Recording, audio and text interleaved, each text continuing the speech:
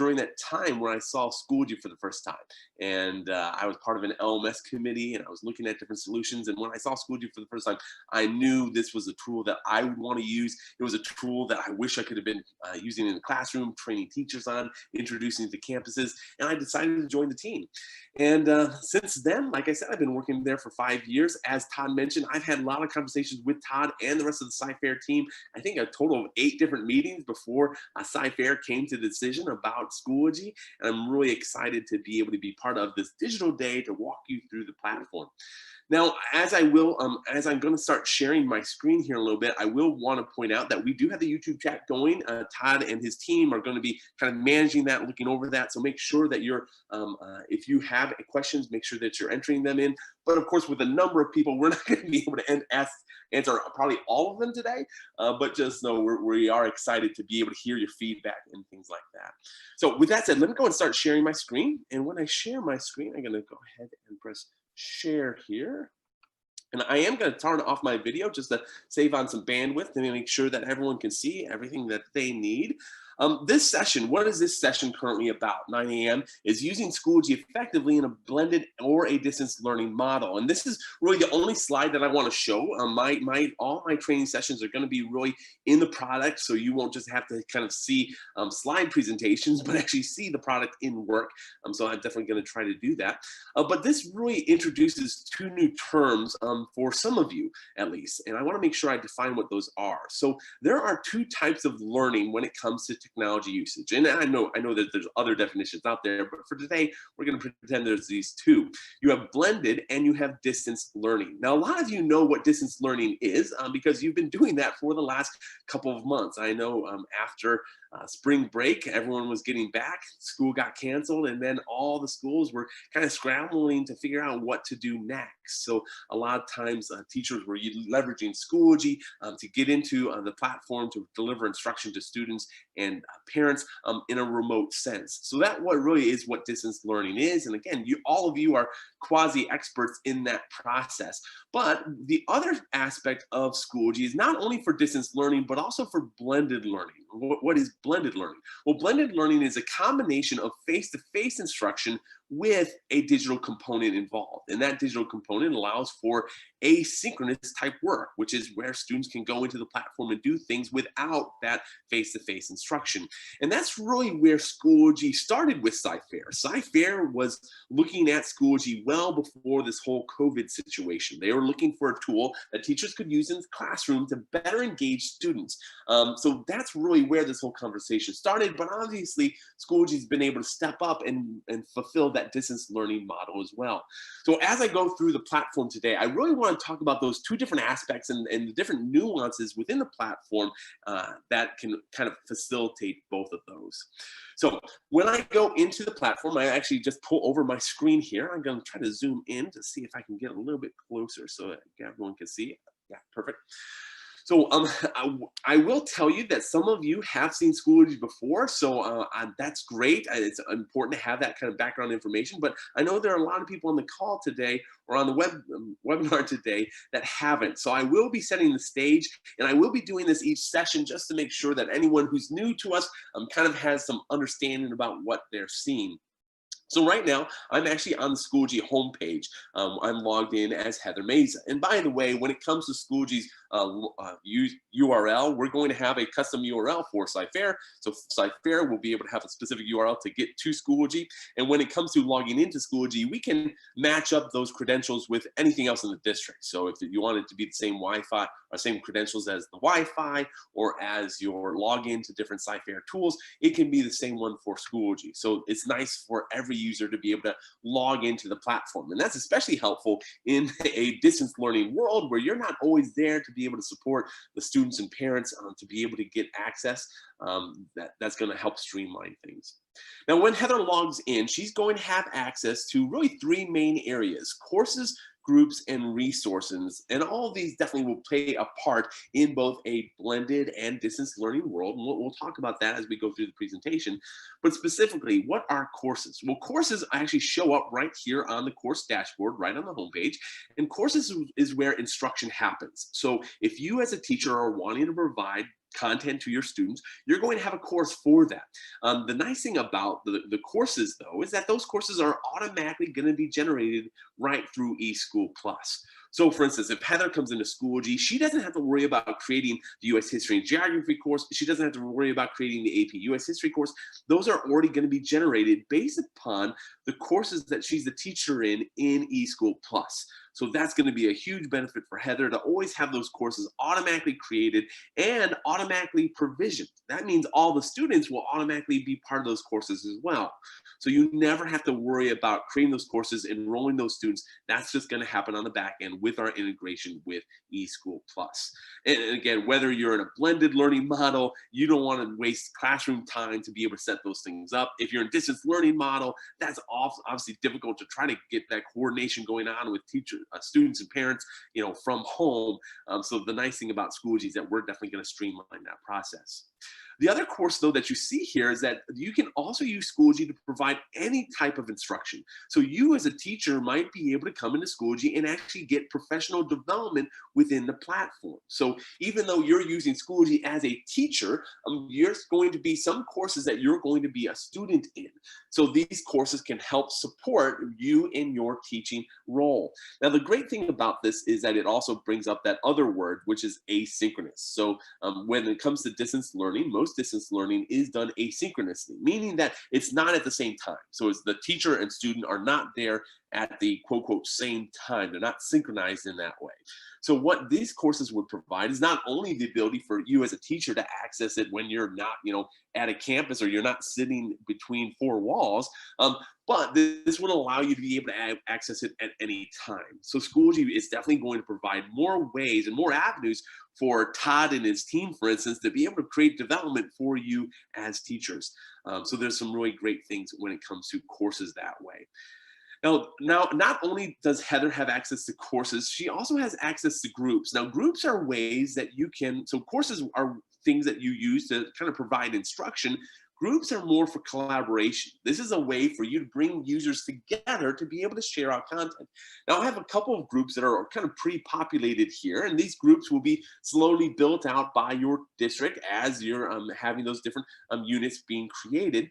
But the idea here is to provide ways for users to get together, to talk with each other, to be able to work with each other, even if they're not close together. Again, whether you're blended, where you have face-to-face, or you're completely distant, Schoology provides ways for users to get together. And those users could be just students working in a class of 2021, where they're talking about prom for next year, they're talking about college application processes, they're needing to share some of that important information. Well, groups can be created in Schoology to facilitate that. So there's a nice workflow for those students, or for varsity volleyball teams. So maybe right now you're listening to my voice, and I think we have, how many do we have now? I think we have over, about 3,500 people watching right now. Well, you might be out of that 3,500, one of you might be a coach, or have some kind of way that you're supporting that sports team. Well, now instead of having a Facebook page or a Twitter handle, you literally can have a group in Schoology to facilitate that kind of workflow. So you have the ability to do that. This other group is a Social Studies PLC. This provides a way for you as a teacher to work with other teachers that are across the hallway or across the district, or maybe sitting at home, to be able to build out content together. Now, that's super important because, especially as we talk about distance learning, you as a teacher don't have to build out everything yourself. Literally, you can work with other teachers in collaboration and be able to provide places for that content to be built. And I'll talk about that, especially when I get into a course and how things are provided.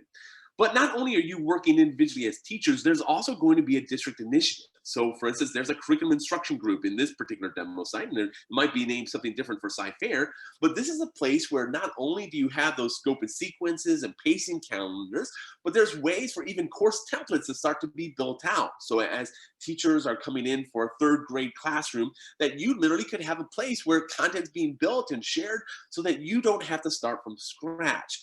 There's some really powerful ways where districts can come together and build out that content. And this could be done completely remotely as well, right? You don't have to be in a room with an individual to build out that content in Schoology. You can do it from wherever you're at. And whether it is a student government group or Redwood High School staff group, so Heather can be a part of a lot of different groups to foster collaboration and to make sure that she's always in the know. And one of the I think a good way to put this is that when it comes to Schoology, whether it is a completely distance learning model or that blended learning model, we want to provide a place for users to come together and feel connected. That's a huge part of the Schoology workflow. And I think part of that connection even happens on the homepage. So for instance, if I go to recent activity, I can now see all the updates that are happening from my courses and groups and even from my building or district in one place. So maybe the professional learning is sending an update about a new article that they got just released on Edutopia. Or maybe the curriculum instruction team has a blog going where they're keeping users up to speed with new strategies. Or maybe you're just having something being pressed out by the Redwood High School staff about when the best time is for you to work on a survey. All that can be done right here on the homepage, which doesn't require you as a teacher or student or parent for that matter to have to go into individual courses or groups. This is again going to be a huge thing when it comes to distance learning, because in a blended model, you could be in the classroom and you could say, hey students, I want you to go here, or I want you to do this, or your principal can go over the loudspeaker and make an announcement. Well, with Schoology in a distance learning world, you can provide that same kind of workflow to make sure users are up to speed with what's going on. The other great thing on the homepage on the right-hand side, and you probably saw this earlier, even as I was going over the course dashboard, is that on the right-hand side, we have reminders and upcoming. A reminder specifically for teachers are ungraded assignments. So normally you would, in that blended learning world, you'd have a student come up and say, hey, I submitted that assignment and just want to make sure that you saw that.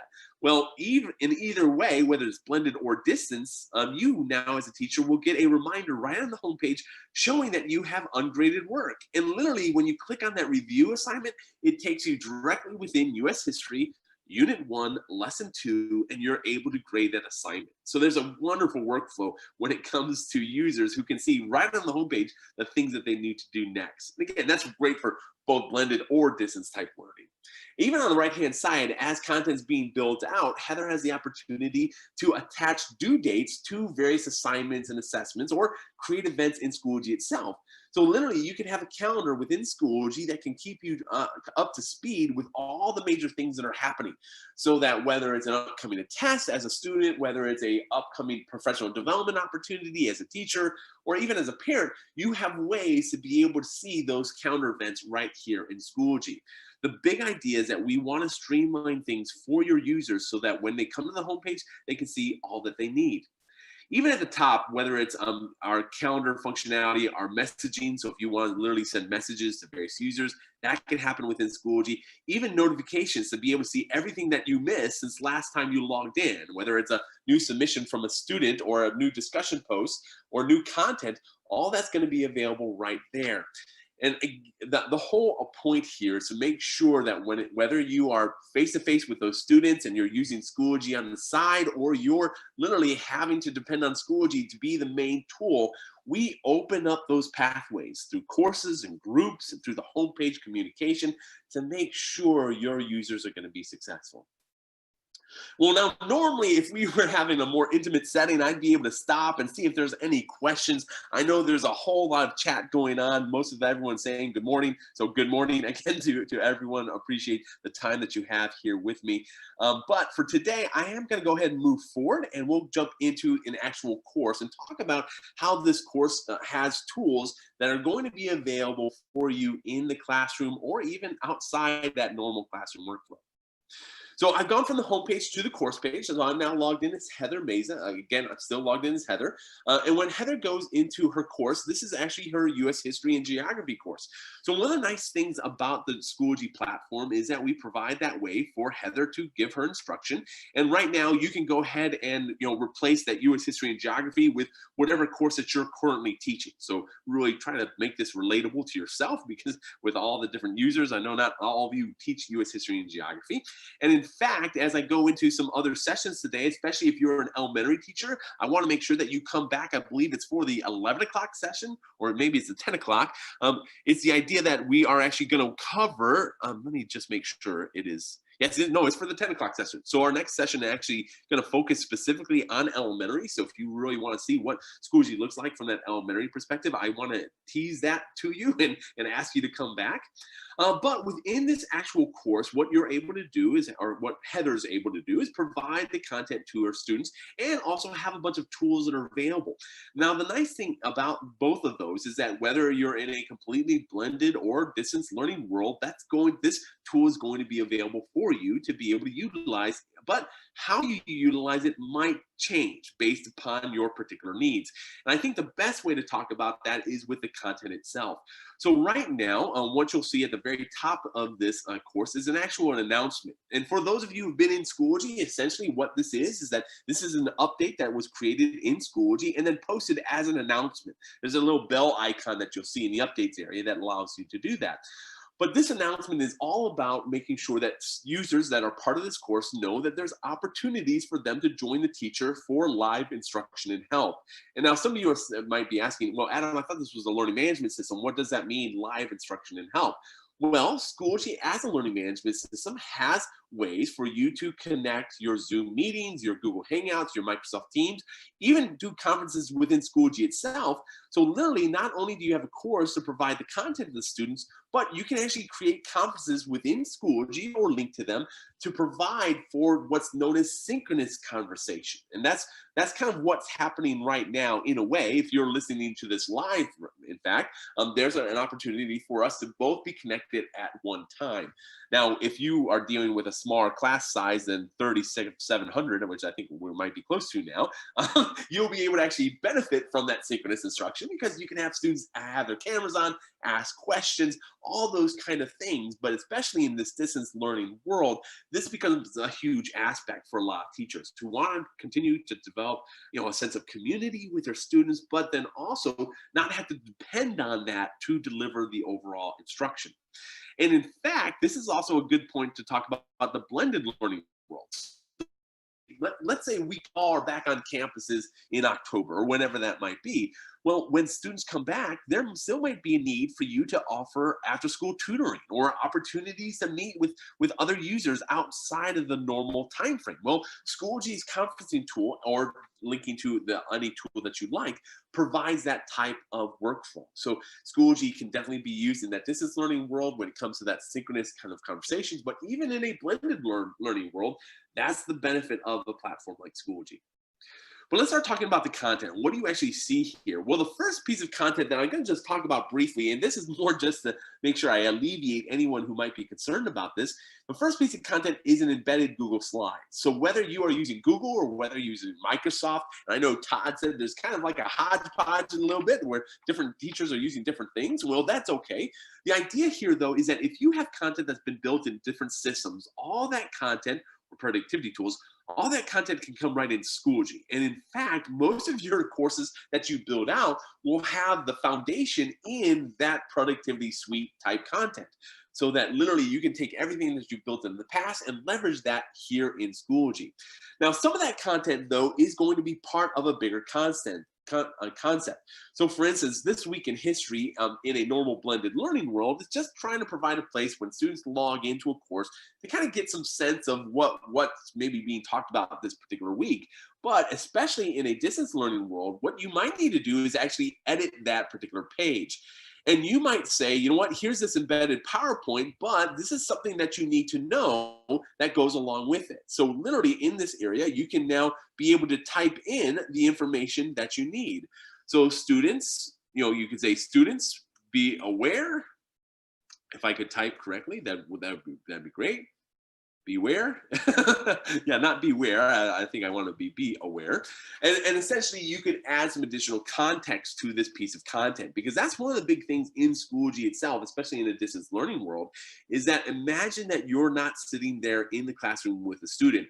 What are the questions that they're going to have? And this provides you ways to try to preemptively answer those questions. So you can do that right in the platform. And in fact, If you come down here to the bottom, there's ways to do an audio video recorder right here in Schoology as well. So if you want to be able to record audio or a video and embed that as part of a page, and by the way, that's going to be available really throughout the entire platform, that's going to be a really powerful way for you to answer, preemptively answer a lot of the questions that users might have and direct them to the right pieces that they need to go into. So there's ways to definitely do that within the platform, especially in this distance learning world. Providing more information is usually the best bet because that makes sure that those users kind of aware of what's going on. Now, underneath that piece of content, though, you'll actually see a Unit 1 and Unit 2. Now, the way that Schoology is set up is that we have a folder-based system. So anytime you're looking to build a course, you're going to start with a folder. And we'll actually talk about this more when we get into some of the other kind of sessions later on today. But folders really do set up the basis by which that you create content. So I have a Unit 1 and Unit 2. Now, one of the things that we've seen specifically in a blended learning world is that folders are really important to create kind of delineation between the different content and help you as a teacher to be able to organize it. But in a distance learning world, one of the things that we've seen time and time again, and I think this happens a lot with our elementary teachers, is that they literally create the folders to be more kind of like the weeks and days. So instead of it being a unit that students need to go through in lessons, it literally is for week 1 or for week 2. And within week 2, here's day 1, here's day 2. So when you're building folders, it really is going to depend upon, in my mind, I think it's going to depend upon whether you are distance or whether you are blended. Because in a blended, you are able to kind of direct them a little bit easier. But when it comes to distance learning, you might want to have things packaged in a way that would allow them to kind of navigate through that piece. But for today, I do want to go into Unit 1. And within Unit 1, we have Lesson 1 and Lesson 2. And within Lesson 2, you have more content found inside of that. Now, the interesting thing is when I go through Lesson 2, I'm going to talk about some of these different pieces of content. But each of the pieces of content can definitely be altered for the particular needs of that blended or distance learning world. But the big idea here is that when it does come to content, you are not alone in creating the content by yourself. So Heather does not have to create everything that I'm about to show you. In fact, if she goes to add materials, she can go to some pre-approved apps that have been entered in, whether it's Nearpod or Quizlet or Screencast-O-Matic, or she can go from resource. And the reason I show you specifically import from resources is to talk about the overall desire that the district has and that a lot of your PLCs might have to be able to have content being built out jointly. So that when Heather comes to building out her particular course, she could literally go into a group like curriculum instruction, go into secondary PLCs, and now within the social studies area, find all the content that she needs to be able to build out this particular course. So if she wants to find that weeks and day folders that are set up based upon the scope and sequence, she can find that. Or if she wants to be able to find some of the major unit guides, she can find those as well. And even if she goes into her PLC, this is where now she can find content that fellow teachers are building out.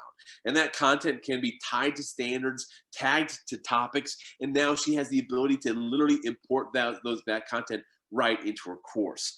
So the big thing here is whether you are in distance learning or a blended learning world, there's ways for you quickly to build out courses to deliver to students. And that's one of the biggest things that we've seen Schoology come on board with more and more districts around the country, not even before this whole COVID situation, but even afterwards, where districts are wanting to provide ways to make things easier for teachers. So it's not you having to build content all by yourself, but it's actually a community that's helping to build that content. And then from this point, you can be able to use what you need. So let's talk about what some of this content might look like, because especially if you're thinking about ways to develop content that can meet the needs of the students, whether it's the blended or distance, you'll be able to kind of see what this looks like.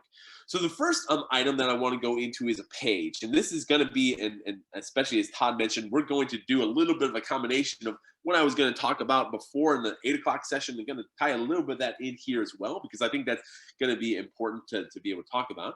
But essentially, this page is a way that you can deliver content or build content right within Schoology. So this particular activity is a think, pair, share. Think, pair, share is one of maybe 30 different instructional strategies that the district that Heather is a part of has adopted, and they've created templates for that. So now Heather went into that import from resources.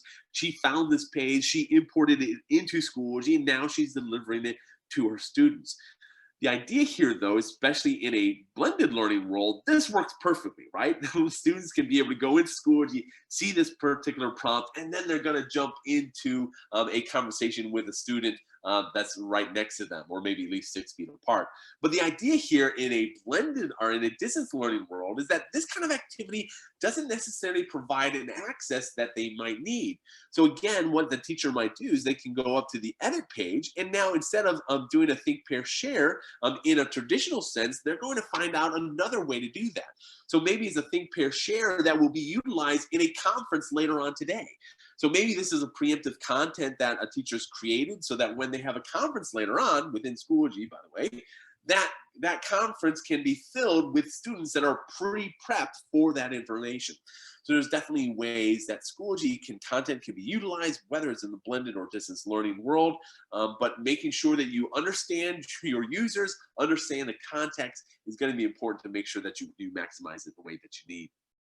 But if I go back to lesson 2, the other piece of content that I want to jump through is a third-party tool called Padlet. Now, some of you actually might have already been using Padlet, and if so, that's a great thing. That tool can be used right here in Schoology. But the concept here is that when it comes to Schoology, you really do have the opportunity to pull content in from any different location and pull it into the platform. So this is really helpful, especially in both a blended or distance learning world. Think about the kind of times where you have used other tools, let's say like Google Classroom or something like that, where you provided a link and then it takes them out to that other page, or it allows them to have all these multiple tabs open up because they're going from one place to the next. Well, within Schoology, we can embed all that content within the platform so that now if the student is needing to work on this Padlet, they can literally come right here in Schoology and be able to interact with that content. So there's really great benefits of using outside party tools like Padlet, for instance, and embedding them right into the Schoology experience. You can do that right here in the platform. And whether it's Padlet or Nearpod or BrainPop or Kahoot or whatever that tool is, there's ways to do that in Schoology. But of course, remember that when you're building content this way, especially in the distance learning world, that your content that you build out needs to be a little bit more descriptive. You have to kind of give context about what students need to do in this particular piece. Now, Padlet allows for that content to be kind of shared out right within the tool itself. So I have a description area where I can be very specific about what students need, but just be aware of the tools that you choose to leverage and making sure that you're providing enough context to those students to allow them to use it in a specifically a distance learning world.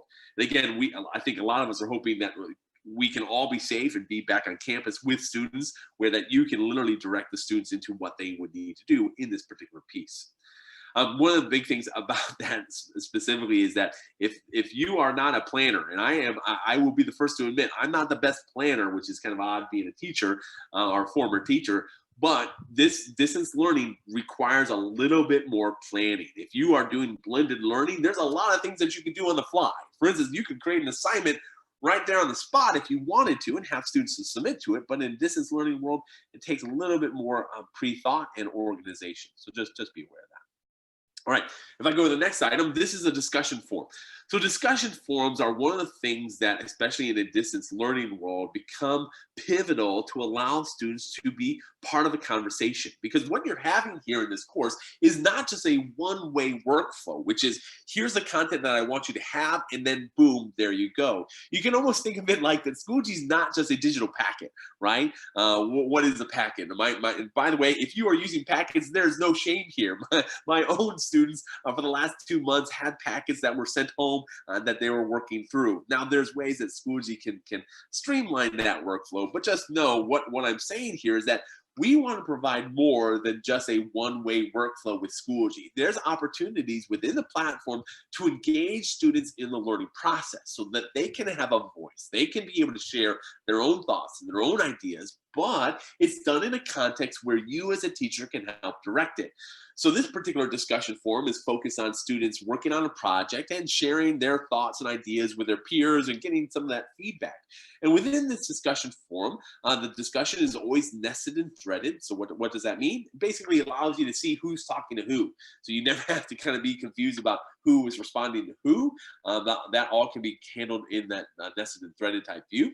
There's ability for you as a teacher to jump to the different sections. So if you have different periods, you can always see that. If you want to highlight by specific users, so you want to see who's posted and who hasn't, you're able to do that. In fact, as a teacher, you can even grade this if you want to. So there's some benefit behind that as well. But the big thing within the discussion forum is that users can be able to add comments or reply to comments at any time. And when they do that, they have the full functionality to be able to share their thoughts and ideas, not only in a written form, but even if they want to use audio video, they can do that within the platform as well. So there really becomes a place, discussion forums really become a place within a course that you can provide instruction to those students and allow them to have a place to be able to work with one another. Now, in a distance learning world, this becomes almost the ways I've seen a lot of discussion forums set up is that they almost have a kind of a Q&A. So that at the very top level of the course, there's a Q&A forum set up where students can come in and be able to ask questions. Other times I've seen it where you literally have at the end of every lesson, or maybe at the end of every day, there's some kind of activity that you're wanting students to respond to each other in, to be able to, again, to create that sense of community within the platform. But in a distance learning world, that's really effective. But think about the blended learning as well. A lot of you are sitting here listening to me right now, and I know I have 3,600 people watching right now, but some of you might have classrooms that might be a little bit smaller, but maybe not much. Sometimes it feels that way at least, where you have maybe 35 students in a classroom. Well, if that's the case, you as a teacher you literally don't have enough time in your day to have every student be able to answer every question and be able to really dive into their responses. Well, with Schoology, our discussion forums allow for ways, even in that blended learning world, to have every student have a voice. This is one of the exciting things, specifically when I was the intermediate school teacher for a while, teaching 7th grade science. I want students to interact with the concepts. I wanted them to think about them, and I wanted to hear their answers. But in a normal classroom, I just didn't have the time. Discussion forums allow you to extend that out so that students can be able to participate and you as a teacher can be able to dive in to see what their thoughts are. The only one thing I will say in discussion forums in general, and this is a great thing about Schoology, is that we do allow you to moderate discussion forums, and any forum that is responded to, none of those can be edited. You can make that sure that doesn't happen, that you can order that the conversations are always guided the way that you want. I say that from personal experience, and I'll make a confession here. My 4th grade son loves his golden retriever, our dog named Arthur, and he will constantly try to steer the conversation in discussion forums to Arthur. And that is something that as a parent, I'm trying to help with, but as a teacher, you have the ability to help steer those students as well. All right. The other thing that I wanted to talk about, especially in a blended or distance learning world, is our assignment tool. So assignments are tools that allow you as a teacher to be able to collect work from students so that literally as you are delivering instruction and you're providing ways for students to kind of take on their own examples of learning, well, assignments allow you to collect that within the platform so that now with this particular review assignment, I have the ability to create text for what students need to do. And again, this text might be sufficient in a blended learning world, but in a distance learning world, I might use that audio video functionality to be able to record the directions, or I might have a more step-by-step directions. I might have some a PowerPoint or a document that students need to download. All that would be available right there. But the idea here is that for Heather, she can go into Sarah on the right-hand side, and she can see the different sections. And now she can see all the student work right here in Schoology. And this is really great in a distance learning world, right? Because literally, if you want students to submit work to you as a teacher, you can do that within Schoology. I know that especially as districts are trying to figure out what this new kind of situation is, a lot of districts were kind of lenient around the grading scales and things like that and how all that works within the classroom. And as we go into this coming semester, there might be some new kind of things that are coming down the line. Well, with Schoology, we would provide significant ways for you to actually grade students within the platform. So whether you see Sarah's work, or if you go into Stone's work, or whichever other student that you want to go into, you can see all their content right here. And in fact, it doesn't even have to be digital content. Going back to my 4th grade son, he actually uses the assignment tool to take pictures of that math packet that he completed and submit that to the assignment tool. So there's ways within the platform to be able to deliver that the assignment back to the teacher, and for that workflow to happen all here in Schoology. And this is, again, beneficial not only in a distance learning world, but even in that blended learning world. You literally, with Schoology, you can try to do away with taking home packets and folders of all this graded work. You can do a lot of the assignment workflow right here in Schoology. And even the benefit of this is that if you want to use the rubric at the top, you can now grade the student's work right here in Schoology. And when you press save, something that I did not mention earlier, but is going to be huge, is all the grades in Schoology can pass back to eSchool Plus. That means if you grade anything in the Schoology platform, those grades don't have to just stay in Schoology, they can pass back over to eSchool. That means you don't have to create new columns in eSchool. You don't have to take a grade from Schoology and hand enter it into eSchool. All that's going to be synchronized. There's going to be some really great aspects of that. And especially if you stick around for the secondary session that's coming up at 11 o'clock, we'll talk more about that specifically. But just know, even in a discussion forum that's graded, you still might want to have conversations with the student. And the nice thing about the assignment workflow is it provides one-on-one conversations between the teacher and the student. It's actually especially beneficial at the elementary level when you're working one-on-one with students the majority of the time. This provides that kind of workflow where students can work on a project, they can record a video of themselves, they can submit that as an assignment, and then you as a teacher have the ability to give the feedback that they need to be successful as well. So there's some really big benefits with that.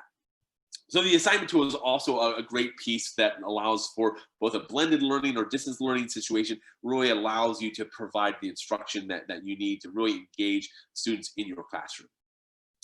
All right, the other tool that I wanted to talk about really briefly, and we don't have a time to jump into it more, and in fact, and I'm kind of laughing to myself because I'm dropping teasers throughout this entire presentation, but at 3 o'clock, we're going to take a deep dive into the assessment tool. The assessment tool is specifically something that you can build kind of for formative and summative assessments within Schoology. There's over 19 different question types that you can build out within the platform, which is huge. And the idea here is that you can provide assessments throughout your course that can both help you as a teacher to understand what students know or what they don't, and for students to be able to interact with that content. Because these assessments are not just your normal true, false, multiple choice type assessments. In fact, we've had teachers engage students in the learning process, I think even deeper, with our assessment tool compared to a lot of the other things that they might have been using in other third-party type tools. So for instance, whether you want to have embedded audio files and rich media, or if you're wanting to have the students be able to do drag and drop activities, whether it's labeling with matching or even having images pushed around, or maybe they're going to an essay question and they're watching a video that's embedded right in the platform. You can do all those things right in the Schoology assessment tool.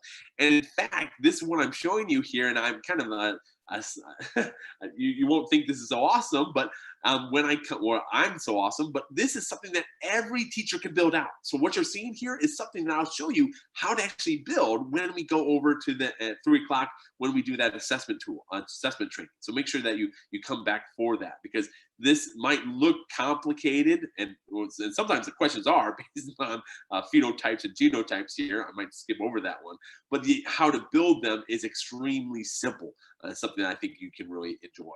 But the idea here is whether it is in a blended learning world, right, where you definitely want to have assessments that are being delivered to students, whether those are warm-ups, whether those are exit tickets, whether those are chapter tests or unit tests, you can have those assessments be part of your overall course, and that can be part of the building process of building the students' understanding.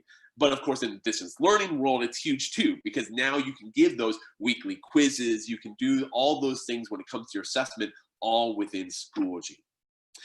But if there was more time, I could talk about more content. I could talk about a whole lot more things, but I wanted to just mention some of the tools on the side. And again, kind of give you a teaser, especially if you're thinking about maybe coming back for the 10 o'clock session for the elementary teachers or the 11 o'clock session for the secondary teachers. We're going to jump into these tools a lot more there. But within this course, there's also ways for you as a teacher to be able to benefit really regardless of a distance learning or blended learning type world. So for instance, the grade book, you have within Schoology the ability to see all the grades that are happening within the course, to be able to see all of them aggregated, and to be able to synchronize those grades over to eSchool Plus. You have the ability to do that. We have a mastery area so that if you're wanting to have content tied to standards and you're wanting to track how students are performing on those specific standards, you're able to do that right within the platform and be able to see all the things that you need.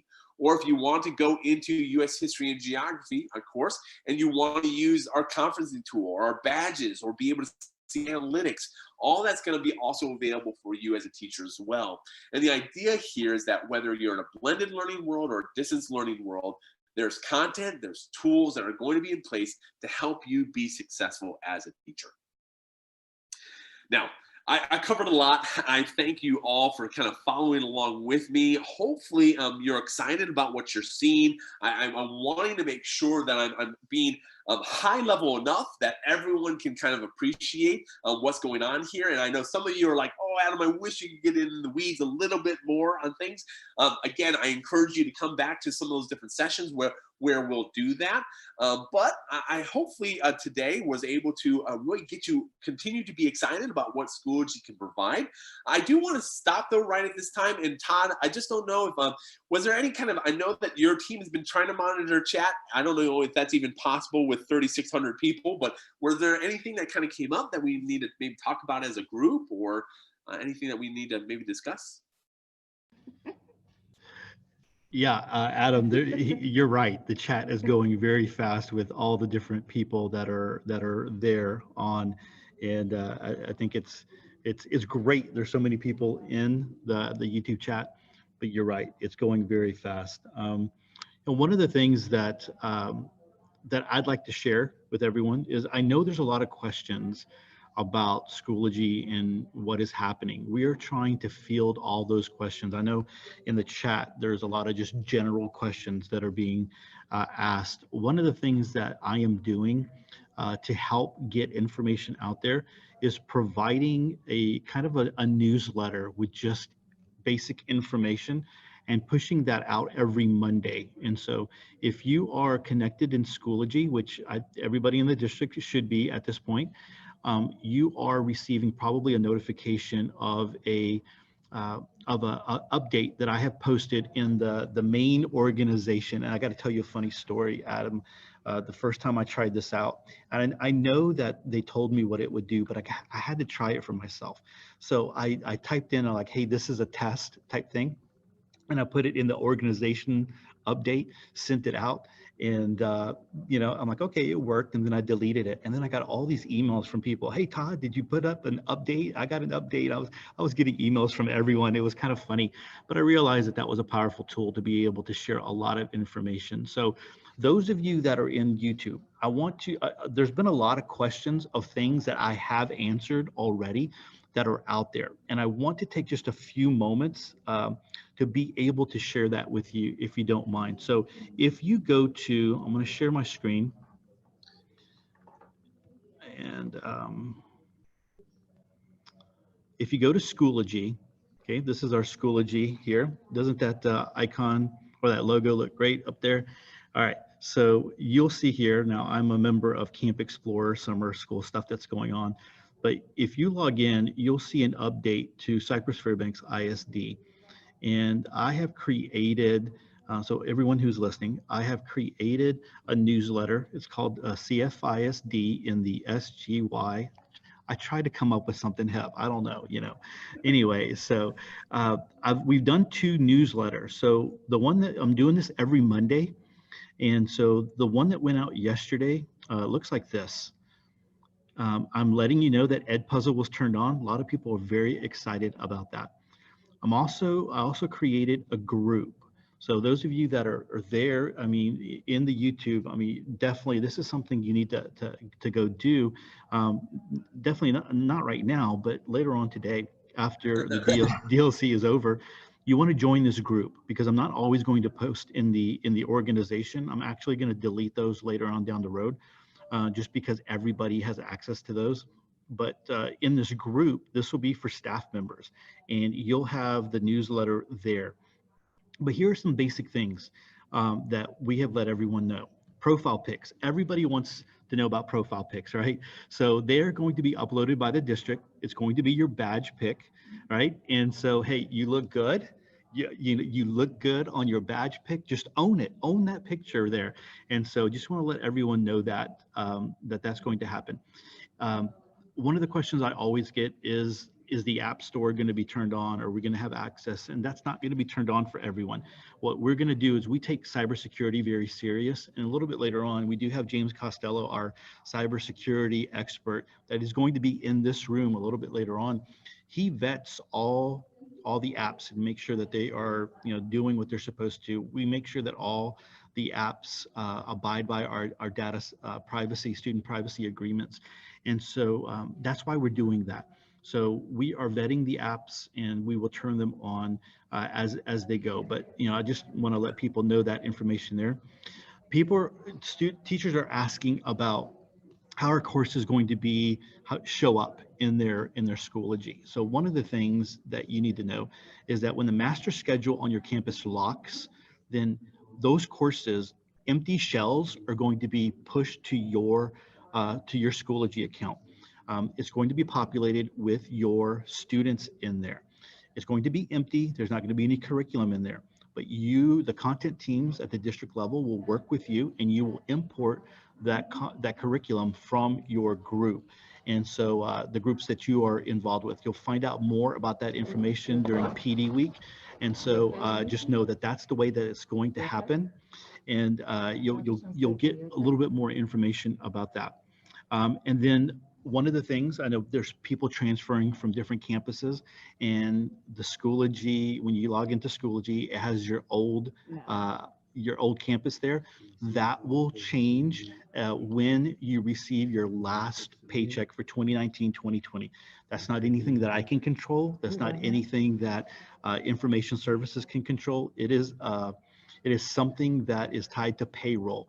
And so as soon as that happens, it kicks over for you. So I just want to know, there's a lot, I mean, with 8,000 staff members, there's a lot of staff members that are moving around. So just be patient. It doesn't change the courses that you're involved with. It doesn't change things that you have done. So just know that that's the case. Hey, Adam, if you need to take a break, I know that I've kind of gone into the over the 9:50 time. You're muted there. Do you need it? Hey, Todd, can you hear me? Yeah, go ahead. Yeah. One thing I forgot to do is that I did not share the bit.ly out. Do you want to share that real quick? Do you have that, or do you want me to share that? So I know Katrina was sharing that out. And okay, good. Yeah. I just want to make sure. So that'll be, and guys, listen, those of you in the YouTube channel, the bit.lys will be shared out towards the end of every course. So there is a different bit.ly for every session, for the 9 o'clock session, for the 10 o'clock session. That will happen. And so just FYI on that. I know a lot of people were saying, hey, there's so much, the chat is going so fast, and we can't keep up with what's going on. So one of the things you can do is you can hide the chat. You can make your video go full screen. You can hide the chat. And so you wouldn't see that. But I know people are excited about Schoology. They're asking questions. Just know that what Adam is talking about, he is doing, we really asked him to do more of the higher, getting into Schoology, not necessarily doing the basics. Every teacher, unless you are brand new to Cyfair for the 2020-2021 school year, every teacher in the spring should have gone through the Getting Started with Schoology course for your campus.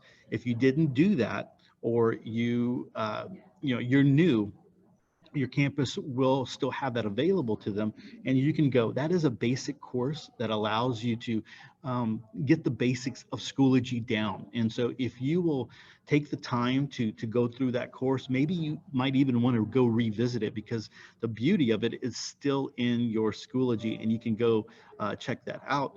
But you can go and get the basics inside of that getting started with Schoology course. This course is going to be is going to go a little bit deeper. It's kind of like a next step. And so that's what we've asked Adam to do. The great thing about YouTube is when we push the YouTube, the video, that it's going to be recorded, and we'll be able to at some point bring these all down, and we'll be able to put them up on our own YouTube channel. So, guys, if you are going to, Adam was mentioning that this next session is going to be elementary. Of course, if you're secondary, you're more than welcome to hang out with us. And just, there's always things that are going to be applicable to any teacher who is inside, and really not just teachers. Really, Schoology is going to be a platform, a communication platform for everyone. Everyone in the whole district is going to have access to this. So there's things that will be applicable to everybody. But if you do want to go check out another session, I'm going to remind you to go to and make sure you use the links in the Glide app, and you can get that over at bit.ly 2020 CFISD. Was that lowercase CFISD for the bit.ly for the Glide, Katrina? On that, I believe On so. DLC? For the yeah, No, for the DLC Glide. is in all caps. It's case sensitive. Okay, can you give that to me again? Okay. 2020 DLC. Uh-huh. Okay, yeah. So I'm All sorry. caps. It's bit.ly 2020 DLC, all caps.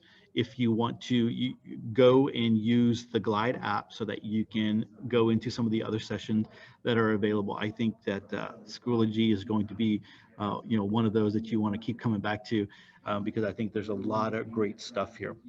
All right, so like we mentioned, the bit.lys for the attendance links are going to be shared towards the end of every session. So right now is a time where you're clicking on that and you are getting that kind of information. And you're able to input your information so that you will get your attendance links. That will shut off though as we get into the next session, right? So when we go into the 10 o'clock session, the 9 o'clock session attendance link will be turned off. All right, and so I'm just looking at the chat and seeing if there's anything there. All right. So yes, so some people were saying, Todd, your the group, the access code that you're sharing, it's not working. So yes, so you want to go. This is a group, not a course. You have groups, you have courses. This access code is for a group. All right. So let me just show you here. I can do some. Well, I'm doing some live training as myself. So when you log into your Schoology, you're going to go to groups. You're going to go to, let me move my video here. You're going to go to my groups. You're going to click on join a group. And then you're going to go ahead and type in the access code right there. Okay. Here's the cool thing about the group that I'm talking about, CFISD and the SGY. And I'm going to go to it right here. The newsletter for so the week before is in resources in 2020-21. And there you go, the 7/20/20, that one right there. I talk about the conference app. I give you a little overview of the conference app. So again, trying to provide a lot of information out there. So you really want to be a part of this group and get this information, okay? All right, so I'm gonna go ahead and end it there. I'm gonna run 3 minutes worth of our commercial and let you listen to that cool music as to get you in the mood as we move into the 10 o'clock session. Hey guys, thanks so much for hanging out and being a part of this virtual DLC and hanging with us and being patient with all the difficulties that we've had and experienced. I got to tell you, we did a lot of practicing and training, and everything worked great the last couple of weeks, and even up to yesterday, just today, and then that's the way it happens. All right, so I'm going to go ahead and mute myself and share out our cool commercial, and we'll be back in a few minutes.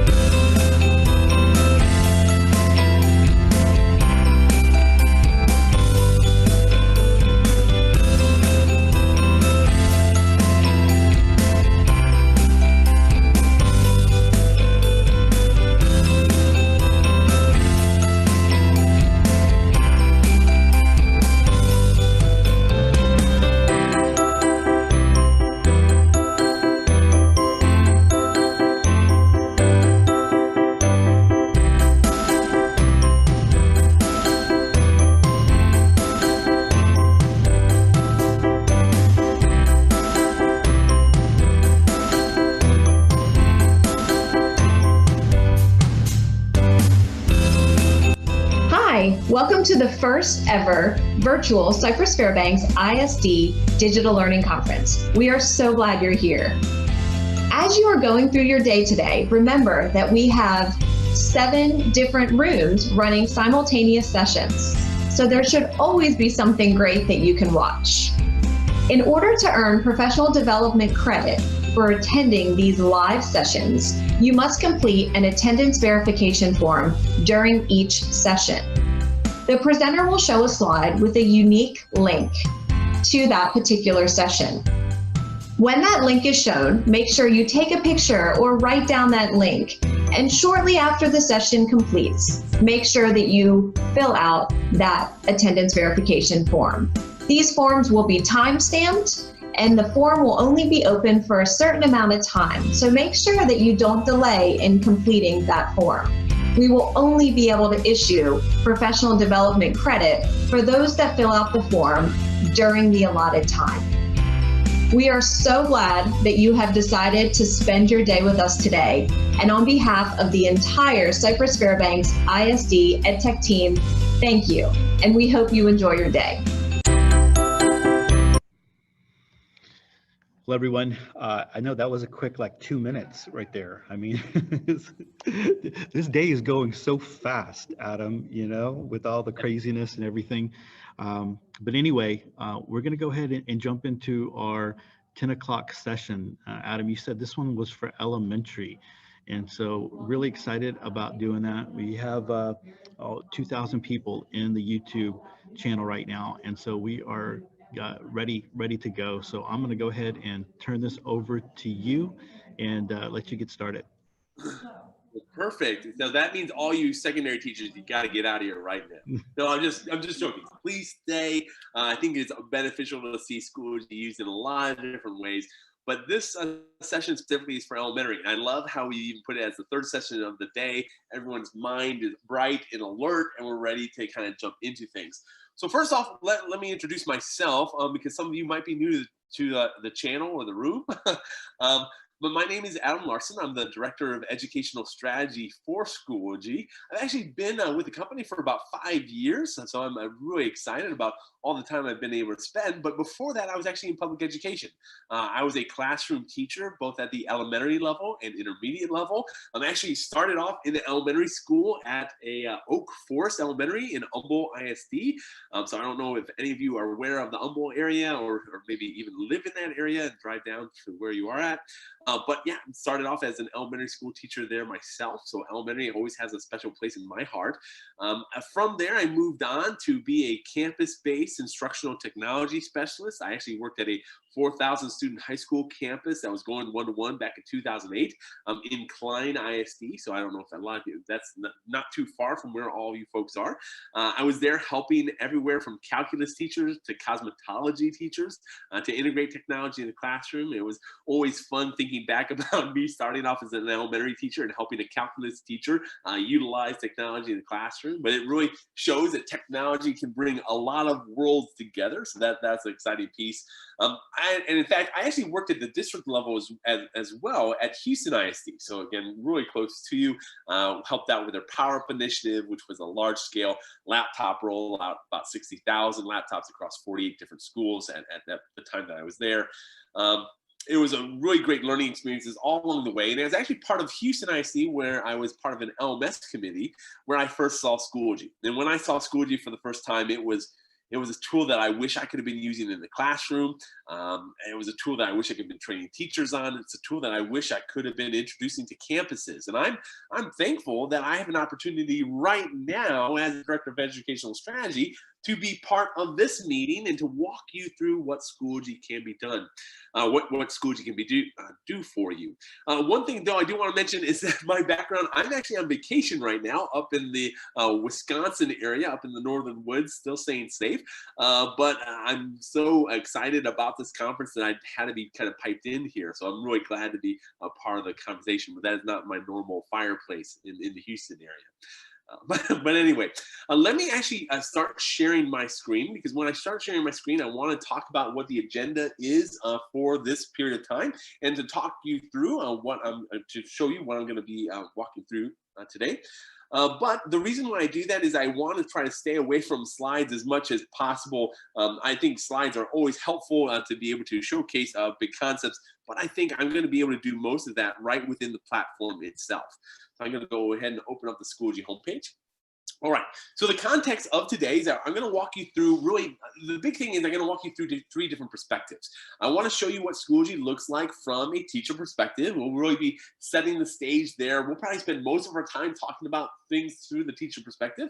Secondly, I do want to log in as a student. I want you to be able to see what the student experience looks like, be able to kind of walk you through that. And then thirdly, I want to show you a parent perspective. How does a parent go into the platform? What are they doing in Schoology? How can it be beneficial? I think that's going to be helpful for our overall context. So with that said, I'm going to jump into the teacher perspective. And in this teacher perspective, I'm actually going to do something differently than what I would normally do. I'm actually logged in as Janet Argus right now. Janet is actually a co-teacher, so that she is a part of a lot of different courses. The reason why I'm logged in as hers, I want to be able to show you what different courses can look like and be able to talk about each of them and meeting the needs of the particular teacher that's teaching it. So I'm going to be logged in here as Janet Argus.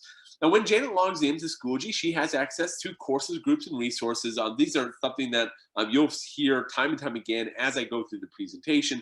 We're not going to spend a lot of time going over them right now. But the big thing here is that in the course dashboard, which is all the courses that Janet's a part of, I want to jump into this kindergarten course. With Schoology, you are going to be able to deliver instruction to both students and parents in a digital format. So right now, some of you might be using tools like Google Classroom. Some of you might have been using tools like Seesaw. Some of you might be having a website or sending out emails, or maybe even having just packets that you're sending home with students. Well, with Schoology, we can streamline all of that so that now within a Schoology platform, you can have a course that can be automatically created based upon each school, which is going to be a great thing. We'll talk about that more maybe later.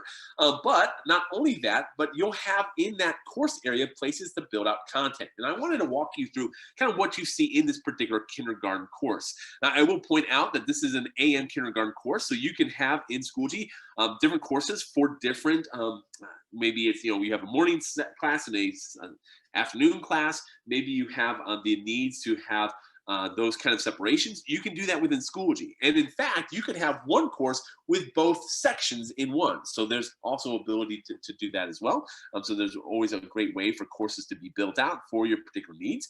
But within this particular kindergarten course, at the very top, there's an announcement. And this announcement is actually an update that the teacher made, but the announcement is geared for parents. I really like talking about this at the very get-go, because when it comes to Schoology, especially in the elementary world, you want to provide not only context for your students, but also for your parents, and maybe more importantly, your parents. Because if you are with your students in the classroom, you can direct them to a lot of the different learning, or even in a distance learning world, you can provide, pieces of content that students can engage with. But it's oftentimes the parents who need to be directed about what the overall concept or the overall flow is going on. And that provides a way for you to do that right there as an announcement. So parents can reach them via email, via phone, even jumping into the parent resources folder, which we'll talk about here in a moment. But there's always a great way to be able to send out updates and announcements to your users. And by the way, these updates can send out notifications to those parents via not only the Schoology platform, but also through our app, also through an email and even a text message. So there's ways to get all those things set up for your parents to always kind of stay in the know. But within the course itself, if I scroll down a little bit, this is where the actual content for that course lives. And this particular teacher, what they've done is that they've created a page, and within that page, they're creating a today's page, which is literally the content that students are needing to do on this particular day. Now, this course is definitely set up for more of a blend for a distance learning type world, especially this COVID situation that we found ourselves in for the last couple months and maybe a couple of months in the future with this coming school year. But this is a way for a teacher to build out content to instruct the users of the course to know what's happening today.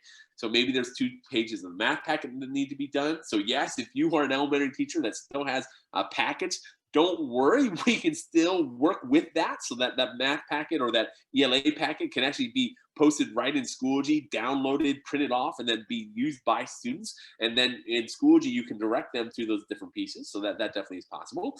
Underneath that is a reading A through Z activity. It actually gives a 30-minute kind of in parentheses so that the parent knows how long that time would take. So if the parent needs to get coffee while the student's working through that activity, they might have the ability to do that or to help direct their next student. So all that's kind of provided. And underneath that, an actual embedded experience from Starfall, which is just basically a tool called a learning tool interoperability or an LTI type tool, which now allows you to embed this book so that students can literally have it be read out loud for them right within the solution.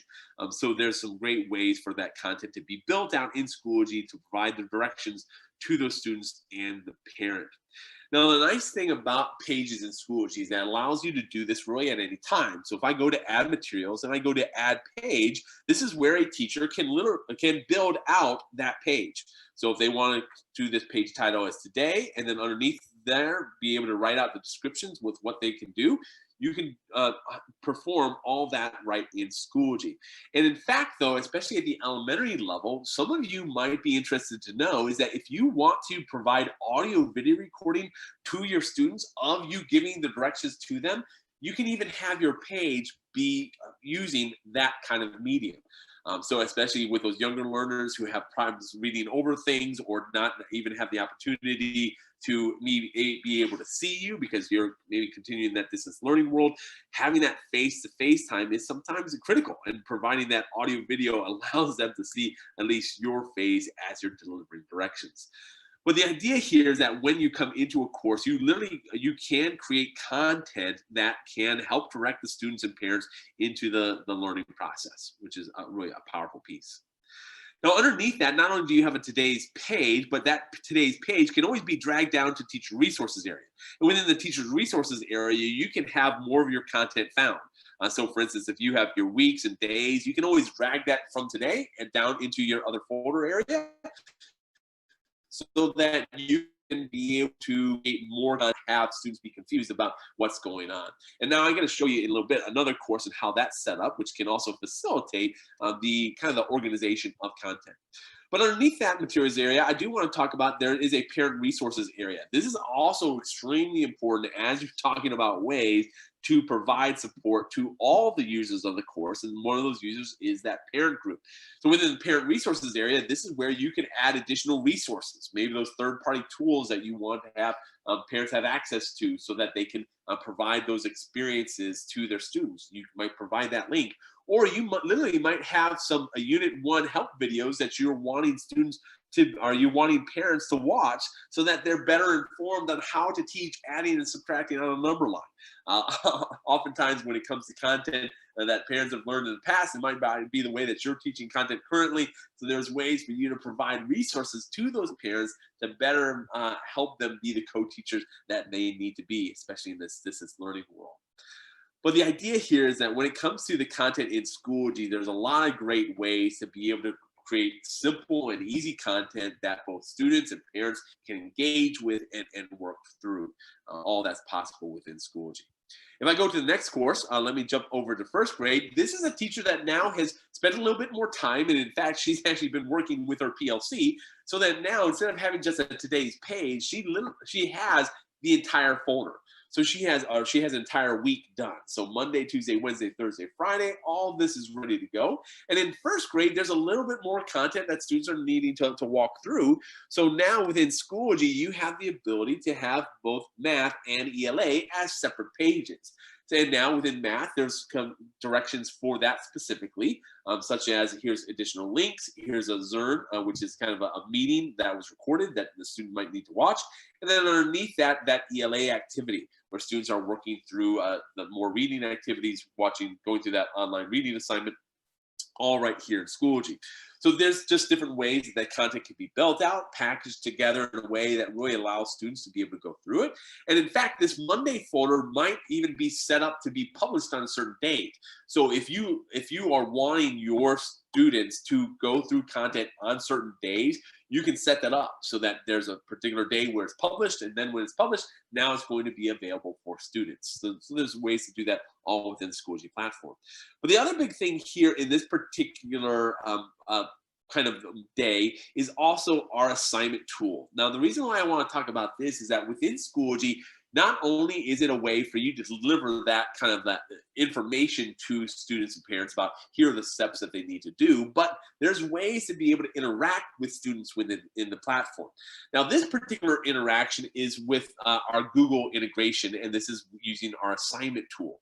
So maybe students, after they're going through that both the math and ELA activity, now they need to work on this particular project. And this project is a pixel art project where students are actually coming in and they're creating their own pixel art using a Google sheet, even a rubric that's made available for them. But as a teacher, one of the benefits of the Schoology platform is that we create ways for you to easily engage with students in the learning process when it comes to assignments and assessments. So that now you can go from Lance or Christoph right here in Schoology and be able to see what they're doing in that Google Sheet here within the platform. So there's always a quick and easy way for you to build assignments in Schoology, tie them to Google, and allow the interaction that you want to have as a teacher with the student right there in the Schoology platform.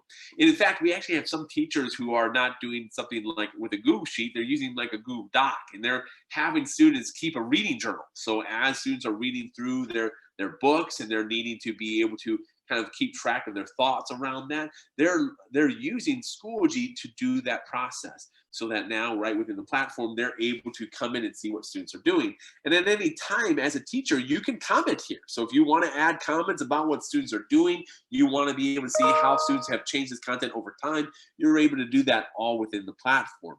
And in fact, if you want to have this be a gradable item, you can now see students who've submitted. And now within the submission area, you can see Robert's work. And within Robert's work, you can be able to see here, it says Charlotte's Web, I think is Wilbur there. But when I click on that rubric, this is now something that you can grade for that student performance. So there's always ways within Schoology to not only to assign, to create assignments for students to complete, create ways for you as a teacher to deliver and communicate with the student, but there's also ways for you to grade within the platform. Now, the other benefit of the grading that happens in Schoology is that when those grades do get recorded in the platform, all those are going to be aggregated into the gradebook and into Mastery. The gradebook is a way for you to be able to see all the different assignments or discussions or assessments that are happening within the course, and it pulls it all right here in Schoology. In fact, we even work with some of those LTI type tools. So if you are working with other tools and that have assessments associated with them, those tools can oftentimes have the grades associated right back into Schoology instead of in those different locations. BrainPop's a good example of that if some of you are used to that tool. But Schoology's gradebook really aggregates all the different scoring that's needed. We even have a mastery area. So if you're wanting to keep track of students' performance on standards, you're able to do that too. And this all happens right here within the platform. Now, the other nice thing about Schoology, and specifically this course that I wanted to mention, is that Janet is not just working by herself. So that if she goes to add materials, this is where she can now go down to import from resources. And when she selects import from resources, she can take content from that PLC that she's been working with, or from her the district group, and be able to pull that content within her course, so that now she doesn't have to just build all the content herself. This is a really big deal, especially at the elementary level, because you might be doing something very similar to all the other first grade teachers in your district. But with Schoology, we provide ways for that content to be templatized and then used from one teacher's classroom to the next, so that you're not having to build all these things yourself. In fact, I know I've been working with both Klein ISD and Fort Bend ISD, who recently, that have been using Schoology for a long time, but especially during this COVID situation, they really leaned heavy into Schoology to create some of those templates, so that elementary teachers aren't having to build the content all independently. Schoology is a really powerful tool to allow that to happen within the platform. All right, let me go into the next course, because I want to be able to show you that. So I wanted to jump into this fifth grade course. Now, the fifth grade course that you see here is set up so that your students can start taking on more and more ownership of their own learning. As a kindergarten level, first grade level, there might be a whole lot of things that you're needing to do as a teacher to really guide the parent, so that as the parent is looking to support their student in the learning process, there's information that's made available. But when you get to the, let's say, third, fourth, fifth, you're wanting to pass off more of that ownership. And this fifth grade course is a great example of that. So that now within this course, the teacher is speaking specifically to those students. Like, hey, don't forget this what you're needing to do. These are the content areas. And underneath that, now they have the content that's, instead of having it days or weeks, it's more around the different subjects. And within those subject areas, there's reading, there's math, there's science. And within each of those areas, the students are having content to complete. Now, one of the things that you'll see specifically here is this must complete, is that the teacher is utilizing what's known as completion rules. So that when students come into this particular course and they're working through the different content, they have to do certain things with that content. So like, for instance, with that assessment that the students are going to take, they need to score at least a 12 out of 15. For the assignment, they need to make a submission, and for the discussion forum, they need to post a comment. So there are 3 specific things that students need to do within this folder, and in fact, if she wanted to add more, all she would have to do is go add requirement and then select whatever that item is and what the member must do with it. So it's really easy to build these things out, and she can, in fact, go to this checkbox up here at the top and make sure that students do it in a sequential order. So this is a really powerful, especially if you are a teacher who wants to make sure that students are working through things in a kind of a logical way that you set up. You have the ability to create those paths within your course so that students are going through the content kind of on one after the other. And there's ways to set that up right here in Schoology. And if I were even to spend some more time going into this reading activity and a reading folder and being able to actually walk you through some of the different pieces, there's a whole lot of things that you can be able to set up within Schoology to engage the students in the learning process. But I might save some of that from the student perspective. So when I log in as a student, I'll walk you through what some of those pieces can look like. So when it starts from the teacher perspective, I definitely wanted to jump into a couple of those different courses so you can kind of get a sense of how different courses are being built and what you as a teacher need to do. But the big thing that I want for especially the elementary teachers who are listening to me is I don't want you to be intimidated. I don't want you to be overwhelmed. Schoology is a platform that can provide ways for you to build content to meet the needs of your users.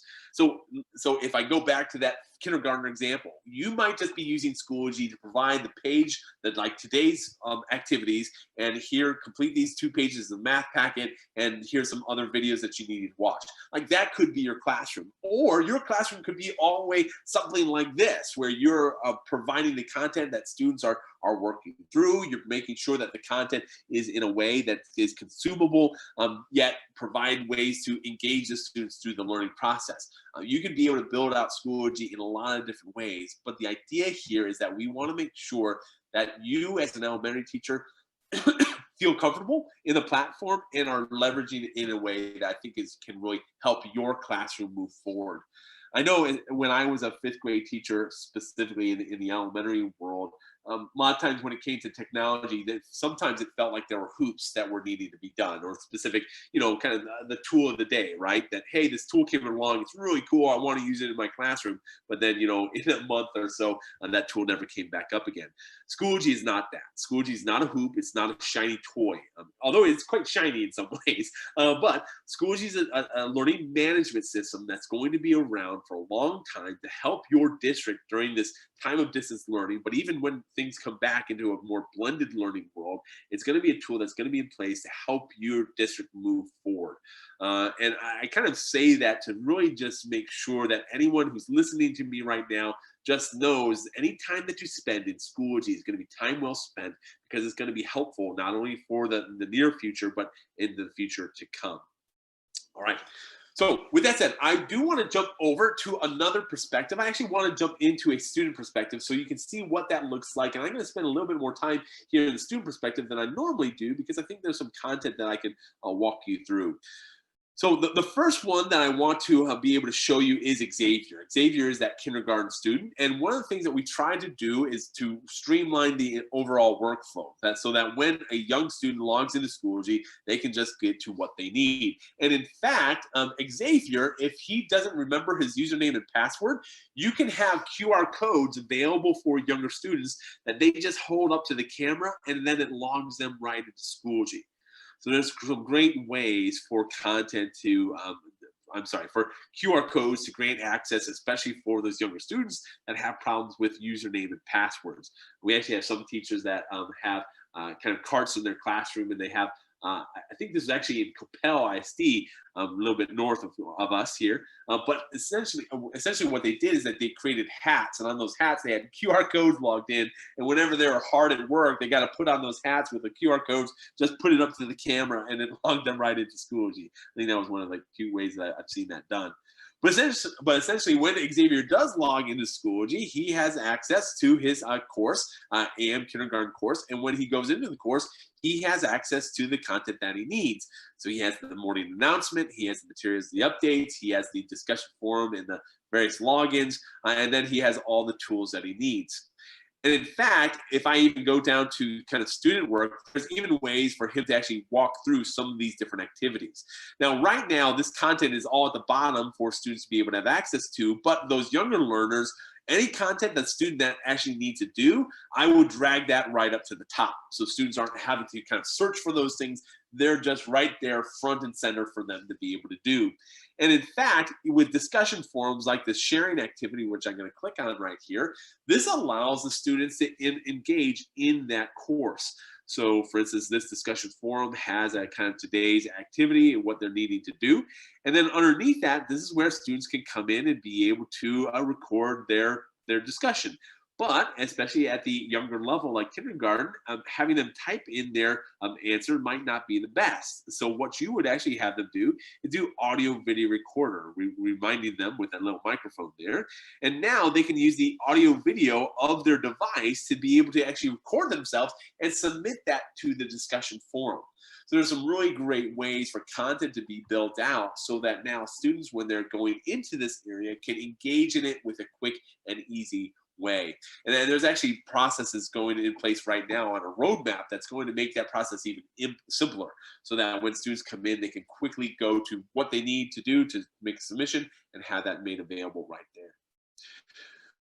So with that said, I also wanted to show another kind of perspective, and I might need to actually pull up another tab here, go into another student, because I wanted to show you a specific tool called assessment that was built out within Schoology that students can engage with.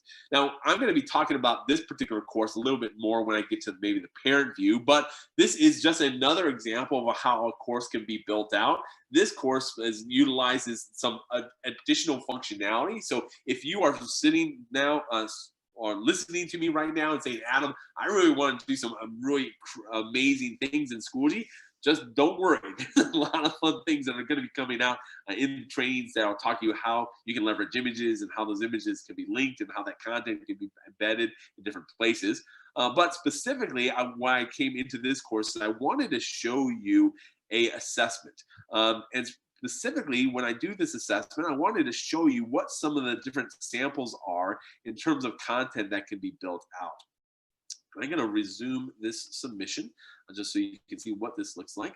So our assessment tool, just as it's loading up, I wanted to mention two things. One, our assessment tool can be used as a formative experience, so that if you as a teacher are wanting to build out content so that you can understand where students are at, you can definitely do that within Schoology, but it can also be summative. So if you're wanting to do this at the end of a unit to be able to kind of keep that as a bookmark for that learning process, you can do that as well.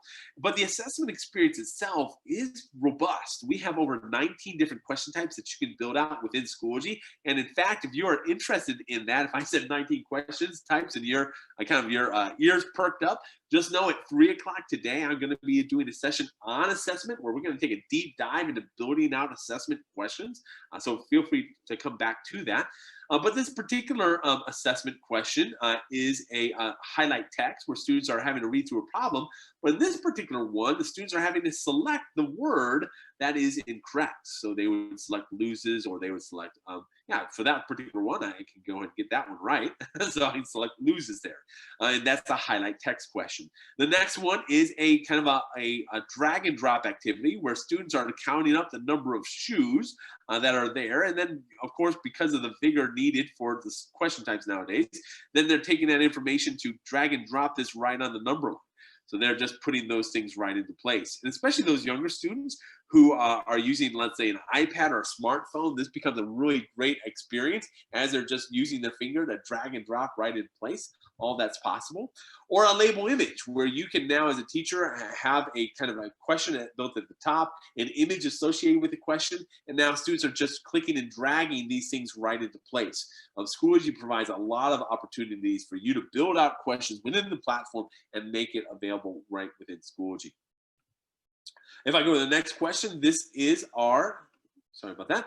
This is our highlight image question. So highlight image question allows you to upload any image. So literally we have some teachers who are taking pieces of paper like this one, and they're uploading it right into Schoology. And now the students are annotating directly on that document. You have the ability to do all those things right here in Schoology, so that now you can have students be able to show their work. So that's possible. And even if you wanted it to be more than just that piece of notebook, maybe you're wanting them to trace letters, you can do that within Schoology as well. Any image that you have on your computer can be uploaded right into the Schoology question, and now students can annotate on top of it. There's some really great benefits with that within a Schoology assessment. And if I just go through more and more examples, whether you're kindergarten students or maybe you're working with even protractors or rulers as you're going up the grade levels, Schoology provides ways for you to really create engaging experiences for those students to be able to interact with. And this is something that, again, we'll be talking more about in that later session. But it really makes ways within the platform that you're not having to be dependent upon just finding the right tool in the right place, but all that can be built right here in Schoology to your particular needs. And this also, as I mentioned this, the other thing, if I talk about the teacher view again, that this piece of assessment that I'm showing you right here, this is not something that a teacher had to create themselves. Remember, this could come from that resources area. So if a district or a teacher has built out this assessment, they can share this with others. So it's not all about a teacher creating the content for themselves and just having to do it all by themselves, but it's a community, it's a collaboration, a collaborative effort to be able to get the content built and be able to have it shared out across the district. So there's some really big benefits with that. All right, so we go out of this assessment though, because I wanted to make sure that I save some time to go through the parent perspective. And I think this is something, especially from the elementary view, that's going to be important to talk about. And then I do want to save some time for Todd to be able to talk about, to see if there's any questions that are coming up. And then also I know that he wants to share some things at the end. So with that said, let me jump over to our parent perspective. So if I go up here and let me switch over to Patricia Parent. Now, one of the things that I want to talk about specifically when it comes to parents, and I think this is important in general, is that we really want to provide support to your parents. So if you're currently using a tool like Seesaw or Google Classroom, your parents most of the time might not really be in the loop. They don't know what's necessarily going on, and if they do know what's going on, they might not have a bigger sense of what's happening within your course or what's happening in your classroom. I think Schoology is going to help with a lot of that. But Schoology not only provides a place for your parents to be able to see what's happening with their students, but we provide a place for your parents to actually be users themselves. So one of the best ways that we found for anyone to be able to help others learn the platform or to get into the platform is to have them use the platform themselves. A great way for a parent to be able to help their student is for them to be able to be a student themselves. So within Schoology, we have a couple of different courses that could be made available. The first course that you see here is a parent orientation course. And this literally is a course that Schoology created and is providing to our districts to give them to give a parent kind of a leg up on what Schoology is all about, so they can orientate themselves to Schoology. There's ways for the parent to go into this course, to click through the content, and be able to learn a little bit about the solution. The other course of this personalized learning course, this is a course that was developed by a district to help parents be better co-teachers. Because literally, especially at the elementary level, that's what parents are oftentimes. They're just a co-teacher in that with their student. And now you can help develop those parents professionally within the platform. So there's ability to do that right here in Schoology.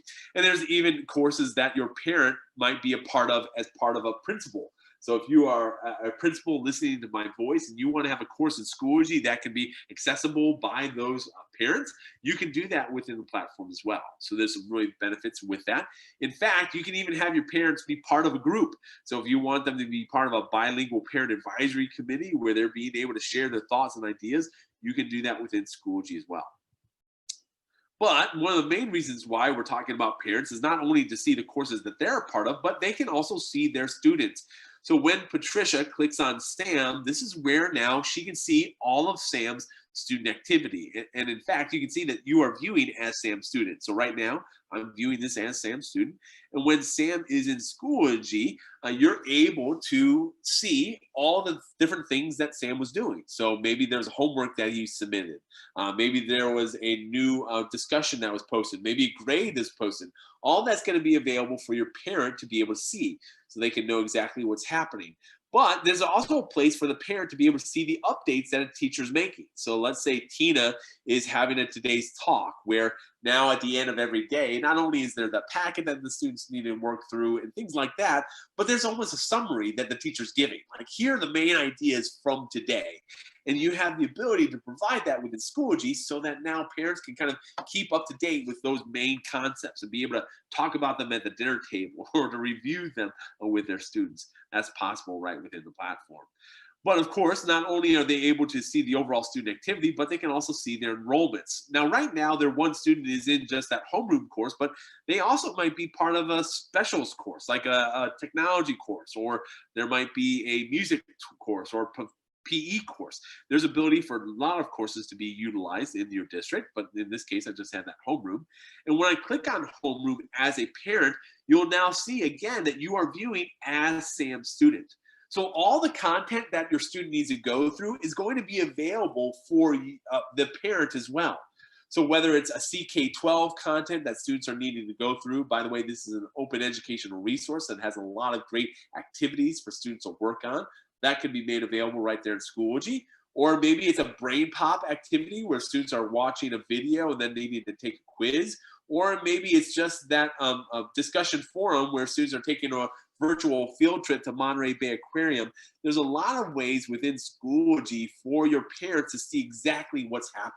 So they don't have to be on the outside looking in. They don't have to log in as all their different students to be able to see all the different content. They can come into Schoology and from their one login be able to see all the things that they need right here in Schoology. But I think one of the best parts about the whole parent workflow, besides even seeing the grades mastery right here in Schoology, is the ability for them to go from Sam to Sally. So that means the Schoology login for your parents is not only going to give them access to all of their elementary students, but all of their intermediate and secondary students will be here as well. This makes Schoology a tool that really is going to have sticking power for your district. It's something that is going to make it a must-have for a lot of your parents who are wanting to provide support to their students to have a better understanding of what's going on in that classroom. Schoology is going to provide that. And now at that secondary level, this is where now, Patricia's not just seeing Sally's one homeroom course, but she's seeing all the courses, the athletics, the ELA, the biology, the history, the recent grades, the overdue notices, the upcoming events, all that's going to be available for the parents to have a better kind of glimpse into what's happening. Now, I introduced myself briefly there, but something I did not mention is that during the last kind of couple months, I found myself also as a parent of students who are in Schoology. I have a 4th grader, a 6th grader, and an 8th grader, and it's been so refreshing to have a platform like Schoology, not only as something that I'm pitching, but me as a actual user to be able to use Schoology to see what's happening with my students. I know my 4th grader specifically was spending a lot of time going through discussion forums and making sure that he was submitting the right audio and video, and that he was taking the pictures of his math packet, and he was making sure that he went through all the different assessments to make sure that he was able to move on to the next piece of content because of completion rules. And it's nice as a parent to be able to oversee that entire process right from my computer, right from my smartphone, right from my tablet, all available for me right in the way that I need to access things. So what can I say? One of the things that I want to say kind of in summary, and then I will pass it over to Todd, because I think there's a couple of highlights that he's been sending out in newsletters. I think he wants to make sure that he mentions to us all, not to mention, see if there's any questions that I can maybe answer before I hop off.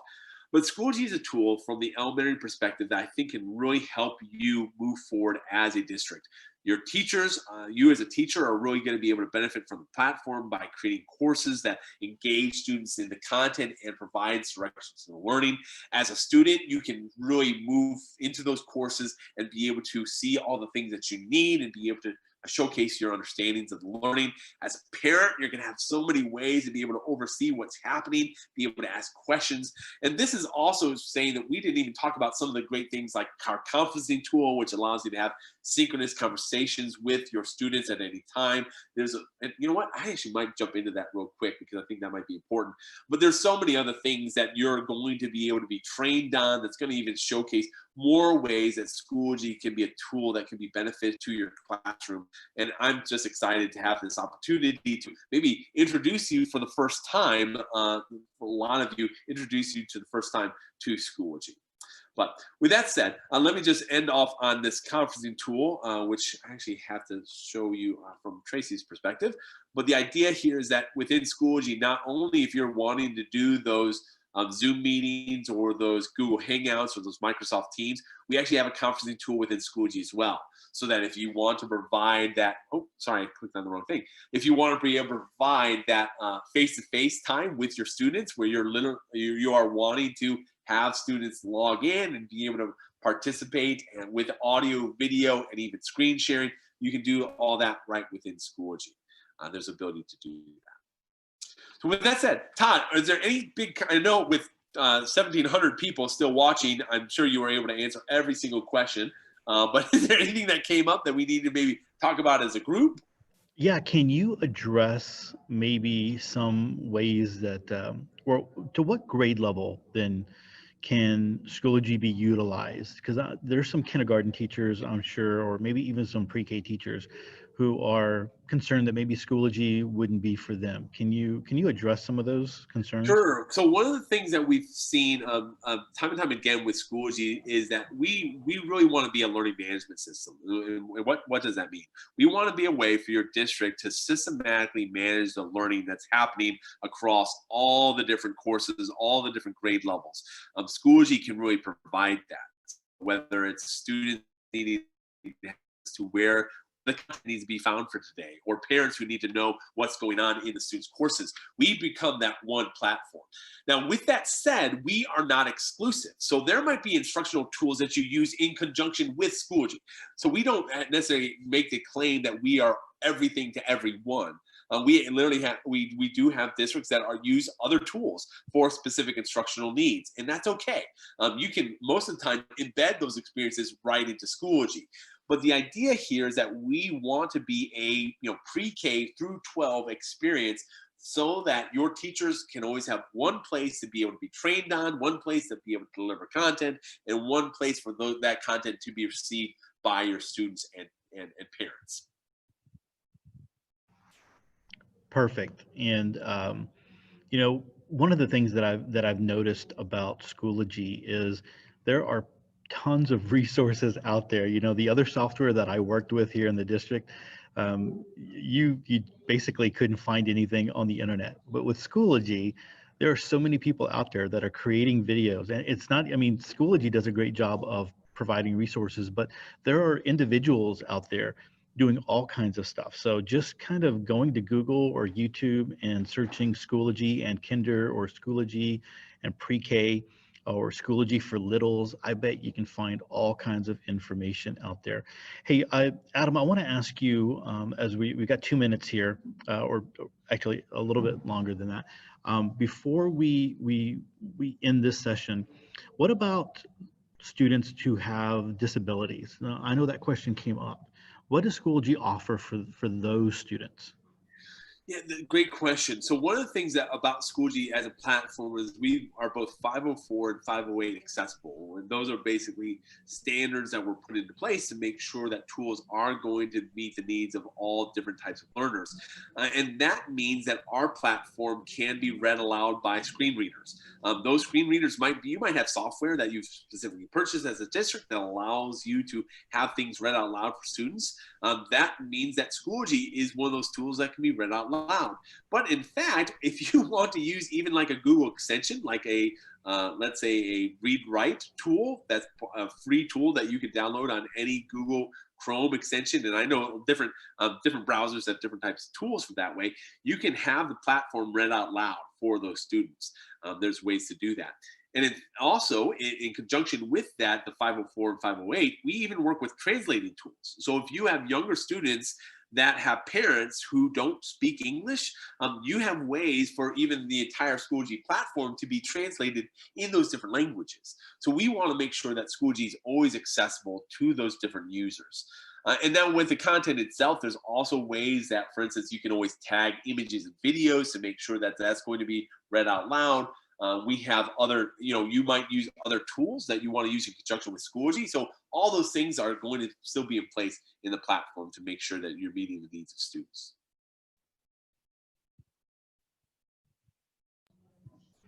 That sounds really, really great. And I'm glad you shared those things there on the on the session here.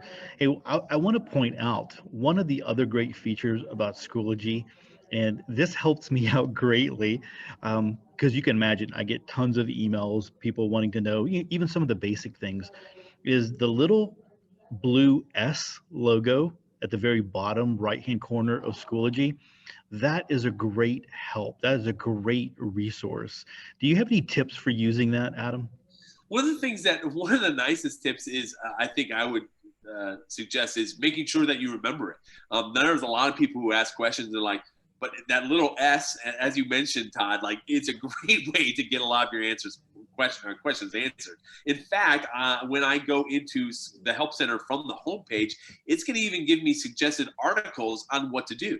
So do you want to know more about Course Dashboard? Well, what about the homepage for students? Or what about getting started on Schoology for instructors? This is actually an article that you can read. You can even have this pop out into a new tab if you like to.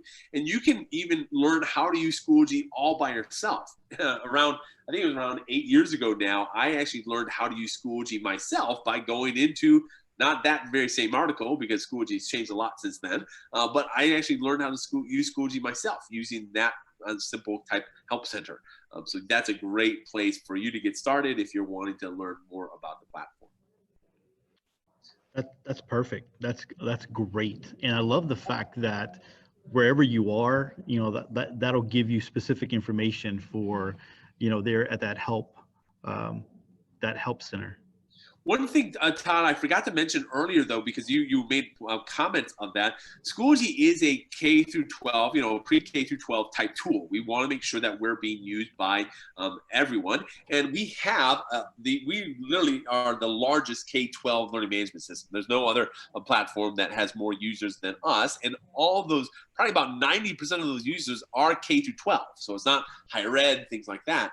And what that means is that we have a public resources area where teachers are sharing out content.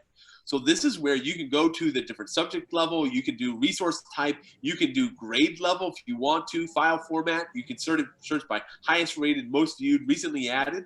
And this is where you can find content that's going to be applicable to your classroom. So if you want to find content and be able to add that in from the public resources area, you have the ability to do that. But one of the nice things that I think CyFair is doing is that there's going to be content that's going to be built out that you can have access to day one. So really think about Schoology as not a tool that you have to just do all by yourself. This is going to be a district effort to be able to make sure that you're going to be empowered. Perfect. All right. That's great. And I do have to say though, Adam, not everybody has access to that the public resources, but you are right. Our content teams, because we focus so much on the curriculum here, and our content teams are crazy busy building great content. They are going to be providing curriculum through groups, and that's where the teachers will get their curriculum from. So a lot of great opportunities there. All right, Adam, I'm going to let you take a quick break, man, because you've been going, and I know that you've got a lot of, you've got more sessions to go.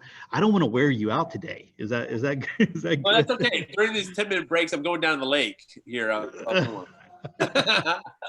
right. Well, I'm going to go ahead and we want to say thank you so much there as you take a break. I'm going to go ahead and come back on the camera here, and I just want to share a couple of things. Again, thank you guys, everyone that's hanging out with us.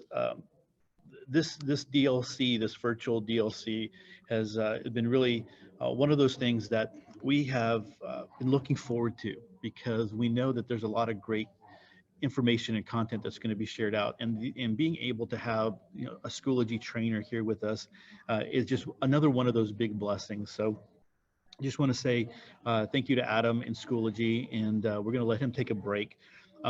Some of you have been mentioning, in the chat about the verification links.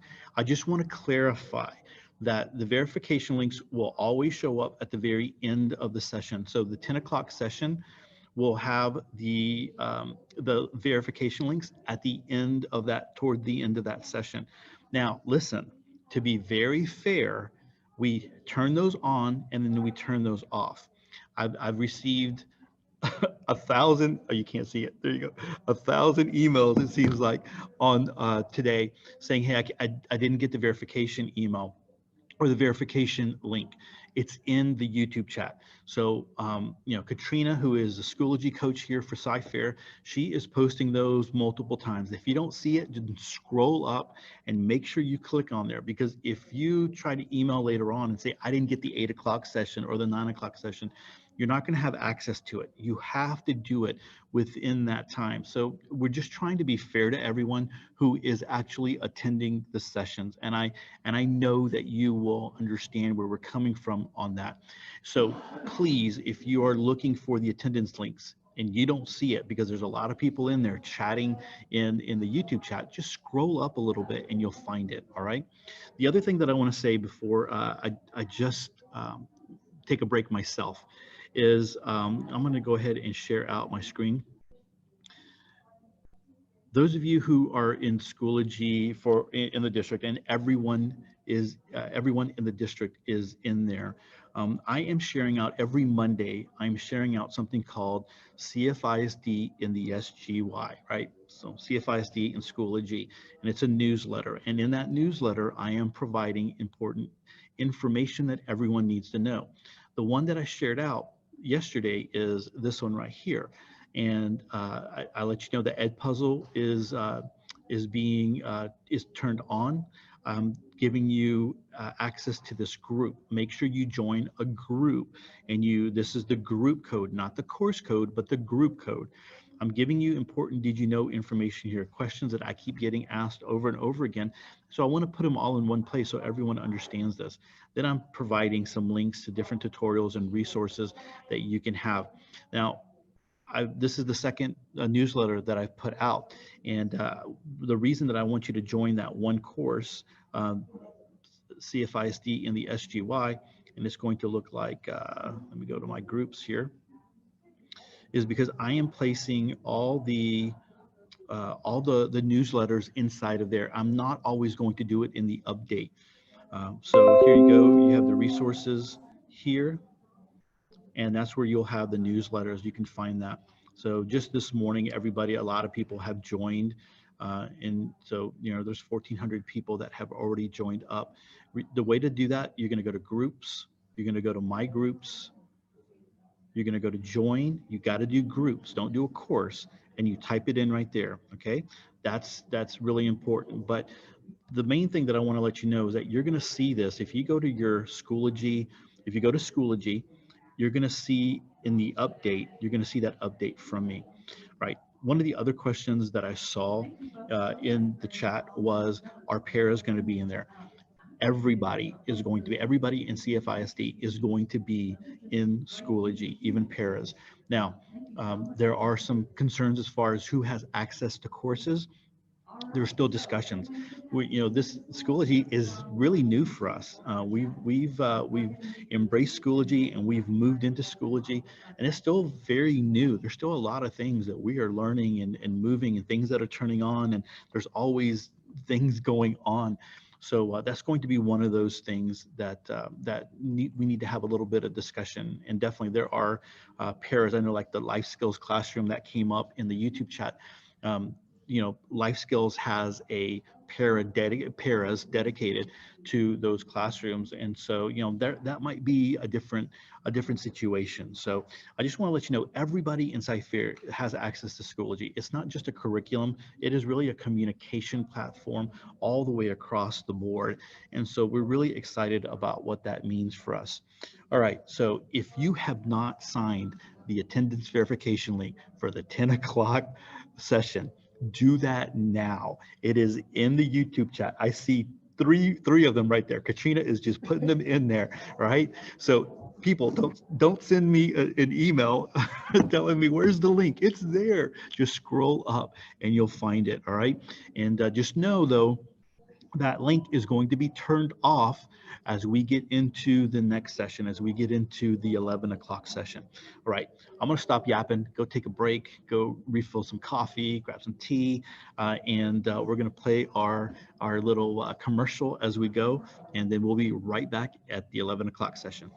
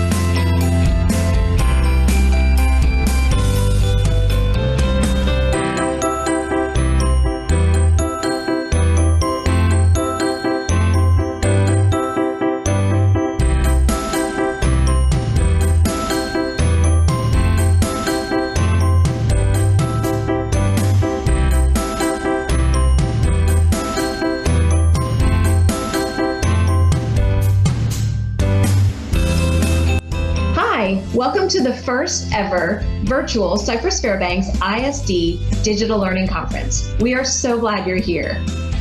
As you are going through your day today, remember that we have 7 different rooms running simultaneous sessions. so there should always be something great that you can watch. In order to earn professional development credit for attending these live sessions, you must complete an attendance verification form during each session. The presenter will show a slide with a unique link to that particular session. When that link is shown, make sure you take a picture or write down that link. And shortly after the session completes, make sure that you fill out that attendance verification form. These forms will be time-stamped, and the form will only be open for a certain amount of time. So make sure that you don't delay in completing that form. We will only be able to issue professional development credit for those that fill out the form during the allotted time. We are so glad that you have decided to spend your day with us today. And on behalf of the entire Cypress Fairbanks ISD EdTech team, thank you. And we hope you enjoy your day.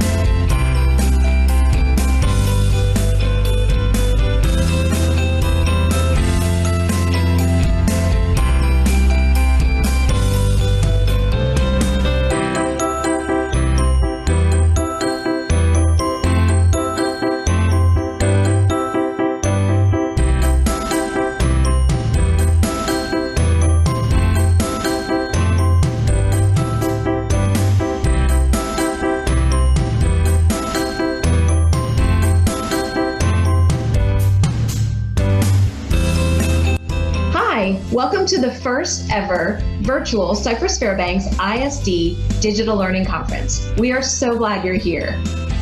As you are going through your day today, remember that we have 7 different rooms running simultaneous sessions. So there should always be something great that you can watch. In order to earn professional development credit for attending these live sessions, you must complete an attendance verification form during each session. The presenter will show a slide with a unique link to that particular session. When that link is shown, make sure you take a picture or write down that link. And shortly after the session completes, make sure that you fill out that attendance verification form. These forms will be time-stamped, and the form will only be open for a certain amount of time. So make sure that you don't delay in completing that form. We will only be able to issue professional development credit for those that fill out the form during the allotted time.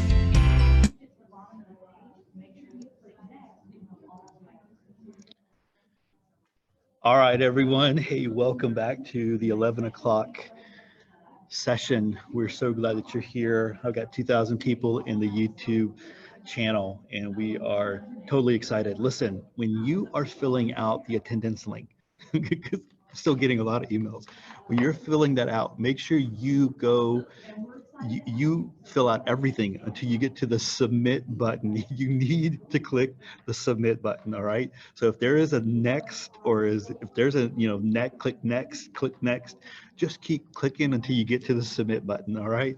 That's important. So, I know for some people this is kind of new. We've been doing this kind of format with EdTech Live for a couple of years now. So this isn't, this is not new for us, but I know some people that are out there that this is kind of a new thing. But when we do the DLCs, usually we are very limited to the amount of people that are able to come in and come to the Berry Center.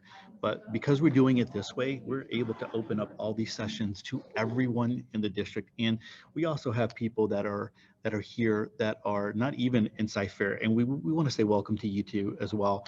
And, thank you for coming and hanging out. We hope that you learn a lot of, from Schoology and from Adam.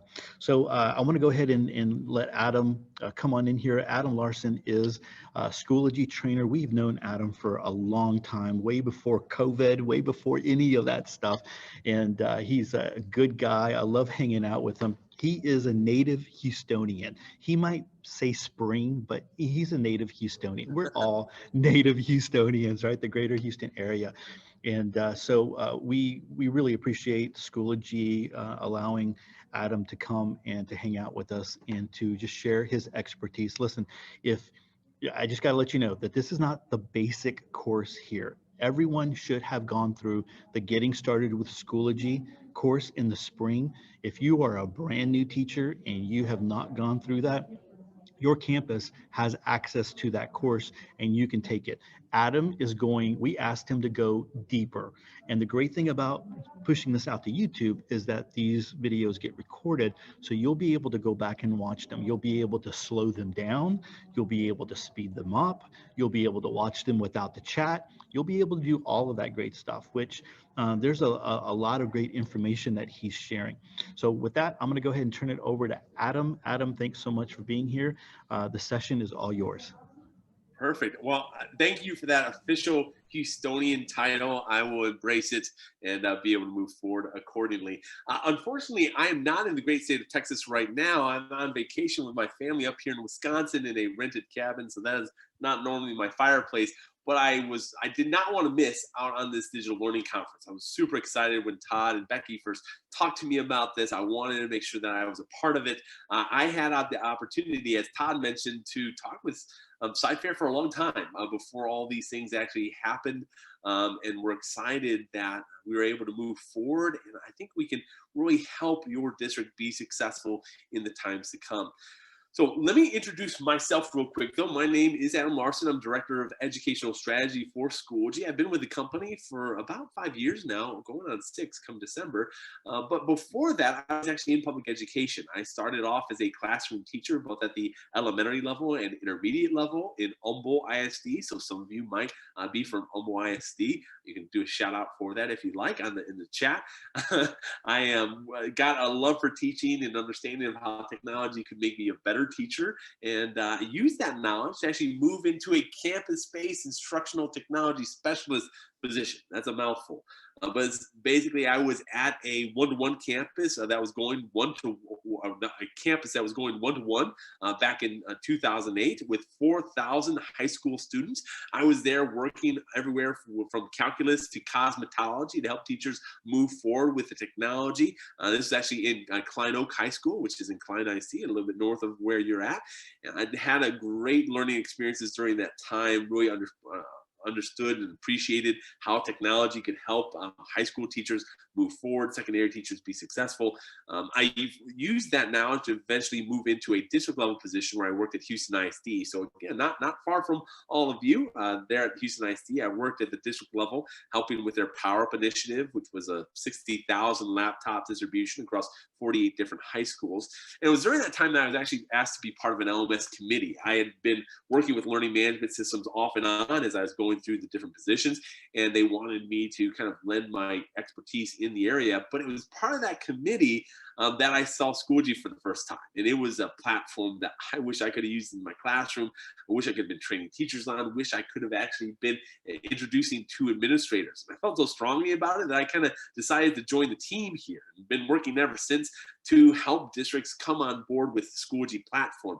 And most of the time, I'm kind of in pitch mode. So I'm talking to districts, being able to type of sell it to them. And that was what was so exciting about this day of sessions, is that I can kind of move some of that sales stuff aside and really talk about what you're seeing and how this is really going to be beneficial to you as a district that has chosen to move forward with Schoology, and how I think you'll be able to be successful. Speaking of the session today, what we're doing here at this 11 o'clock hour is we're talking specifically about Schoology at the secondary level. What does it look like for teachers? What does it look like for students? What does it look like for parents? We're going to have a chance to dive into the product and kind of talk through some of those various pieces. As Todd mentioned, this is not a how-to, it's more of an aspirational piece where we're going to be talking about all the ways that Schoology could be leveraged. So that's okay if you want to just kind of sit back, relax, follow along. Don't worry, you're not going to be asked to do anything besides put in that bit.ly at a certain point. But hopefully you can kind of get some ideas of what you can be able to use Schoology in the future. So with that said, I'm going to go ahead and stop sharing my camera so I can save on my bandwidth up here in the woods. And I'm going to go ahead and start sharing my screen. And when I share my screen, I want to actually show you. I got things pulled up here. Let me open up another tab. I want this tab. Perfect. And let me switch over to the teacher perspective that I need to show. And let's go ahead and get started. So what you're seeing right now on my screen is actually the Schoology homepage. I'm logged in as Heather Meza right now as a secondary teacher. Remember though, I will be going into a student perspective and a parent perspective, so that'll be coming as I go through the presentation. However, we'll be probably spending most of our time here from the teacher view, because you know how things work from a teacher perspective, you'll definitely be able to see that. Oh, and by the way, I will also mention as the chat questions are coming in, I know that Todd and his team are amazing, but there are around, what is the number now? I think it's around 2,000 or so. Yeah, but about 2,000 people in the meeting. So if you don't get your question answered, it's not because of lack of trying. It just is a lot of things coming in. And actually, at the end, I'll be talking to Todd to see if there's any kind of thing that kind of question that kept filtering to the top. So we'll try to deal with that as we get there. But back to the demo. What you see here is I'm logged in as Heather Meza. This is the Schoology homepage. When it comes to logging in, Heather can use the same credentials as she uses for everything else in the district. So she doesn't have to have a special login just for Schoology. It can be the same thing as her email or as her login to the different things. I think Todd has already sent that out to a lot of you, so that you might already be logged into Schoology. So hopefully you're benefiting from that. But when Heather logs into Schoology, she has access to courses, groups, and resources. These are the kind of the three main areas in Schoology that we're going to be seeing time and time again as I go through the presentation. But specifically on the homepage, she has access to courses. Now, courses are the tools that she uses to deliver or receive instruction. And we're going to spend a lot of time in this U.S. History and Geography course specifically. But the two courses that you see at the top, these are courses that were generated right from eSchool Plus. So one of the benefits of Schoology as an enterprise solution is that we work with eSchool Plus, and those courses will automatically be generated based upon the teacher of record. So if Heather's the teacher of record in eSchool Plus, those courses will be created for her in Schoology. So she never has to create courses. In fact, not only does she not have to create courses, but all the students that are provisioned for that course, that are enrolled in the course, they'll be created in Schoology as well, so that you don't have to, as a teacher, ever create course and enroll students. Those are all automatically going to be taken care of for you through the eSchool Plus integration, which is huge, right? Because that allows you to just get going, especially in a distance learning world, which we talked about in the very first session today. There's ways to really streamline that entire workflow where students and parents can get in just by logging in and having all those courses available to them. Now, not only does Heather have courses that she uses to instruct from, but she also has courses that can be delivered to her to instruct her. So this example is an intro to professional learning. You can do professional development in Schoology, so that now Heather can come into the Schoology platform to deliver instruction, but she can also receive it there. The nice thing about that is not only does it provide a way for Heather to asynchronously go through content, meaning that she doesn't necessarily have to be face-to-face with her instruction to be able to receive it, as we're all in this Zoom and Google YouTube meeting right now. But that course also provides ways to showcase to Heather how content can be built and in a way that she herself could leverage in her own classroom. This is modeled opportunities in Schoology, which really creates a way for your district overall to benefit and to be able to move forward. Now, along those lines, how does Schoology help with some of those aspects? I think groups is a good thing to talk about here. So when Heather logs into her groups area, this is all the different groups that are going to be available for your users. So the very first group that you see here is a seniors class of 2021. So right now, your students might have a lot of questions. They're wanting to do a lot of planning. And sometimes those students are looking for a place to take that, to do that. And sometimes they're actually taking things into their own hands. Well, with Schoology, you can create groups so that there's a workflow within the platform so that students can be able to talk about college application, work through the prom survey results, be able to do all those things within the platform, and yet have it still facilitated by a teacher. So there's really great ways for groups to be provided. Or if I go to the varsity volleyball group, this is a group where, with the 2,000 people listening to me right now, some of you, I'm betting, are going to be coaches. You might be using a thing like Twitter or Facebook groups to be able to keep students in the know about practice schedule changes or the updated videos from last week's footage. All those things are extra steps that students have to take. Within Schoology, you can create a group, and now all of that conversation, that communication, the collaboration happens in Schoology.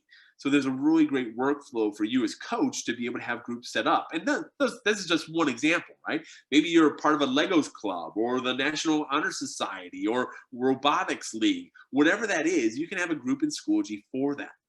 The other group that Heather's a part of is the Social Studies PLC. So whether it's part of a PLC with Teachers Next Door or maybe part of a PLC with the teachers across the district, you can have a place for teachers to be able to collaboratively build out content, and then that content can be leveraged within teachers' courses.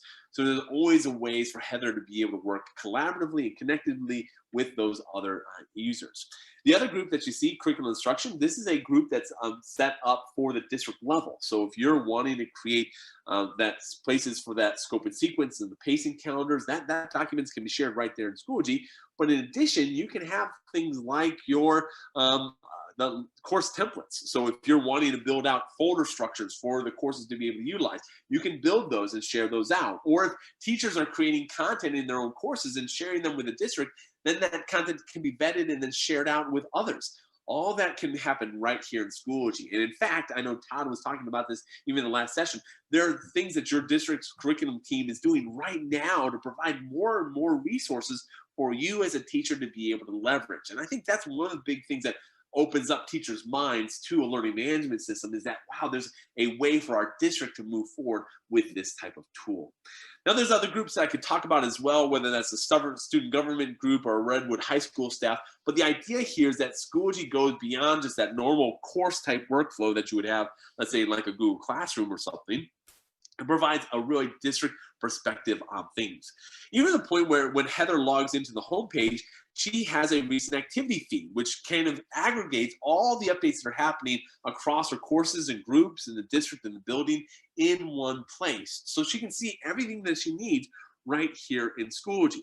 So whether it's a new article that's being made available in the professional learning group or course, or maybe new content from a blog in the curriculum instruction team, or maybe a new videos that needing to be posted for morning announcements from the principal. All that can happen right there in the recent activity feed. So everything is aggregated for Heather. And then even on the right-hand side, there's reminders about ungraded assignments so that she can always see the work that students are needing to have graded. And the nice thing about this is that she doesn't have to go into U.S. History, Unit 1, Lesson 2 to see that there's a review assignment that was submitted. She gets alerted right on the homepage that this content's there, and she can see that right here. And in fact, if she goes down to below that a little bit, there's an upcoming calendar event, which showcases all the different calendar events that are associated with her courses or even the groups that she's a part of, and even events that she wants to create right in the platform. All that can be found right here as well. So Schoology always wants to make sure that Heather's in the know and is up to date with the things that are happening. Even the point where if she wants to send messages to users, whether she's sending the messages to students or to parents or to administration, you can do messages within the platform and even be able to see notifications of all the things that happened since the last time Heather logged in. Schoology wants to streamline that workflow to provide everything she needs right from the homepage. And the reason why I spend some time on the homepage is that I really do want to emphasize that when it comes to Schoology, there's going to be some really robust things that I'm going to show you, but right from the homepage, there's so many tools that are going to be available to her to make sure that she's successful in that classroom. And that's really the goal, right? Schoology as a company, your district as your employer, they're wanting you to be successful in the classroom, and they feel, and we feel, that Schoology is a tool that will help you do just that. So with that said, let me jump into this US history course to be able to start showing you around what Heather's actually doing in Schoology. And again, this is going to set the stage for all your other users like students and parents. So we'll spend a little bit of time talking through this. But the first thing I want to point out is when I go from the home page to the course page, and remember this course was generated right from eSchool Plus, and all the students were automatically provisioned from eSchool Plus. So that's always the case. But we even have the way to do what's known as section linking. So if Heather teaches US history for multiple periods, like let's say she has 4 different periods that she teaches, she can use just one course to do that from. So that means she doesn't have to have 4 different assignments or 4 different grade books. She has one assignment and one grade book, but still the ability to differentiate between them. So she's not locked into anything specifically. And within that course, you're going to see the benefit of that section linking as I talk through some of the different pieces. In this course, also on the left-hand side are all the different tools that are available. Now, in this demo site, I have a lot of things turned on. Your demo, your actual site will be a little bit different than this, but we'll talk about some of the things that I think are going to be most important for you as we go through this piece. But what I wanted to show you specifically is the content. What is Heather really doing in Schoology? This, hopefully, maybe up to this point, I've been talking about some high-level things, but at the end of the day, what are you as a teacher doing in Schoology? I wanted to show you some examples of that. So the first thing that you're going to be able to do in Schoology is provide content. So you're going to be able to provide the content that the students need within a course. And the specific thing that you see right here is This Week in History is an embedded Google slide. So some of you have been working in Google or Microsoft, one of those productivity tools, and you might be saying to yourself, Adam, I spend a whole lot of time building out content. What happens to that content? Especially if you've been a Google Classroom user, a lot of times teachers are afraid that their content has to be started from scratch. And that couldn't be further from the truth. Schoology allows you to take the content that you've built in all those productivity suites and embed it right here in Schoology. And now it's part of the framework of the course that you're building. Now, this particular slide is more like a course banner where you have things that students need to think about for this particular week, and you're maybe making that available for students to be able to see a video or watch that content all right here. But as I go through the course, you're going to see more ways that Schoology leverages tools like Google and Microsoft to really create some engaging lessons as things are being built out. But underneath that embedded Google content, or any Microsoft or Google content, is the actual folder structure of Schoology. So this is a really nice way to actually kind of organize the course. Right now I have Unit 1, Unit 2. And within Unit 1, I have Lesson 1, Lesson 2. And within Lesson 2, I kind of have the content that's found inside of that. Now, when I was talking to the elementary teachers, we were talking about folders as, you have math and science, or maybe you have week 1 or day 1. The folders can really be set up for your particular needs, and especially in a distance learning world, you might have your content set up more in that kind of weekly type basis. But regardless, the content can be organized in a way that makes sense and allows for you to kind of quickly navigate the overall content. Especially for those of you who are new to learning management systems, I think this is going to be a big benefit. So just like you on your desktop computer would be saving content and hopefully saving it into folders, you're going to have that same kind of structure within Schoology. And when I go into Lesson 2, I want to show you some of the content that's found here. But something I do want to mention is that the content that's being built out in Schoology can also be published or unpublished. So that if you ever building out content that you don't want students to be able to access, you don't have to give them access. You can make it unpublished. So that's definitely the case as well. But within Lesson 2, there's some content that I want to walk you through and show you what that's all about. But specifically, I wanted to talk about ways that content can be added in Schoology, because this is one where, I could definitely walk you through all these great pieces, but at the end of the day, you might say, Well, that looks great, but how in the world am I going to be able to do that? Well, Schoology is the leading K-12 LMS for a couple of reasons. One of them is our ease of use, so that teachers can literally come into the platform and build content within minutes. That's all it really takes. And I wanted to show you some examples of that. So if I go to add materials, I can go to folders, assignments, assessments, discussions. I can build all these things right here in Schoology. But specifically, I want to click on add assignment. I wanted to show you what this assignment building process looks like. What you'll notice is that first off, you get a pop-up window. So it never opens up to another screen or opens up to another tab. It's just a pop-up window that happens right here in Schoology. So it's always easy to be able to see that. At any time, you could always close out of this if you wanted to, so that you can get back to where you were. So you never are kind of disoriented that way. Now, this is assignment, so I am going to be collecting work from students. So maybe I'll have this as the end of week project, or maybe this is the paper, research paper that students are working on, whatever that might be. It allows me to collect work from students. But underneath that, this is where I'm going to add a description. Now, if you are part of that blended learning and distance learning world, you've seen some of this already. But the idea here is that for an assignment that you're collecting work, in a normal blended learning world where you're working with students, it's really easy to just tell students, hey, this is what we're doing today. Make sure that you submit that to the assignment at the end of the period.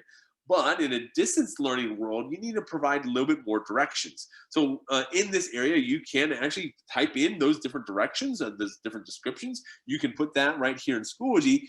But you're not limited to that. If you want to do an audio video recording to actually record yourself, giving the directions to the students, you can do that right within the platform. And in fact, if you have students who are ELL, that is one of the nicest ways to provide an easy workflow for them. So they can just listen to you giving the directions versus having to kind of read through it themselves. Now, this assignment can also be tied to various apps. So if I have something in Google or Microsoft, I have the ability to access it right here. And this is where I can click on, let's say this, let me go to this historical figure document.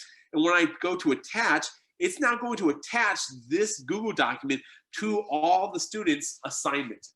It's actually going to generate a copy of this file in all the students' Google Drive. And again, if this was Microsoft, it would be doing the same thing in Microsoft. And now the students can use the productivity tool of your particular classroom, but have it leveraged within Schoology. Now, this is a big thing, especially for Google Classroom users. That's going to be a big, important piece, and you'll actually see what that looks like. But if you haven't been using that type of tool, it's a great way to see how collaboration can work within Schoology and Google, all within one platform. Now, because this is an assignment, this is a gradable item. So this is where I can select the grading category, the grading period. But here's the really important button, the sync to SIS. And in fact, by default, that will be selected for your district. But the idea here is that as you are doing gradable items in Schoology, and we have assignments, discussions, and assessments, even some of our LTI tools provide for grades as well. But all those grades will be cataloged or aggregated in Schoology. But at the end of the day, they're also going to be able to pass back to eSchool Plus. So this is the big thing about Schoology, is that not only are you providing a way to deliver instruction to students so that they can go through the course and the content, but you're providing a way to streamline your workflow as a teacher, because all that content can pass right back into the gradebook without you having to lift a finger when it comes to entering those in. There's some really big benefits with that. Now, this particular assignment, not only can it be a gradable item, but you can also customize who gets it and when. So if you need to have section 1 and section 2 having different due dates, you can do that. All that's possible. You can even individually assign this. So if you want this content to go to a particular student, or maybe to a particular group of students, you have the ability to do that. So maybe I need to have it to my 504 students. You can set those things up. These are really some of the beginning steps to differentiation and individualization within Schoology. And even portions of personalized learning can even be kind of done this way. But the idea here is that within a course, you can always have content that's specifically geared to different users without having everyone have access to it. I think that can be a real big benefit to you. There's also ways to align this content to standards. So if you're wanting to have learning objectives that are tied to the assignment, you can also do that. I mean, you could do that with our discussions and assessment questions as well. But the idea here is that Schoology really provides an easy way for a teacher to come in, build the content that they need, and be able to leverage that within their courses. So really at a high level, when it comes to Schoology, building content in the platform, it's always a pop-up window. There's a couple fields that you enter in, and then it's ready to be delivered to students. There's no additional steps that you have to do. But Schoology is not all about Heather building content herself. In fact, if she goes to some of the third-party tools, she can find content right there as well. And the good news is that Todd and a lot of the CyFair team is working right now to identify from those curriculum teams what are those needed tools, so that when you as a teacher log into Schoology, there will be a lot of tools that are going to be automatically available to you right in Schoology. I know Edpuzzle is one of those tools that came out in one of your newsletters, one of the newsletters from Todd recently, talking about that integration. So you're going to have those tools that are already set up, and the idea here is that you can pull that content from those third-party tools right into Schoology. So you're not going to, 5 different places to get this content that the students need. And in fact, if I go down to import from resources, there's even a way within Schoology so that you can provide content not only that Heather's built or pulled in from third-party places, but she can pull in content from a lot of different sources. So that curriculum instruction group that I talked about there at the beginning when I was talking about the different groups. Well, right now, your district is working on creating content that a teacher like Heather, who's teaching U.S. history, can go into a curriculum instruction group, or maybe one that's specifically geared for U.S. history, and now they can be able to pull content right within their course, so that they can find content that's tied to standards, that's tagged to topics, ready to be pulled in. And you have the ability to do that within Schoology. And as an enterprise solution, CyFair is encouraging that in the teachers to be able to use those type of resources. Even though if Heather has access to curriculum instruction, she also has ways to independently build content with her PLC. So maybe your PLC is working on content kind of that hasn't always been vetted, but is being worked on and being worked on collaboratively within teachers in the classroom, and then maybe shared up to the curriculum instruction team as well. But that content can be built out, and now that can also be leveraged in the solution. So there's some really great ways for teachers to build content themselves, but also to find content that's built by others and be able to pull that in. So you, when it comes to Schoology, you're never alone. You're never going to be on Teacher Island anymore. You're part of you're Texas, right? You're going to be part of a bigger group. And even the ability to go to apps and now pull in things from Google or OneDrive, you're able to do that as well. So Schoology really provides some great resources in that way. But I spent enough time talking about how content is added, and a lot of those things that you can actually see that you might have already gone through yourself. That's all possible. But let me actually show you some of the pieces of content and what it looks like, just to give you kind of a sample of that. So this first item that is in this lesson 2 folder is a page, and this is something that was actually created at the district level that Heather's pulled into her course and now edited it for her particular needs. There's ability to do that without it affecting that group level content, by the way. But this is a think, pair, share. So again, if in a blended learning world, this works perfectly, but in a distance learning world, might be a little bit harder to do that. But if this is used in conjunction with an online conference that is actually done right in Schoology, and I'll talk about that as well, there's ability to do that within the platform and still get benefit from it.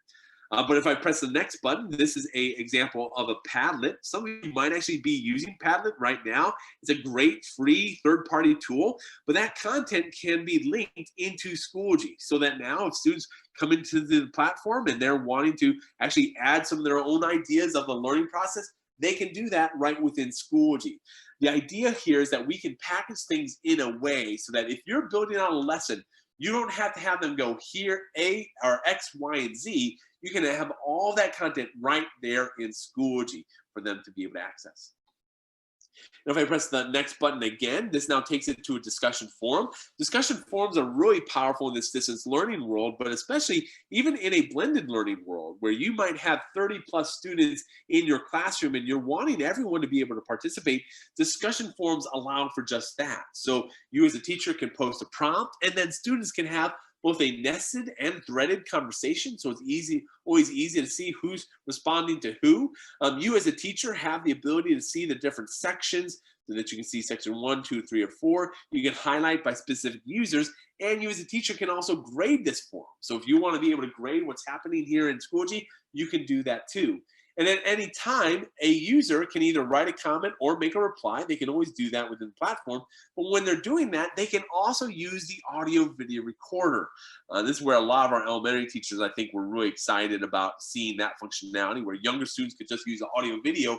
But this really does help develop a sense of community within your courses where students are doing audio video recordings. Now, I will also mention that Schoology offers the ability for discussion forums to always be moderated, so you don't have to worry about students posting things that you're not aware of. You can also have it so that students can never edit what they've done.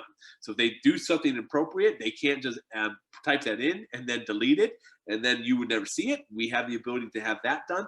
And then, of course, all the posts that are being made by students are always tied to the student. So it's never anonymous. All that's going to be possible right within Schoology. So there's some functionality there. Because of time, I want to jump in from lesson 2, and I want to go actually to our assignment tool. You saw me building the assignment earlier, but I wanted to actually walk you through what this assignment can actually look like. And this assignment specifically is using our Google workflow. Now, if you want to have students work on an assignment that does not use Google, and you're just wanting them to work on a document or work on a worksheet, and you're wanting them to or take a picture or upload a video, you can do that within Schoology as well. So that's definitely possible. But this Google workflow is one that I think, especially if you've been using a tool like Google Classroom, I think could be really beneficial for you to see. So this American History Research paper, there's a description for it. There's a rubric that's available as well. And then the historical figure document that has actually been attached to this. And you actually saw me find this document earlier when I was building that assignment. But when a teacher clicks on in progress, this is where now on the left-hand side, she can see all of her different students in this particular course. And on the right-hand side, she can see all that student work right here in Schoology, even though it's being done in Google.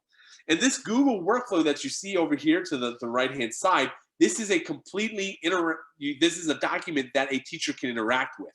So if you want to edit this document, if you want to comment on this document, if you want to see the revision history, you can do all those things right here from Schoology. There's a really great workflow where you as a teacher can now know exactly what Sarah's doing at any time. And not only for Sarah, but also for Frank. Frank's work shows up right here in Schoology as well. So you're never having to manipulate different Google Drive folders and be able to see the things that students are doing. And in fact, this is all done automatically, and this is done in progress. That means the student hasn't submitted anything yet. They haven't provided a link to the teacher. This is automatically set up so that you as a teacher can see what's happening in that student's Google Doc all within Schoology. That's a workflow that's really going to allow you as a teacher to be more successful and be able to have things available to you that weren't possibly available before. And when students are ready to submit, this is where now Stone has made a submission. And when Stone submits, I got one brave soul here that submitted. This is where now Heather has the ability to actually grade this item. So she can look through the document, be able to see all that the student has done. And if she feels like, wow, the student's not ready, she can always unsubmit it back to the student. So she has that ability. But she doesn't have to worry about the student editing this document once it's been submitted. And even after the due date, the student can't unsubmit it and then resubmit it. All that's permission set so that the teacher really has control over that. But now within the actual rubric area, on the left-hand side, I can see the Google Doc. On the right-hand side, I can see the rubric. And I can score that student based upon what I see right here. And when I press save, this is one of the best parts, it automatically aggregates to the Schoology gradebook, which in turn can automatically aggregate into eSchool Plus. So this is the kind of workflow that really makes Schoology a tool that can be beneficial to your teachers by providing them workflows that I think mimic and even improve upon workflows like a Google Classroom would provide, but then add the additional layers on it that saves teachers time so that now Heather doesn't have to worry about going back and entering in the grade column and entering in all the individual grades. Schoology handles all of that on the back end. And some of you might have more questions about that. And that's something I know that as Schoology is working with Cyfair and Todd and his team and sending out more reminders to the district and kind of newsletters, these are things that are going to be discussed more. Now, I'm going to skip over the assessment tool. I might show you that from the student perspective. But the idea here, hopefully I didn't overwhelm any of you, but hopefully you got the idea that Schoology is a powerful tool that allows you to build a lot of great content that students can interact with and engage with, all done right within Schoology. But there's also a lot of tools that make Heather extremely successful. So whether that's sending out updates so that users can understand what's happening within the course, those updates can be set to different sections, so she always has the ability to do that. She can do that right there on the side. She has a grade book where she can be able to kind of see all the different scores that are happening in the actual course. Those grades can be assignments, discussions, and assessments. They all get aggregated right here in Schoology. And then the ability, of course, for her to synchronize those grades over into eSchool Plus. She has the ability to do that right there.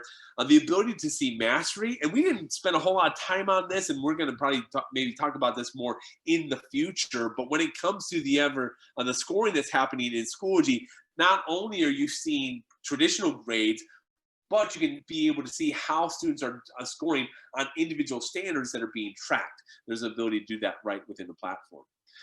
There's also badges and members. The reason why members I think is important to mention is that you can have co-teachers that are part of your course. So if you have co-teachers who are building content, you can set it up so that they can come build content, but they can't change grades. Or you might have a long-term sub that you need to be able to have the permission to give the edit grades and edit materials. You can do all those things within Schoology. That all can be set up for you. In addition to that members area, you can even create grading groups. So if you want to have ways to individually assign content to specific groups of students, you at the teacher level have the ability to set that up. So there's all that benefit right here within Schoology. There's even a workload planning tool so that if you want to be able to see how students are being assigned due dates in all their various courses, this is where you can now see that Tuesday and Wednesday is kind of a full day for a lot of the students. And when you click on one of those students, you can now see that they have something not only in US history, which is the course that you're in right now, but they also have something from Spanish 2.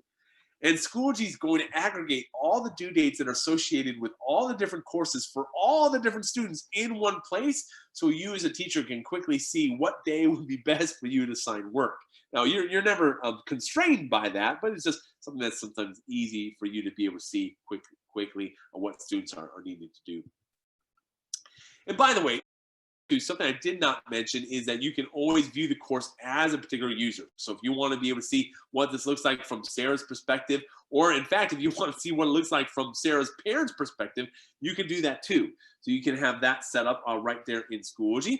And in addition, something that you can do within this Schoology as well is you can have the conferences. So whether you're using Zoom, whether you're using Google Hangouts or Microsoft Teams, or you're using Schoology's conferencing tool, not only can you provide this asynchronous type workflow where students are going through courses and making their way through content, but you can even be able to provide ways for face-to-face video, audio, screen share, chatting, all within the Schoology platform to facilitate that greater sense of community within your course.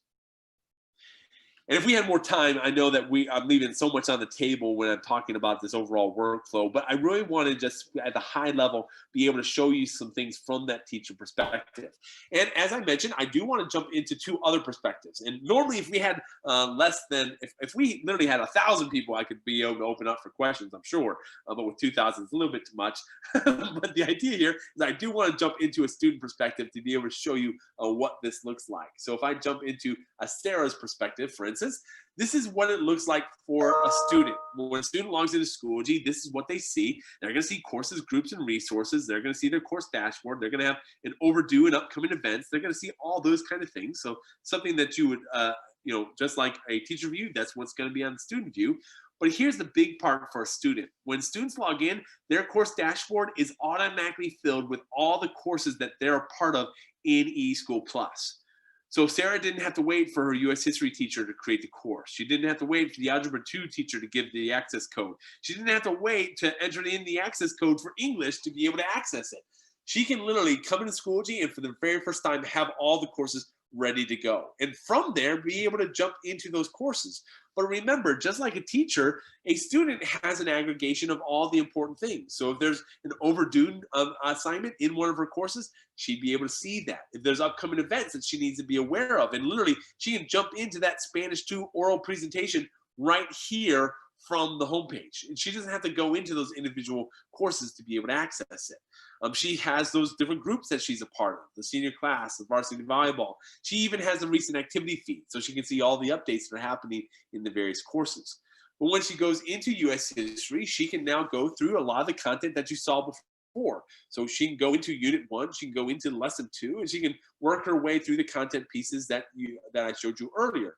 But if she wants to go into the Lesson 2 assessment, this is also where she can do both formative and summative assessments within Schoology. And this is a big part of the platform that really showcases what sets Schoology apart from a lot of different learning management systems. And I know we don't have to talk about that as much today, but especially as you're thinking about things that you would like to be doing in the future. And by the way, if you want to come back for our 3 o'clock session that's focusing on the how-tos of assessment, that's something that we would definitely want to invite you back for. But within this, this is where now a student can do a multiple choice question, where they can even have an audio file read out loud for them to be able to listen to, multiple choice that doesn't require little radio buttons on the side. The ability to now do a drag and drop activity where they're now using matching to find the different carbohydrates with their descriptions. They're just dragging and dropping those right into place. Or maybe they're watching a video, and after watching the video, they're writing a short story essay question. All these questions can be built right here in Schoology to teach students in the learning process, while simultaneously providing ways for teachers to better understand what students know and what they don't know. The next question type is a highlight text, where now students are having to walk through a particular passage and maybe select all the grammatical errors. They're able to highlight those specific words or sentences to show that. Or maybe they're a science teacher where the students are having to figure out the inheritance pattern for this dominant trait, and they're dragging and dropping the different genotypes into the possible locations. You're able to do that all within Schoology. And like I said, if you come later on, I'll be able to show you kind of the back end on how all those kind of questions work. And I don't have opportunity to go through all 19 different question types, but just know when it comes to Schoology, we provide some robust ways for you to deliver instruction to your students and engage them in the learning process. Even to the point where if you want students and math students to be able to solve problems right here in Schoology, they can annotate right here in the platform. But the other big things with the student view and when they come into the platform is that they do have access to the messaging, to notifications, but they even have their own area. So if they go down to their profile, this is where students can have their own profile about things about themselves, the badges that they've earned, the course groups that they're a part of, the portfolios. And these are things that we as a Schoology team in Sci-Fair are still talking through. What things should we turn on? What things should we turn off? What grade level should these things be available to? So these are still pieces that are being worked out to make sure that you're set up in the way that's going to make the most sense to your district. But we're really excited about all the possibilities that are going to be available for your students to be able to engage within the platform. All right, last perspective, last but not least, is our teacher our parent perspective. So I'm going to go into Alyssa Abram, and when I do that, I want to actually show you how Alyssa, as a parent, can actually see all their student content. So right now, I switched over to Alyssa, and you'll notice that I'm viewing this as Sarah Abram. So as a parent, you can always see your students' accounts, and you can not only see one student, but you can see all of your students. And as a parent, they'll be able to see all the courses that they're part of. They'll be able to see recent grades, overdue notices, upcoming events, and even student activity. And that student activity is going to provide, things like, hey, when was this last submitted? What grade did they receive? Here's the varsity volleyball highlight reel. Here is a reminder about field trip options for the coming fall. All that's going to showcase in one place so that parent can easily see what content's available. And in fact, if they go to courses, they as a parent can now go into the course and see everything that Sarah's doing. So you as a teacher don't have to try to reiterate or try to paint the picture for a parent about what students are accessing and what they're doing. You can provide the workflow so that now parents know exactly what's going on in those courses, which allows, especially in this distance learning world, so many things to not be so confusing or even kind of unclear, you provide transparency like you never did before. Now, here's the benefit of the parent view, though. You'll notice that it's viewing as their Abram. So we allow helicopter parents to do quite a bit of flying, but they can never land. So they can't submit assignments, they can't take assessments, they can't respond to discussion forums. They can actually only see their own students' posts. But the idea here is that we want to make sure that parents have access into Schoology to provide support to their students, and for you as a teacher to streamline your workflow so that you're not always having to answer the questions about what students are doing or how they need to be supported. All that can be done right there in the course. But as a parent, not only do they have access to their one student, but they also have access to their other student. So they can go from one student to the next by just clicking down the next button. And now here's all the Xaviers. And we spent a lot of time in the last session talking about the elementary view. But right here in Schoology, you have the ability to jump from one student to the next as a parent. And now everything that you need is here in the platform. So when it comes to parents, it's really going to be a wonderful thing that your parents can be more involved in the process, and for you as a teacher to make sure that you can leverage Schoology in a way that's going to benefit you. So the other thing that I will mention about this as well is that if I actually switch over to actually Alyssa's perspective herself, here's the other benefit is that when it comes to Schoology, you as a teacher don't have to worry about training that parent.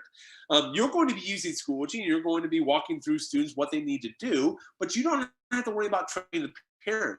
We have parent orientation courses that are part of the Schoology's platform that we make available to districts. So if your district wants to provide orientation courses for your parents, and you as a district even want to tweak those for your particular needs or brand it in a certain way, you have the ability to do all those things so that now parents are going to be in the platform benefiting from it without having you be the one to teach them.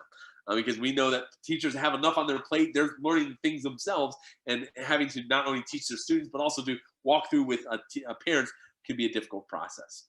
Oh, and also, by the way, that orientation course is also available for students as well, and I know a lot of you have been going through an orientation course yourself.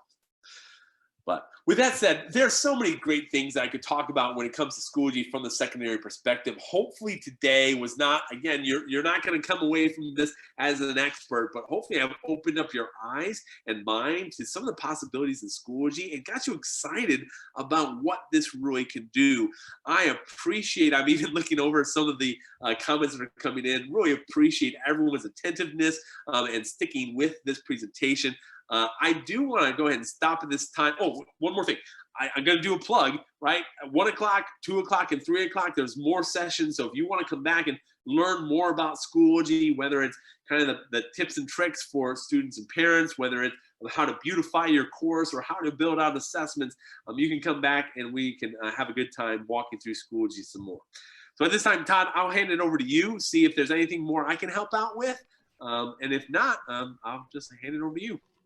Yeah, Adam, there's a couple of questions that popped up, and just an overall theme. I thought maybe you could talk briefly about this. Students, have you found that students need a lot of training inside of Schoology to get going? I really, it's interesting that you asked that. This last couple months, I've not only been a Schoology, kind of employee, but I've actually been a parent of 3 students that have been in Schoology. And when it comes to training students, there really is not much to it. They need to know how to log in, right? So here's the URL, here's how you log into the platform. But from there, they have access to all the courses automatically, so you never have to train them about that process. And then when they go into the course, you as a teacher are really setting the pace, right? Here's the unit, here's the assignment, here's the discussion, and then they pretty much kind of click and know instinctively how to do those various pieces. The nice thing about Schoology, though, is that we do provide those additional resources. And Todd, this is something that you even mentioned earlier during one of our other sessions, that if a user ever is needing help, they can just click that little S at the bottom, and that pulls up a help center, which walks them through all the various pieces and tips and tricks on how to do things in the platform. So to answer your question simply, Todd, I have found that Schoology is not a tool that requires an extensive amount of training. Awesome for that. Hey, can you also show what it would look like for a teacher if they wanted to see a student view. So if a teacher is creating something inside of Schoology, and then they wanted to see, okay, hey, how are my students going to see this? Where would a Sure. teacher, how would a teacher do that? Sure. So within a course, if they go to course options and then they go to view course as, this is something I hit on really briefly, but this is where you can click on, let's say, Sarah. And when you click on Sarah, this is where now you can see everything from Sarah's perspective. So that you don't see the add materials button, you don't see the edit materials, you don't see any of the unpublished content because you're just seeing Sarah's perspective. I think this is really powerful too when you are individually assigning content within a course and you have certain students, let's say with 504 accommodations or something like that, where you individually assign content to them. This is a helpful way for you to be able to see what they actually see. Perfect. All right. Well, you know, we did have some summer school teachers inside of Schoology and students inside of Schoology. We didn't hear too many issues with students navigating. You know, if anything, it was more of the, you know, the devices and different things like that. But we had a lot of great feedback for summer. You know, someone was asking me already, hey, are students inside of Schoology already? And yeah, we've had them all summer long. So that's you know, it's really exciting when we've been getting all that positive feedback already. All right, Adam, hey, I appreciate it. I know that you're going to be able to take a break here. We're going to bring in James Costello here in a minute for the 12 o'clock session. I guess that's what I'm trying to say. I'm going to go ahead and post the link for the that's the bit.ly right there for the 11 o'clock session. So if you are you are wanting to get credit for this session, that is the bit.ly for the verification link. I know Katrina, my Schoology coach, is placing that inside of the YouTube chat as well. Remember, guys, you have to do it within this amount of time. We make it very easy for you. We provide a lot of links for you there in the YouTube chat. You just need to scroll up and find the verification link and click on that and then go fill it out. Remember, I can't even talk anymore. I'm talking so fast, trying to get this all in before we take a little bit of a break. Make sure that you're clicking next until you get to the submit button. And that way you can ensure that you are going to get credit for this session. But it's really important for you to get that in before we move into that next session. And really, it's just a fairness issue for those that were here for the whole session. We want to make sure that you're able to get your credit and then move into that next session. All right, so there's that bit.ly. Again, the clickable link is inside of the YouTube chat. And so you can click on that and go from there. We're going to come back in about 7 minutes with James Costello. He is our cybersecurity expert here in CFISD, and he's going to be talking about some really important things. You know, as we look to go have more virtual options this next school year, making sure that we're keeping everyone safe, not just students, not just staff, but everybody safe. Is going to be important. He's going to be sharing some really great things. So there's the bit.ly. I'm going to leave that up just for about 1 more minute. I'm going to go ahead and play our commercial here. Make sure you take a break. Go, take care of yourself. Go get something to eat, get some coffee, get some tea, get some water, and come back for this next session with James and to learn a little bit more about cybersecurity. And then Adam will be coming back to join us for the 1 o'clock, 2 o'clock, 3 o'clock sessions. And we're really excited about that. All right. So thanks for hanging out, guys. And we will see you in a few minutes.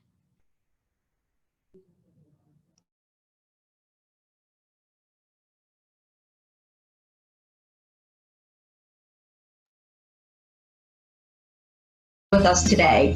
And on behalf of the entire Cypress Fairbanks ISD EdTech team, thank you. And we hope you enjoy your day.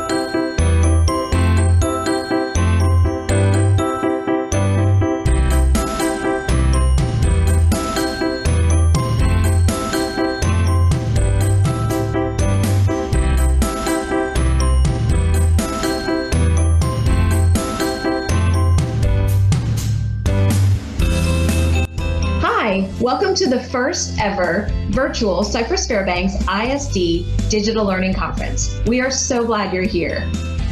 As you are going through your day today, remember that we have 7 different rooms running simultaneous sessions.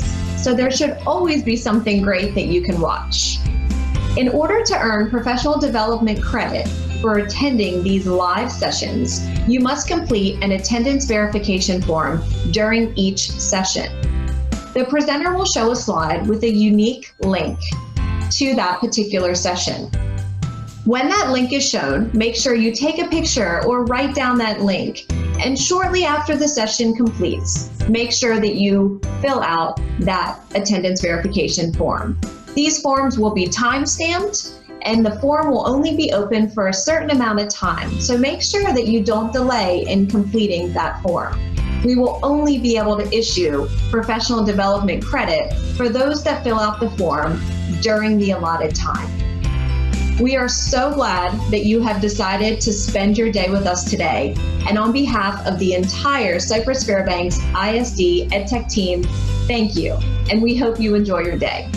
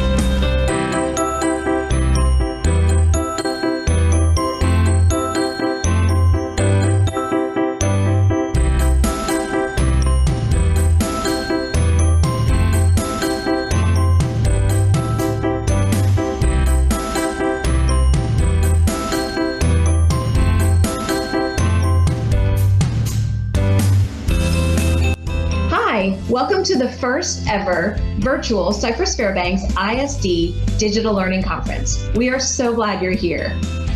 As you are going through your day today, remember that we have 7 different rooms running simultaneous sessions. So there should always be something great that you can watch. In order to earn professional development credit for attending these live sessions, you must complete an attendance verification form during each session. The presenter will show a slide with a unique link to that particular session. When that link is shown, make sure you take a picture or write down that link. And shortly after the session completes, make sure that you fill out that attendance verification form. These forms will be time-stamped, and the form will only be open for a certain amount of time. So make sure that you don't delay in completing that form. We will only be able to issue professional development credit for those that fill out the form during the allotted time. We are so glad that you have decided to spend your day with us today. And on behalf of the entire Cypress Fairbanks ISD EdTech team, thank you. And we hope you enjoy your day.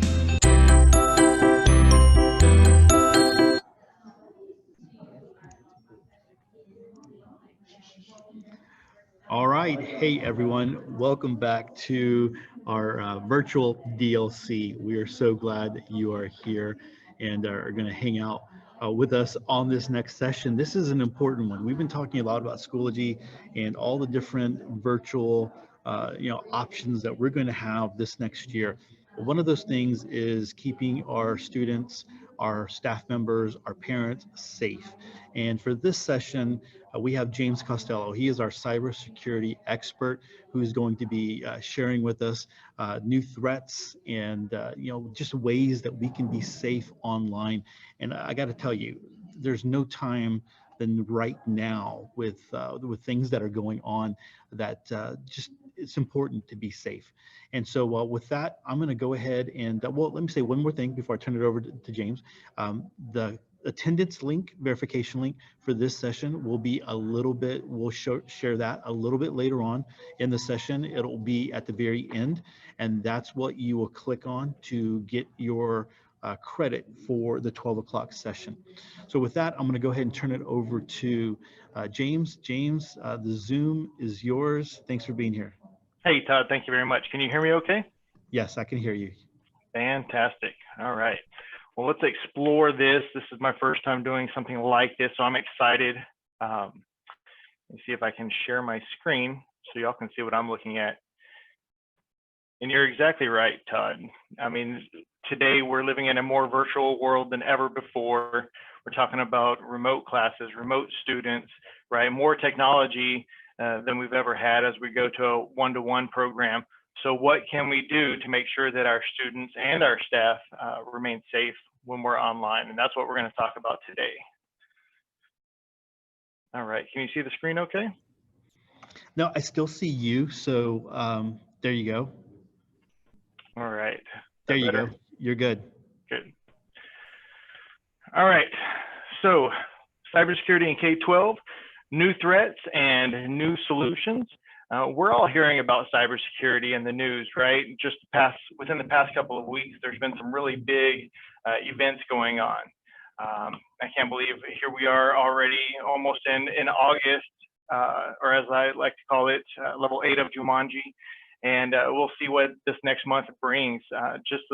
So we had this last week, Garmin got hit with ransomware. So if you were using either their GPS in your car or for the watch, then you probably lost services with them for a few days, right? And then Twitter was actually hacked the week before, and some big names, some big accounts got hacked with that. You're talking about Bill Gates, Barack Obama, and a lot of other people were hacked. And so we definitely have to pay attention to cybersecurity. Usually what people want is money. It's usually a financial incentive. And it's not just the, we may have an image of somebody sitting in their mom's basement trying to hack, and they're out there as well. But you've got hacking groups that are out there working with each other, trying to make money off of us, off of you and me. So let's talk about what we can do to protect ourselves. So quickly, our agenda is going to be introductions. So we're going to talk about what we're actually seeing for cyber threats in K-12 and at CFISD specifically. And then what our team is doing to protect the district and how you as staff members can help us with that endeavor. And then what you can do to strengthen your cybersecurity at home. And we're going to give some tips on how parents can protect their students as well. So first, I'd like to introduce the team, the cybersecurity team. I've got Eric Pena as my colleague. He's an incredibly smart and hardworking person who I'm excited to have as an official cybersecurity analyst here at CyFair. And then there's myself, and here's the mandatory credential slide, if you will. I'm a former student of CyFair ISD. I started at Frayne Cone Elementary and also went to Cy Creek High School. I also live in the community, and I've got a daughter who will be starting kindergarten here at CyFair schools. So I'm very, very invested in the district and to seeing us succeed. I want to make it clear from the beginning and apologize. I am not a public speaker. I am a typical IT security nerd. So what that means is I'm kind of a cross between like Ben Stein and Jerry Brooks. But, Jerry Brooks does stuff to try to be funny on purpose, and he's hilarious. I love Jerry Brooks. I just kind of say stuff that might not always make sense. So if you will just bear with me, we'll make it through the presentation. I'm pretty sure this presentation breaks every single rule of what you should do, and I apologize for that, but we'll make it through. And I really believe that we've got some great information here to share with you as well. So you can see here, I've got over 20 years experience working in information technology. And a lot of that time was done in the United States Army or as a contractor for the Department of Defense. I'm an active member of several IT organizations such as InfraGard. InfraGard is great because we've got other school districts with a security professional, and we get together about once a month and we talk about what we're seeing and we share information to help protect ourselves.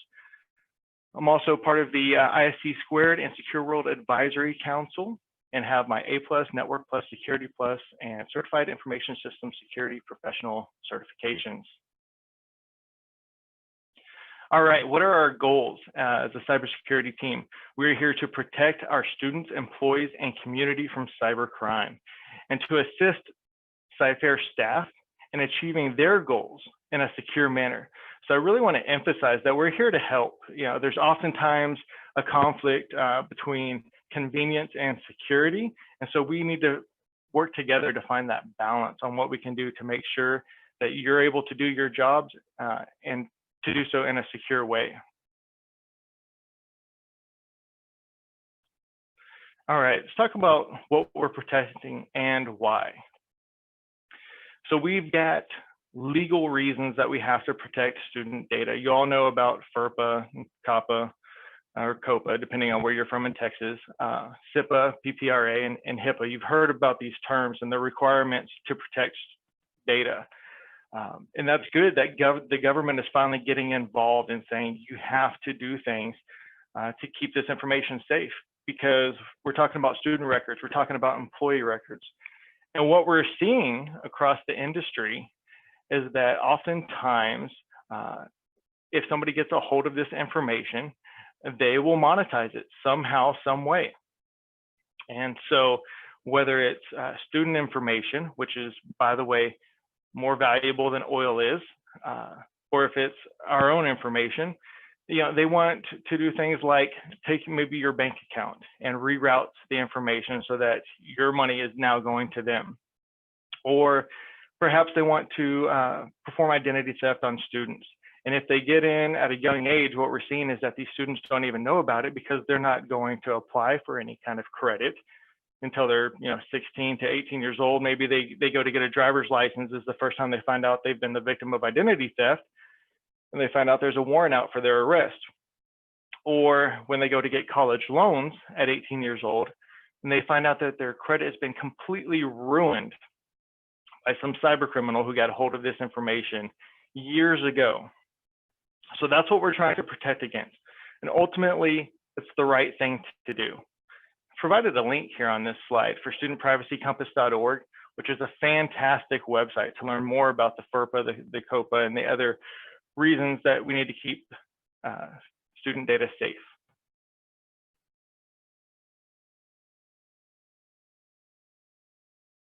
All right, so these are the threats that we're seeing in K-12. You've got your denial of service attacks, your ransomware, spyware, and other types of malware. You've got insider threats. You got third-party breaches that we have to think about and worry about. We'll talk about that. And then probably the biggest one is malicious emails, which includes phishing. And you might say, but James, does this really affect us here at CyFair ISD?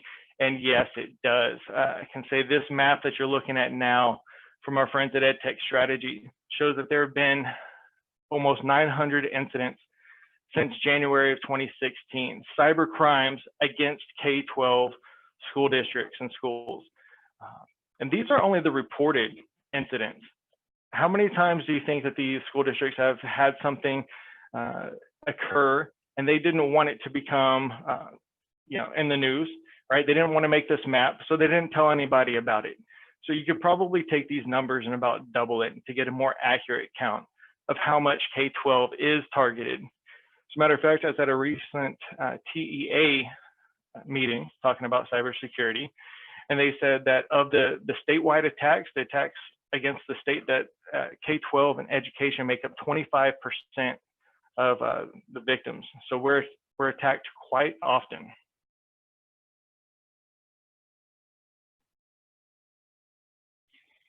All right, let's talk about some of these DDoS attacks. We're seeing these oftentimes when students are not wanting to take a test. Unfortunately, they can go online and they know how to do this because they've been doing it with their video games for years, most likely. And they can purchase an attack using a credit card for less than $30. And they'll try to basically put so much traffic on our network that it crashes the entire network. We do have methods in place to protect ourselves from that, and we'll talk about that here in a little bit.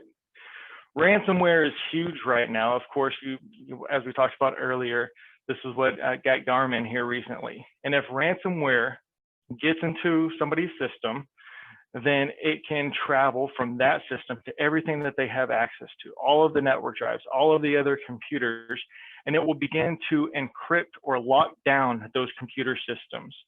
I've spoken with people at Crosby and Fort Worth ISD, who you can see there were recently hit with ransomware. And it shut them down for a minimum of 2 weeks as they tried to get everything back online. Now, let's talk about Crosby ISD. 2 weeks that they were offline. Could you imagine the size of a school district like Cyfair ISD, how long it would take to get everything back up and running? So this is why you have to be careful about what we do. You have to be careful about what we click on to help prevent these types of events from happening.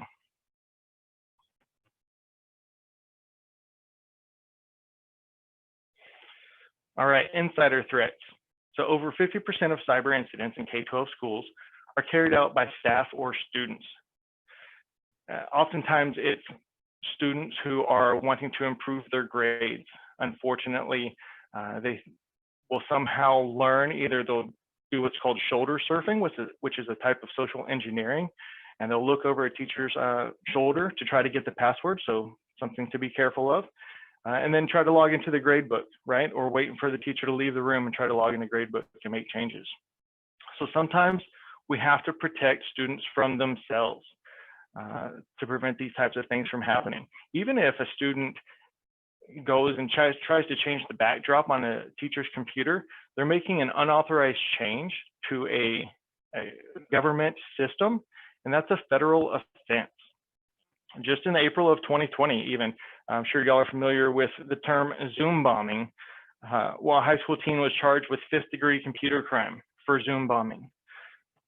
So they may just be trying to be funny and make people laugh, and they don't think it's serious, but it's up to us to do things like lock our computer and follow best practices and recommendations to help protect the students from themselves.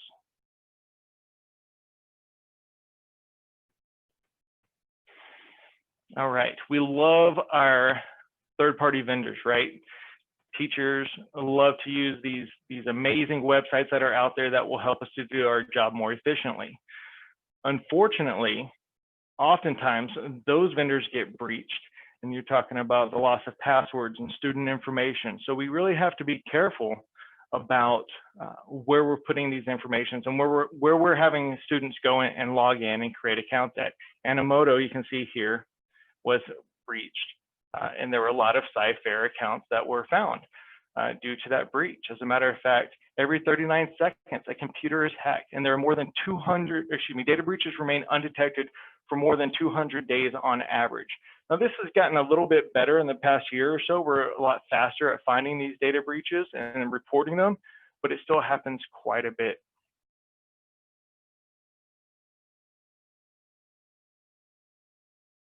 One of the best things that we can do to protect ourselves as a school district from data breaches like these is to use what we have here, which is the Texas Student Privacy Alliance. Now, you can reach this database through your Ivanti portal. You'll click on it and you can search to find out if the resource you would like to use has already been approved by the district. If it has not been approved, then you can actually make a request for us to go in, and what we'll do is we'll review the site, we'll do a security assessment on them, we'll send them a data privacy agreement, which basically says that they promise to protect our data as much as we would protect the data here on site. And then once those things are done, then we'll go ahead and approve that resource for use. So again, you can get to it from Ivanti. If you don't see the resource that you want, just request it.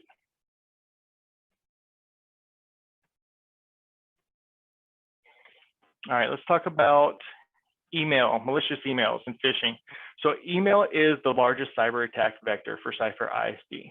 And that's because it's so easy it's easier for criminals to send out an email to a few hundred people and try to get somebody to click on a link than it is for them to actually go in and learn how to hack and try to get into our systems that way. And that's why it's such a large attack vector. And what phishing is, it's basically a technique where cyber criminals will send you an email and they'll make it look enticing, you know, free coupon here for you maybe, or some interesting news about the president over here. And then once you click on that link, they'll ask for you to insert your username and password. Well, if you do that, then you've just given the cyber criminal basically the keys to the kingdom, because once they have your username and password, they can do anything. So I've got coming up here an example of a phishing attack.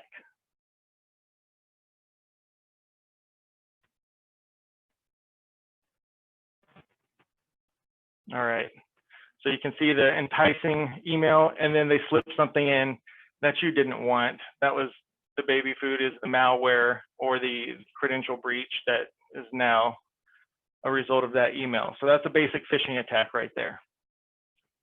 And as you can see from this slide, in one day, it's not a surprise if we get up to 4,000, 5,000 malicious emails that are blocked by Microsoft.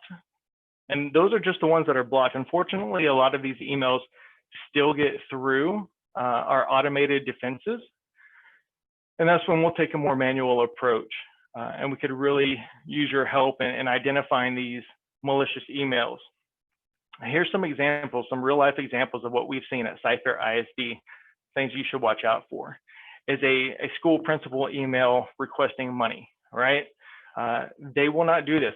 I've spoken with the principals and they have assured us that they will not be asking you to go out and get them an iTunes gift card or an Amazon gift card or anything like that. But they definitely try. The scammers will be trying.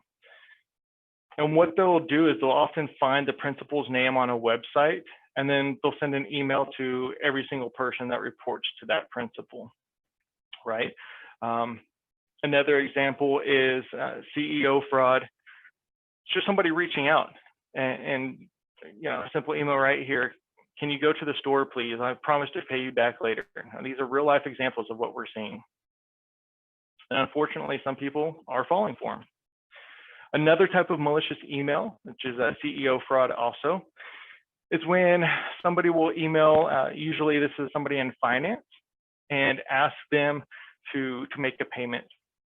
They pretend to be, in this case, the superintendent, and say, hey, we're late on this payment. We need you to make it immediately. And the person who wants to be so helpful, and then this is usually our downfall, is that we want to be so helpful, right, that we don't even second guess it. And we just do what's asked. We go out and buy that gift card. Or we make the payment for, as you can see here, over $2 million was scammed out of a Texas school here recently within the past few years. And so all it takes is for us to slow down, follow up with a phone call. If something doesn't seem right, it's probably not right. Why would the superintendent or why would a principal be contacting you to go out and buy something or to make a payment? So follow up with a phone call to verify if it's legitimate or not. There are some red flags that we want to tell you about to help you identify these malicious emails. If you see this warning banner that says caution, this email originated from outside of CyFISD, we've put that in place to warn you, hey, this might not be legitimate. Think twice about it before you go ahead and comply with whatever they're asking about. Some other malicious email red flags are what time was the email sent. A lot of these cyber criminals are overseas, and so they're working at what's 2 o'clock, 3 o'clock in the morning for us, and so often a good indication that the email is malicious. Look at the from sign.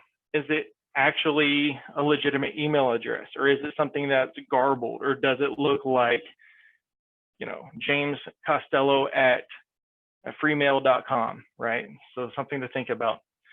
One of the best indications of a malicious email is if you hover over the link that's in there, and you can verify, it'll show up and let you know if that link is actually going to Bank of America or if it's going to somewhere else. In this case, there's actually a misspelling right there. Instead of America, it's ARN, which looks, you know, it looks like the correct spelling if you're just glancing very quickly. So again, take the time to slow down, look carefully at it. Unfortunately, a lot of our employees view emails over their iPhones or Android, and that makes it difficult to do things like hover over the links. So if you can use a computer to view the email, then please use the computer.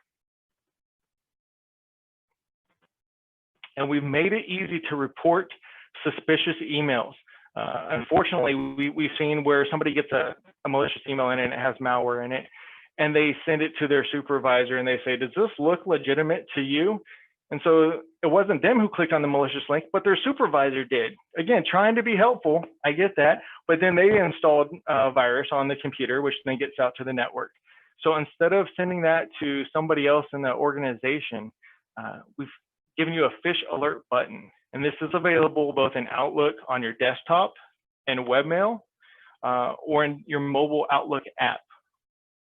Okay, now the button looks like this. You just click it and it will remove that malicious or suspicious email from your inbox and send it to our security team for review. And we will look at everything within it to identify if it's legitimate or malicious. And if it is legitimate, we'll send it back to you. If it is malicious, then we'll go ahead and take the appropriate steps to remove that from all employee inboxes, because chances are it went to more people than just you. So we could really use your help with that fish alert button. All right, just a few of the things that our cybersecurity team is doing to help. We've installed Microsoft Advanced Threat Protection to automatically remove a lot of the malicious emails that come in. You've seen the email warning banner and the fish alert button. We're also sending out cybersecurity training. So this is a new law. As of last year, we had to start sending out the training, which I'm sure all of you got and all of you did very quickly. So that would help us if you continue to do that training quickly. We do the software vetting, and we plan on implementing more multi-factor authentication. This is already in place for a number of high-risk users. And so the multi-factor authentication simply means that when somebody tries to log into your account because they have your correct password, it sends you a message, or it pops up on your app on your phone, and you just click, yes, this was me. I verify that I am trying to log into my account. That's it, super easy, and does a lot to help protect you and your information. You'll see more content filters or new content filters coming out this year. If you have any questions about a pop-up or a website that's being blocked that you think you need access to, you can just contact the help desk, and I'll give you their number here in a little bit, and they will help you with that. We perform cybersecurity audits, and we'll do phish campaigns where we test and verify if people are looking for those red flags in emails. We're doing vulnerability scans to identify all the different devices on the network, and then to make sure that they're patched. We've got Spy Cloud, which is looking for those CFISD credentials on the dark web or on the internet and notifying us. And so if we see your information out there that's for sale somewhere, then we will reach out to you and let you know, hey, look, this is the email or this is the password that we found with this email address, so that you can take the appropriate steps to change your password. We're working with the Department of Homeland Security on things like penetration tests. We're looking at getting more hard drives encrypted in case a device does go missing. The information on there won't be readable. We're looking at installing enterprise-wide anti-malware solution that's better than what we currently have. As you can tell, we've been pretty busy with a lot of things that are going on, and we continue to be busy, especially now as we move to the one-to-one.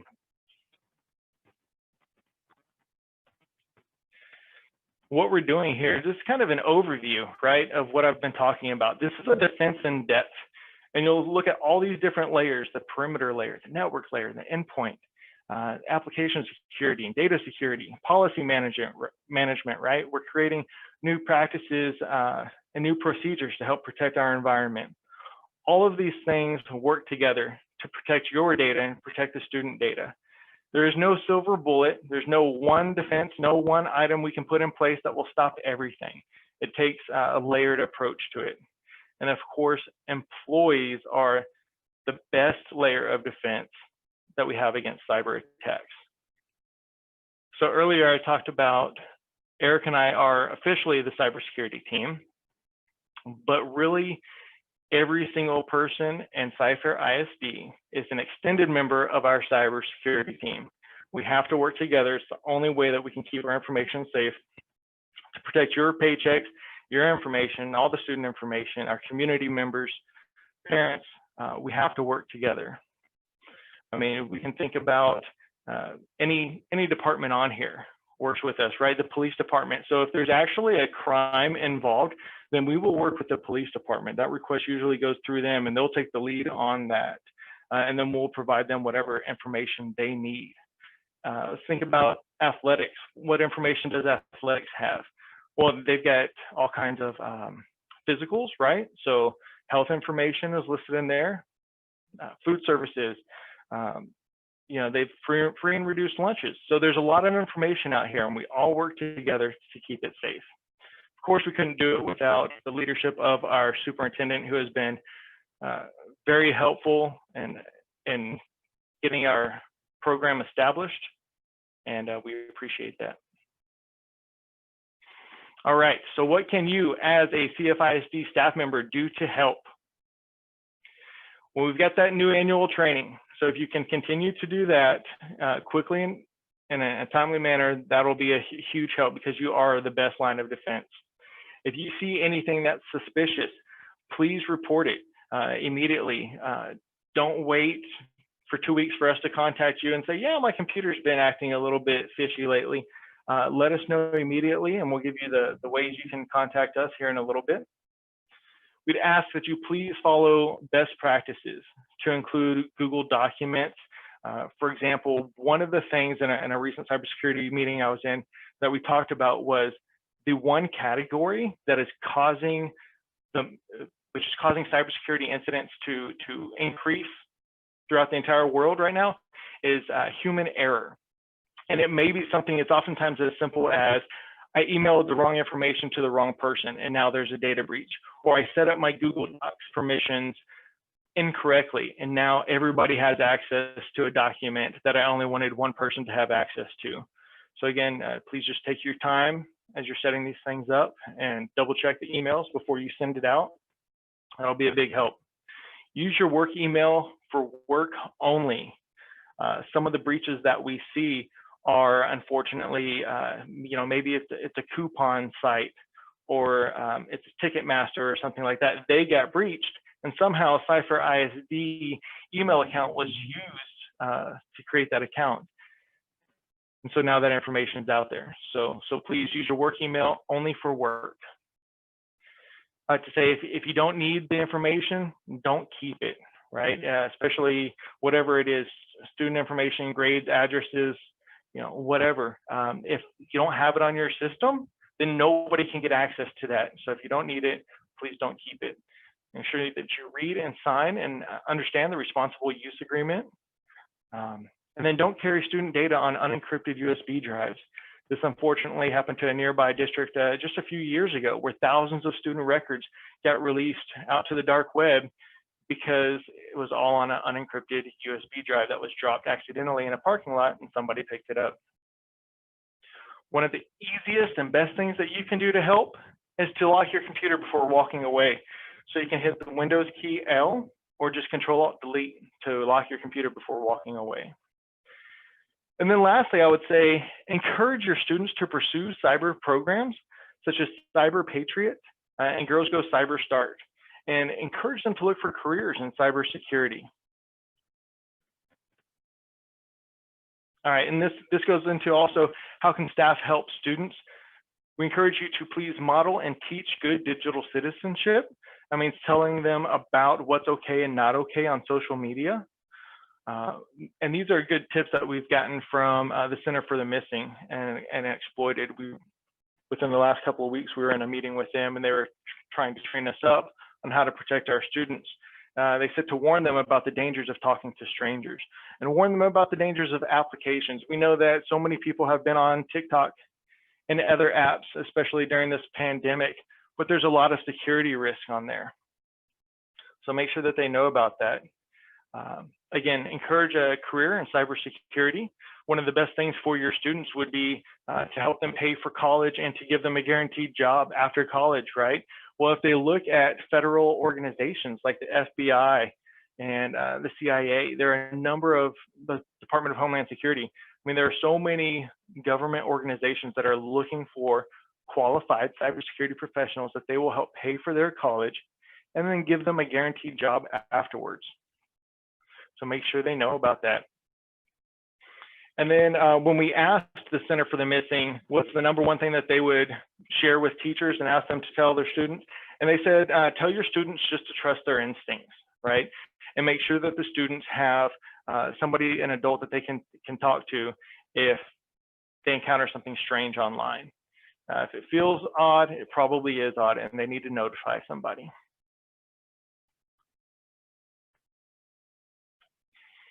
All right, as we continue to work somewhat remotely, Zoom might be a tool that some of y'all use, and we talked about the Zoom bombing incidents earlier. Oftentimes these kids think that they're being funny and they'll go in and they'll take over a Zoom meeting. But if you can follow these Zoom best practices, then you will pretty much ensure that nobody can take over your meeting. So what does that mean? Let's take a look at a couple of these real quick. That means use an automatic meeting ID for each new meeting instead of using your own regular room. Lock the meeting. Mute all participants if you can, if it's appropriate. And disable participant videos where you can. And do not share meeting links or passwords via social media accounts. Don't put it on your Facebook that you're going to be having this meeting. Record meetings only if necessary, and then use a generated password for each Zoom meeting. Now, these are practices that are recommended by the FBI and other industry experts. The waiting room is another fantastic feature that you can enable so that only those that you want into the Zoom meeting can be accepted into that meeting. And then for more Zoom information for use at CyFair-ISD, please go to this link below for some fantastic advice.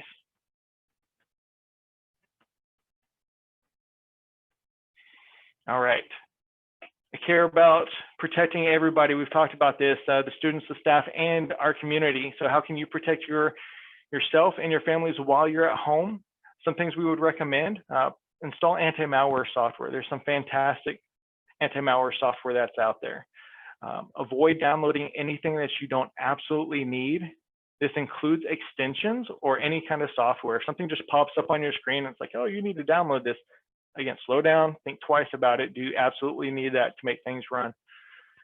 Perform regular backups on your system, and you can do this either to the cloud and have information just automatically sync on a regular basis, or you can use like a USB external drive that you plug in, and maybe once a week you back up your important information. Make sure that your systems are patched and updated. This is all systems, laptops, Chromebooks, desktops, phones. I was at a cybersecurity convention where they had 2 iPhones and actually used one phone to hack into another one and get access to all of the information on there because that iPhone was not patched. So please make sure that you update your systems. We recommend using a passphrase instead of a password, and we'll get into more detail on that in just a little bit. And several organizations, including NIST, which is the National Institute for Standards and Technology, recommend using a password manager to keep your different passwords for different accounts. One of the problems that we're seeing with these leaked credentials online, right? If somebody finds your password out there, is that it may be an old password, but it's an old password that you use for like 20 different things, and you still use it for 20 different things. So make sure that you use different passwords for different accounts.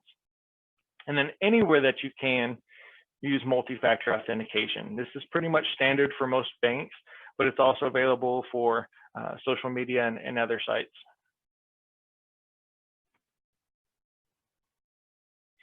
All right, so let's talk about passwords. I usually like to ask people during this part of the presentation who thinks they have a strong password, and a lot of people raise their hand. And then I say, okay, now if you have your spouse's name, your pet's name, or an anniversary date in your password, go ahead and take your hand down. And the reason for that is because all of that information is easy to find. It's easy for people to get and guess your password. So what we recommend is the use of not only a password manager, but also that you use a passphrase. Your password is no longer just one word. And some of the, I was looking at some of the recently leaked credentials that were found online from Cyfair employees. And sometimes it was first name, last name. Again, that's not secure. Or it was their kid's name. That's not secure. So what you can do to prevent hackers from going in and using software to run all these attempts to hack your account is you put multiple words together into a passphrase, and you change it up with maybe a few numbers or special characters in there, but it makes it a lot more difficult for them to actually hack into your account. The longer your passphrase is, the stronger it's going to be. And of course, never share your password with others, because whatever they do under your account, you're responsible for.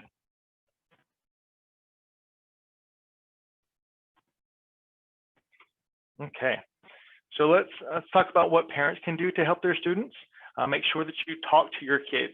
Keep the lines of communication open. This is the #1 thing that's recommended in order to help protect your students and your children. Talk to the teachers. Teachers talk to the parents. Be on alert for bullying and changes in behaviors. Parents can friend their kids and should friend their kids on social media.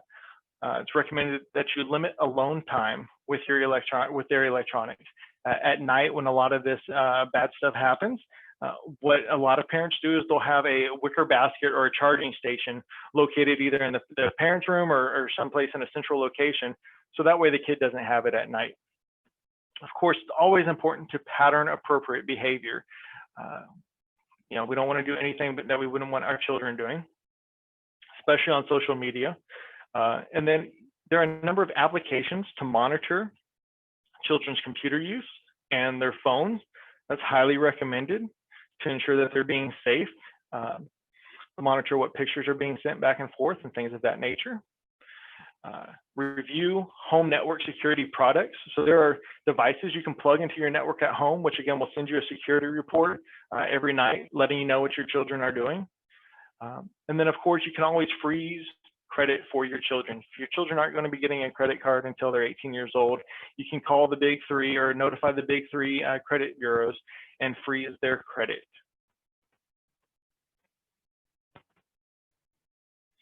All right, again, I can't say how much I respect teachers and all of our staff here at Cyfair ISD. Here's the code that we talked about earlier with the link for it. I know you guys all work very hard. It's a difficult job. I went to middle school and had the honor of talking to several classes in one day. And when I got home, I just wanted a big glass of grape juice and to go to sleep because it was tough. The work that y'all do is very tough, and I appreciate you all and the hard work that you do. I'm going to give you one more beneficial slide here.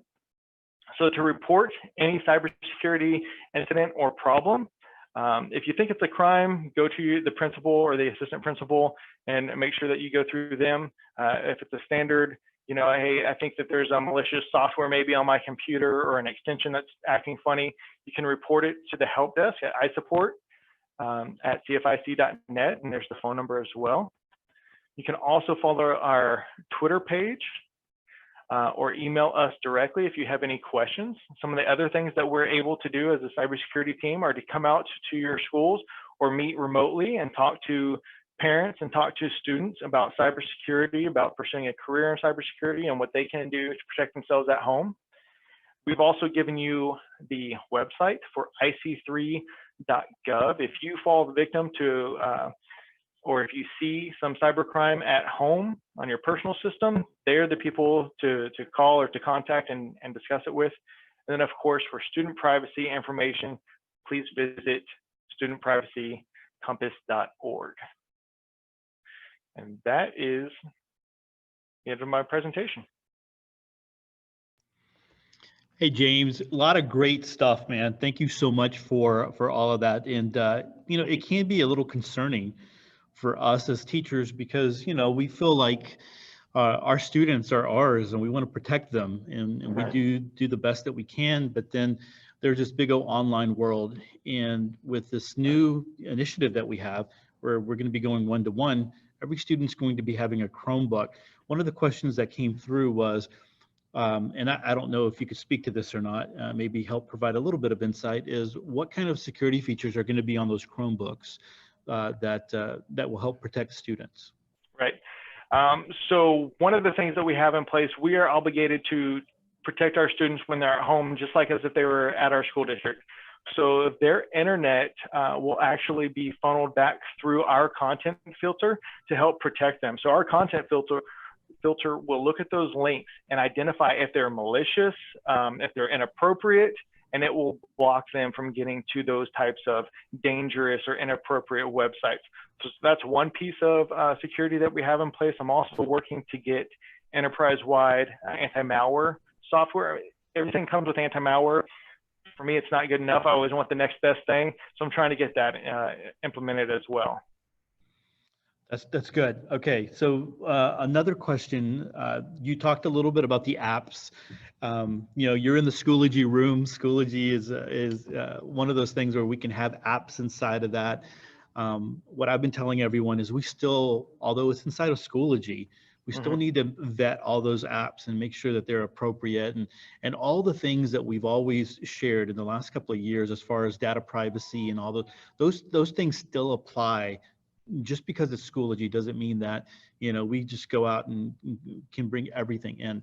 So if someone was wanting to, and I'm not specifically talking about the apps inside of Schoology, we need to, we look at those a little bit. Not only do they have to pass all the data privacy, but not every app is an app. That's one of the things that we're finding out. Not everyone is useful, although, they're available. But what is the procedure? You did mention it. You talked a little bit about it, but what is the procedure for someone who finds something really great and it's not on the list already, the approved list? What's the procedure? How do they go about doing that? Okay. The easiest way and the best way is to open up an iSupport ticket. In the iSupport ticket, which is iSupport@cfisd.net, that's send an email to that and it will create the ticket. If you don't want to go into Ivanti portal and create a ticket that way, right? You've got multiple options. And just state, this is the product that I'm looking for. Here's why I want to use it. And here's some good contact information to reach out to these people to get them to sign the data privacy agreement. Now, just because they make the request doesn't mean that they're going to get it. There have been vendors that we've talked to who were it was a small mom and pop shop. And they were literally like, I've got a server in my garage right now, and that's what I'm running this app on. And unfortunately, it's just me. I can't put these cybersecurity measures into place to protect your data. So for vendors like that, we don't want to do business with them. And chances are there's probably something out there that does similar stuff in a different way, a more secure way. So, but yeah, iSupport at CFISD.net is the best way to make those requests. And that's where a teacher would start, and then from there it goes through the route of where it needs to go to. So, all right, that's good information. Good stuff here. James, is there any parting thoughts? Anything that you'd like to leave us with? Just want to say you've got a team here to support you. We respect you all. We definitely love the work that y'all do. If there's anything that we can do to make your jobs better, please reach out to us and let us know. We're all a team here. Most definitely. We really appreciate what you and Eric do to keep us safe, not only staff members. And, talking about staff members safe, I mean, one of the things that, these hackers can attack is the infrastructure that pays teachers, right? And so we want to make sure that that's not something that they can get to. So we all need to do our part. And again, thank you so much, you and Eric, for what you guys are doing and keeping us safe. We greatly appreciate it. Absolutely. Thank you very much. Thanks, James. All right, guys, I have the bit.ly up for you. That's the bit.ly to get the link for the attendance verification for the 12 o'clock session. I'm going to leave that up as I'm talking just here for a little bit, and leave it up so that you can go ahead and do that. Make sure that you are clicking, you click all the way through that form until you get to the submission button. You want to make sure you submit that. All right. And I know I'm getting a lot of email. I can't answer I apologize. There's no way that I can get to the email right now as I am facilitating this Zoom room and all the things that are going into that. So we have the bit.ly up there. Katrina is placing the bit.ly inside of the YouTube chat. Remember, you can always scroll up. If you see that bit.ly, you can go ahead and click on it. That's a clickable link. You can go ahead and fill it out really quick, and you're good to go there, right? And so we will be joining you here in about, we got a little bit of a 14-minute break. And so that's a nice little break for you to go take care of yourself, get something to eat, come back and, get right back into the 1 o'clock session that we have available. So guys, thanks so much for being a part of this DLC and working with us. We're very excited to be able to do this and provide this for the district.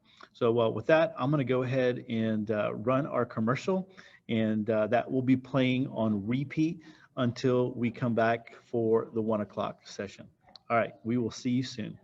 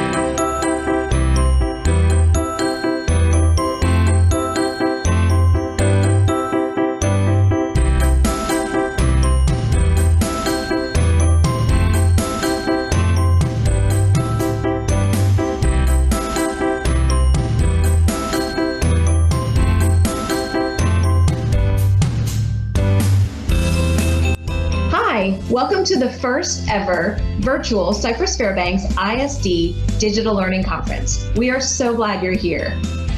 As you are going through your day today, remember that we have 7 different rooms running simultaneous sessions. So there should always be something great that you can watch. In order to earn professional development credit for attending these live sessions, you must complete an attendance verification form during each session. The presenter will show a slide with a unique link to that particular session. When that link is shown, make sure you take a picture or write down that link. And shortly after the session completes, make sure that you fill out that attendance verification form. These forms will be time-stamped, and the form will only be open for a certain amount of time. So make sure that you don't delay in completing that form. We will only be able to issue professional development credit for those that fill out the form during the allotted time. We are so glad that you have decided to spend your day with us today. And on behalf of the entire Cypress Fairbanks ISD EdTech team, thank you. And we hope you enjoy your day.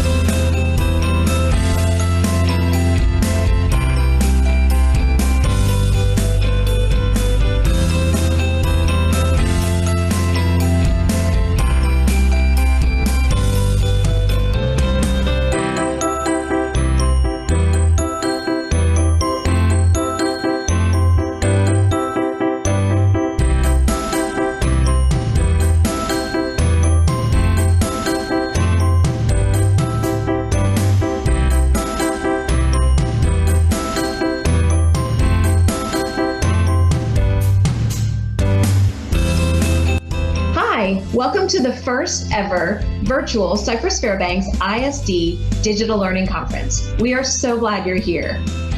As you are going through your day today, remember that we have 7 different rooms running simultaneous sessions. So there should always be something great that you can watch. In order to earn professional development credit for attending these live sessions, you must complete an attendance verification form during each session. The presenter will show a slide with a unique link to that particular session. When that link is shown, make sure you take a picture or write down that link. And shortly after the session completes, make sure that you fill out that attendance verification form. These forms will be time-stamped, and the form will only be open for a certain amount of time. So make sure that you don't delay in completing that form. We will only be able to issue professional development credit for those that fill out the form during the allotted time. We are so glad that you have decided to spend your day with us today. And on behalf of the entire Cypress Fairbanks ISD EdTech team, thank you. And we hope you enjoy your day.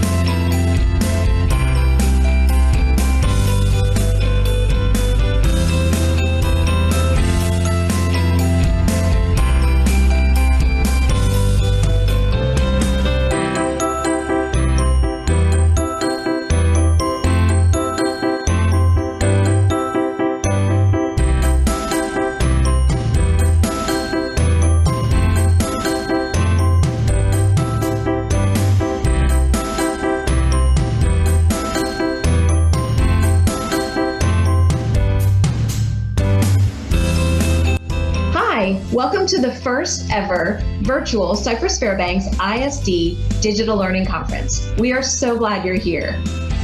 As you are going through your day today, remember that we have 7 different rooms running simultaneous sessions. So there should always be something great that you can watch. In order to earn professional development credit for attending these live sessions, you must complete an attendance verification form during each session. The presenter will show a slide with a unique link to that particular session. When that link is shown, make sure you take a picture or write down that link. And shortly after the session completes, make sure that you fill out that attendance verification form. These forms will be time-stamped, and the form will only be open for a certain amount of time. So make sure that you don't delay in completing that form. We will only be able to issue professional development credit for those that fill out the form during the allotted time. We are so glad that you have decided to spend your day with us today. And on behalf of the entire Cypress Fairbanks ISD EdTech team, thank you. And we hope you enjoy your day.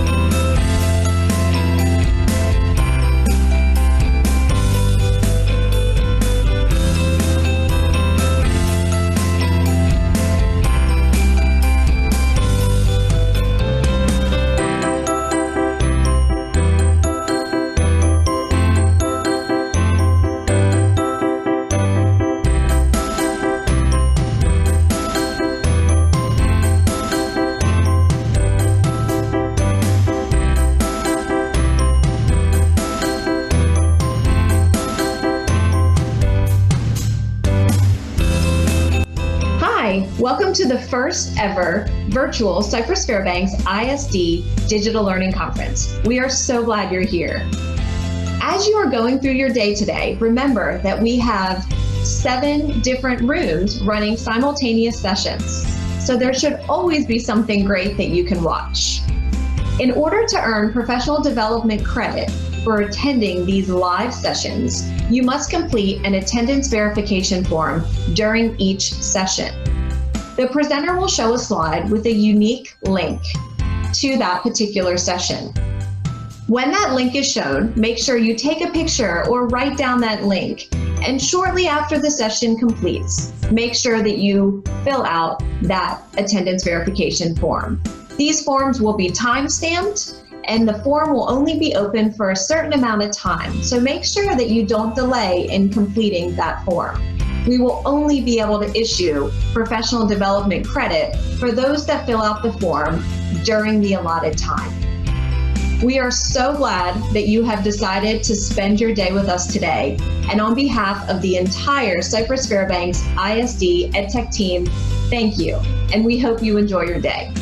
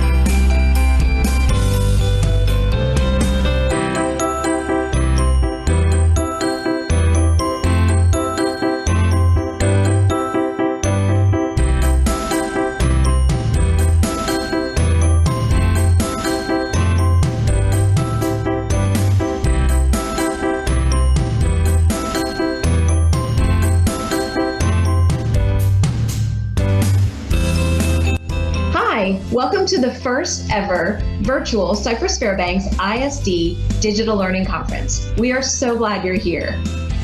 As you are going through your day today, remember that we have 7 different rooms running simultaneous sessions. So there should always be something great that you can watch.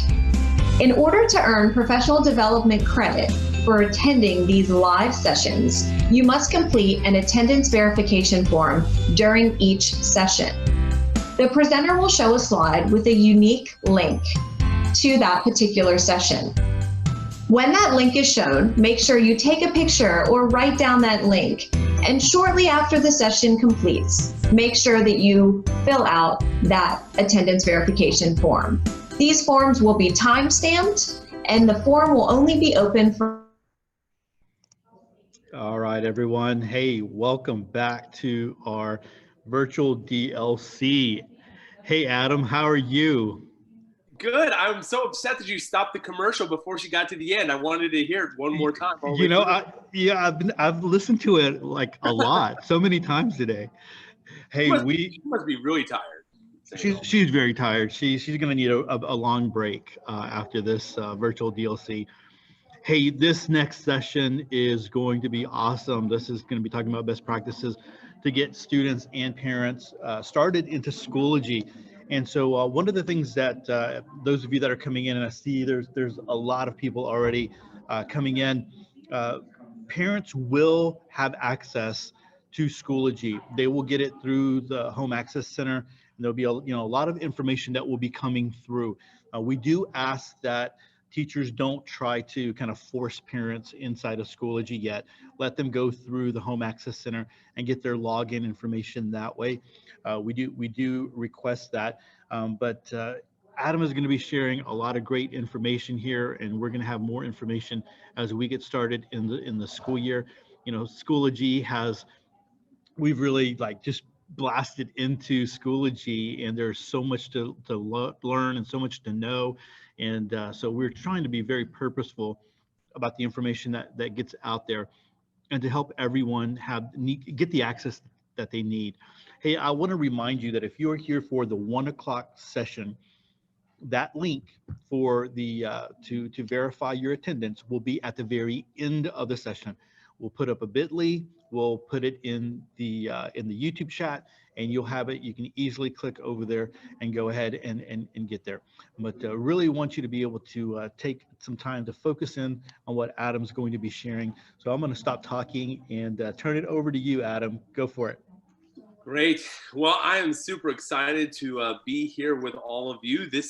Some of you, this might be a repeat session for you. So some of the things are going to be a little bit redundant, but some of you are maybe here for the first time. I'm hoping that your day has been going well. I know that I was looking through the actual agenda of some of the different tracks, and there are some tracks that I actually would have wanted to be a part of if I wasn't having to lead 7 different sessions, but hopefully you've been able to take advantage of that. Hopefully everyone has gotten a lunch in them. I had a nice hour break, so I was able to get that lunch in, so that was nice. And hopefully this time is going to be beneficial for you as we look at how the kind of best practices of Schoology when it comes to students and parents. And I'll talk about my agenda here in a little bit, but first off, I do want to introduce myself. My name is Adam Larson. I think Todd finally got tired of complimenting me, so he just let me introduce myself. That's fine, Todd. I'll write that down as a note, though. But essentially, my role, my name is Adam Larson. I'm the Director of Educational Strategy for Schoology. I've been with the company for about 5 years, but before that, I was in public education. I was a classroom teacher, both at the elementary level and intermediate. So I kind of have been in both of those kind of areas. I really got a love for teaching during that time and understanding of how technology could make me a better teacher. I used that knowledge actually to move into a campus-based instructional technology specialist position. So I was working at a 4,000 student high school campus that was going 1-to-1 back in 2008. This is actually at Klein Oak High School, so in Klein ISD, which is a little bit north of where all of you are. I was there helping everywhere from calculus teachers to cosmetology teachers to help move forward with technology. I learned a lot of great lessons, helped out all the different campuses that were rolling out at that time, and I eventually found myself into a district level position where I was working at Houston ISD, helping with a 60,000 laptop distribution across 48 different high schools. I was helping the technology team, a curriculum team, and the assessment team to all be able to move forward. And it was actually during that time I was actually part of an LMS committee where I saw Schoology for the first time. And it was kind of love at first sight. I was like, I wish I could have used it in the classroom. I wish I could have been training teachers on this. I wish I could have used this to introduce to campuses.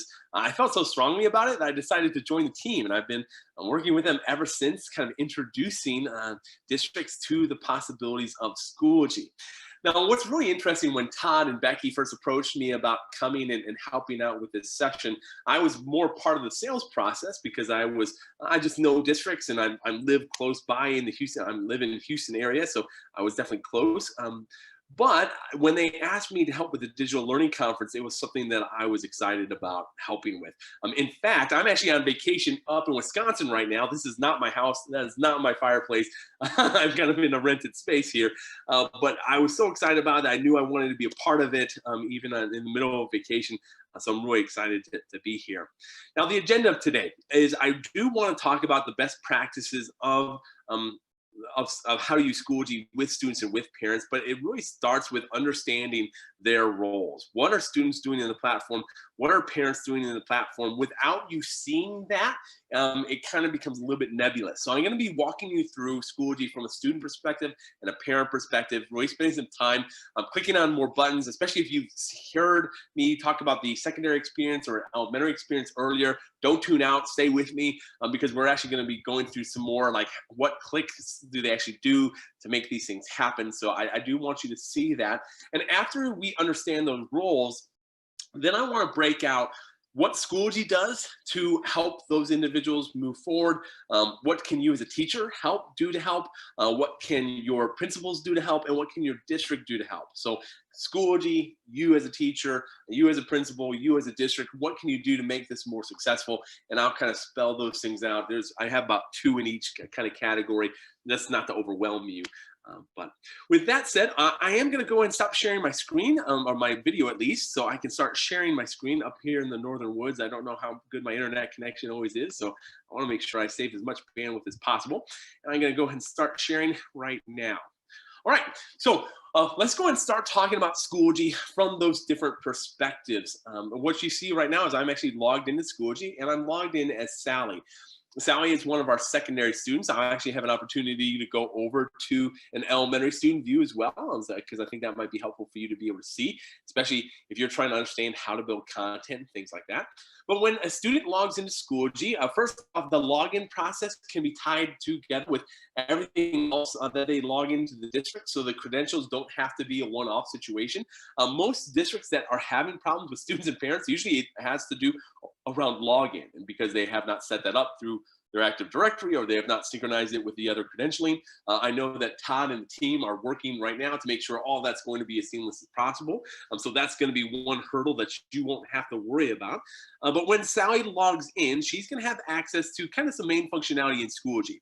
Courses, groups, and resources being the main thing, and then even a grade report, which we'll spend a little bit of time talking about as I go through things. But specifically on the homepage, she has access to her course dashboard. Now, the beautiful thing about courses in Schoology is that these are all preset in Schoology through eSchool Plus, through the integration that happens with eSchool. So for instance, when Sally logs into Schoology, she doesn't have to wait for her history teacher to create a course. The course is automatically generated through eSchool. She doesn't have to wait for Sally, for the algebra teacher to send her an access code, because she's automatically enrolled. She doesn't have to wait to enter the access code in herself to get into biology, because again, that's happening right through eSchool Plus. So literally all of her periods 1 through 7 are going to be found in one place. So she never has to add these courses. She can simply access them. In a little bit, I'll actually go into one of those courses just to be able to show you things from that student perspective. In addition to those courses, though, she also has access to groups. And for her groups, this is ways for students to have more ownership, to be able to create a sense of community and collaboration, all within Schoology. The first group, excuse me, the first group that you see here is the senior class of 2020. So this is a student-led group. So literally, when Sally goes into this group, this is a place for her to be able to share ideas, have discussions, post updates, share resources. All that can be done through the group. However, that group is still facilitated by a teacher. So it's not like Sally's working independently with a bunch of other students. It would still be facilitated by a teacher. So you can make sure that things are on the straight and narrow there. But the group provides a place for Sally to engage and provide a place for her to be able to do some work.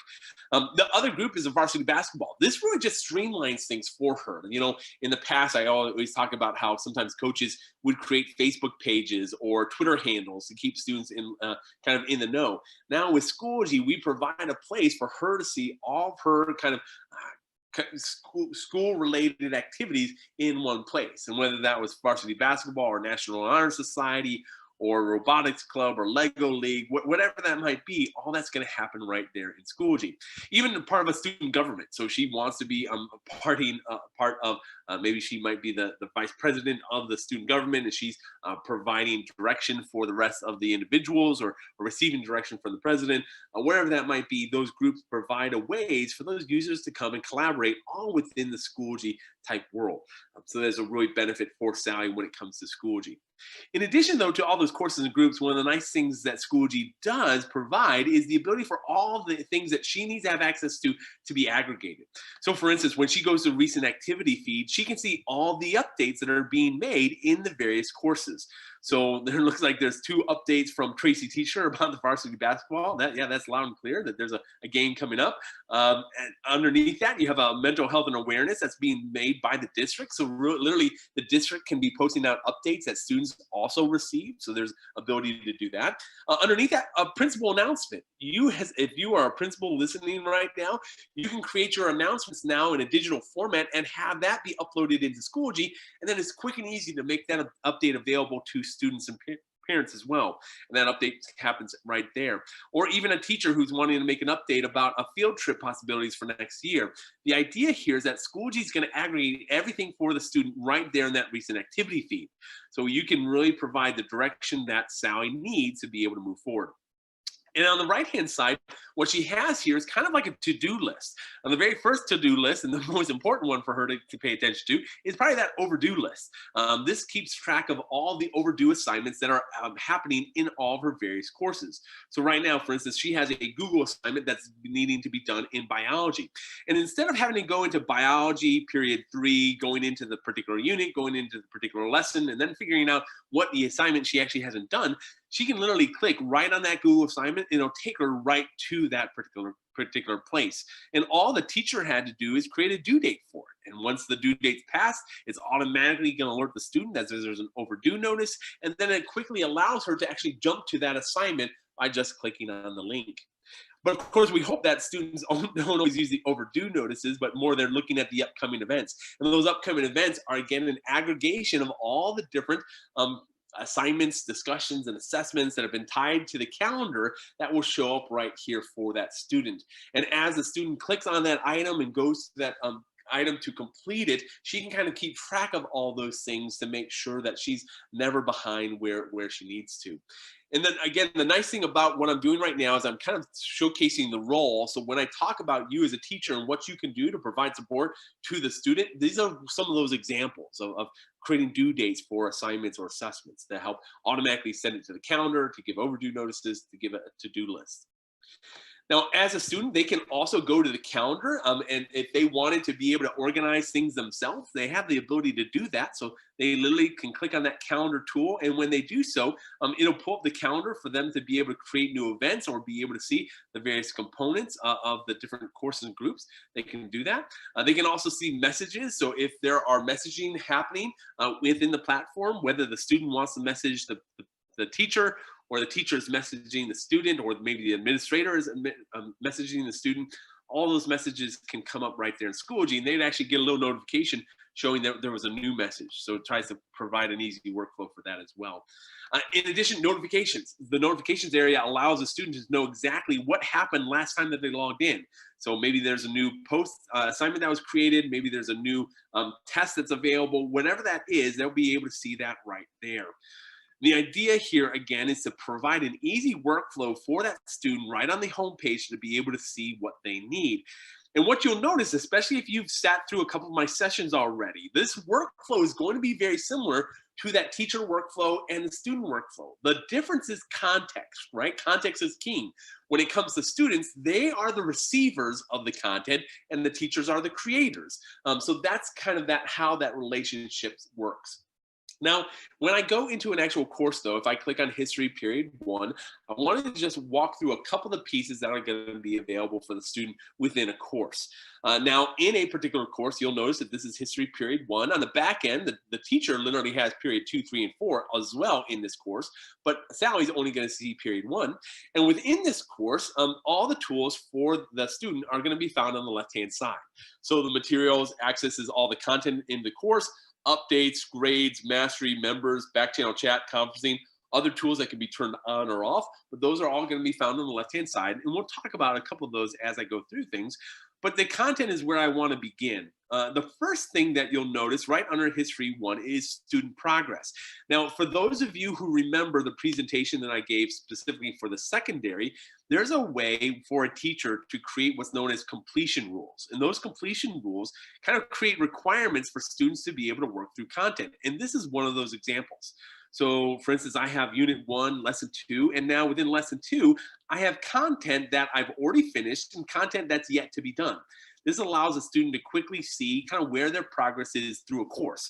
And that's all things that a teacher can do to help make sure that the student kind of understands what they're doing and what they need to be able to complete next.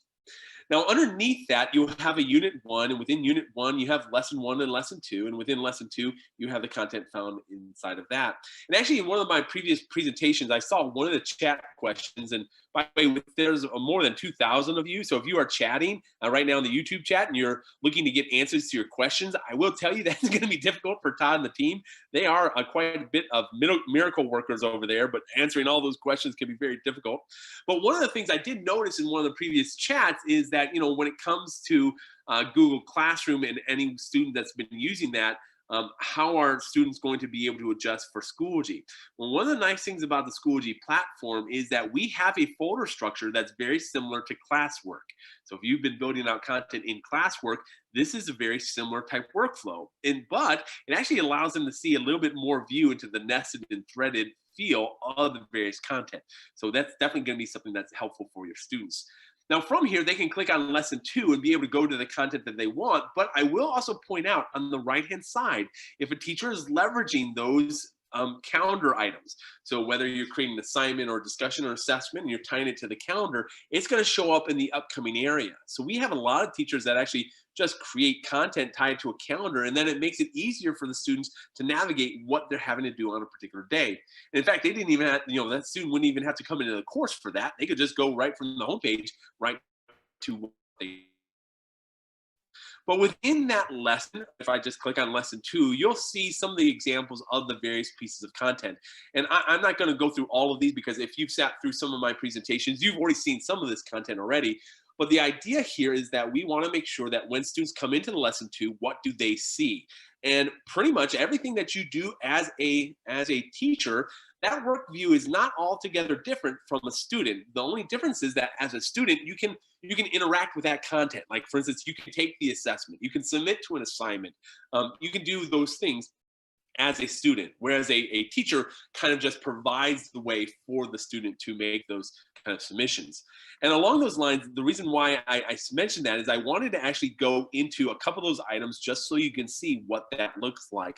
Because if you are building assignments, if you are building assessments, that's a workflow that's going to be really important for your course building process, but you need to kind of see what that student experience looks like just so you have that in your mind and know that it's not a difficult ask for those students.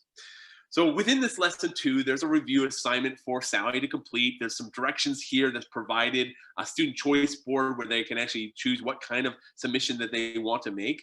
Underneath that, a rubric that's made available so the student knows exactly how they're going to be assessed. Remember, the more information you give to the students, the easier the actual assignment is for them to be able to complete accurately, and the better, I think, responses you're going to get from the students. But on the right-hand side, this is where they're actually going to make their submission. Now, for this particular example, there's already multiple submissions here, so this is used for our demo purposes. But if a student ever wants to submit into Schoology, what they would do is that they would go to the resubmit assignment or submit assignment if it was the first time. And from here, this is where they could actually upload a file. So if they have a file that they've been working on their computer, they just go to the submit assignment, they choose upload, and then that assignment is in Schoology. Or if they want to do an audio video recorder, they can actually record audio and video. So if you want them to do a oral presentation and you want them to submit it to Schoology, they literally can record themselves in Schoology making that assignment. So there's ability to do that within the platform. There's also ability for them to create right in Schoology. So if you want them to be able to create in the platform, they can do that here in Schoology as well. There's some functionality around the HTML editor, which allows them to do those kind of things, do the formatting options that they need. I will also mention that if you want them to even be able to save as drafts, so if they haven't finished anything in particular, they can do that.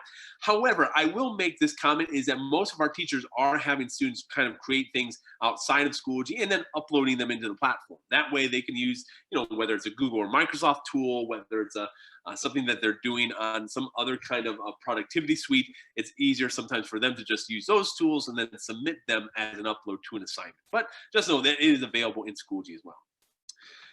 Now, the nice thing about that is once they do submit, then they're able to actually go into the assignment themselves and be able to see the submission that they've made. Now, this is actually a pretty critical step because there are sometimes students that go into that submit button, they'll upload their assignment, but they won't actually press submit. And when they don't press submit, then the assignment doesn't actually get submitted. I have a 4th grader, a 6th grader, an 8th grader, and for the last couple of months, my students have been using Schoology. And one of the things that specifically my 8th grader, is she was making various assignment submissions. The very first time she submitted and she got a due date, an overdue notice because she didn't have the assignment turned in. Well, it was no problem because she had the assignment on her computer, but it just was marking it as overdue. And for my daughter, that is unacceptable. So she was trying to ask me what was going on. And I walked her through the process of just making sure to submit. And when she did, she recognized, oh, when I submit, I actually see that it's submitted. And that's what she's wanting for as proof. So if anything, that is one of the things that does come up, just to make sure that, especially as a teacher, we'll talk about this more as I get into the teacher aspect, but make sure that you always understand the workflow that the students are going through so you can kind of pinpoint those areas where they might struggle and provide some suggestions for that. Honestly, there's things in Schoology that we provide support on that too, but like I said, we'll get into those things. But the idea here is that as a student, you can easily submit right in Schoology by just going to the particular assignment, submitting the assignment, and uploading whatever you need.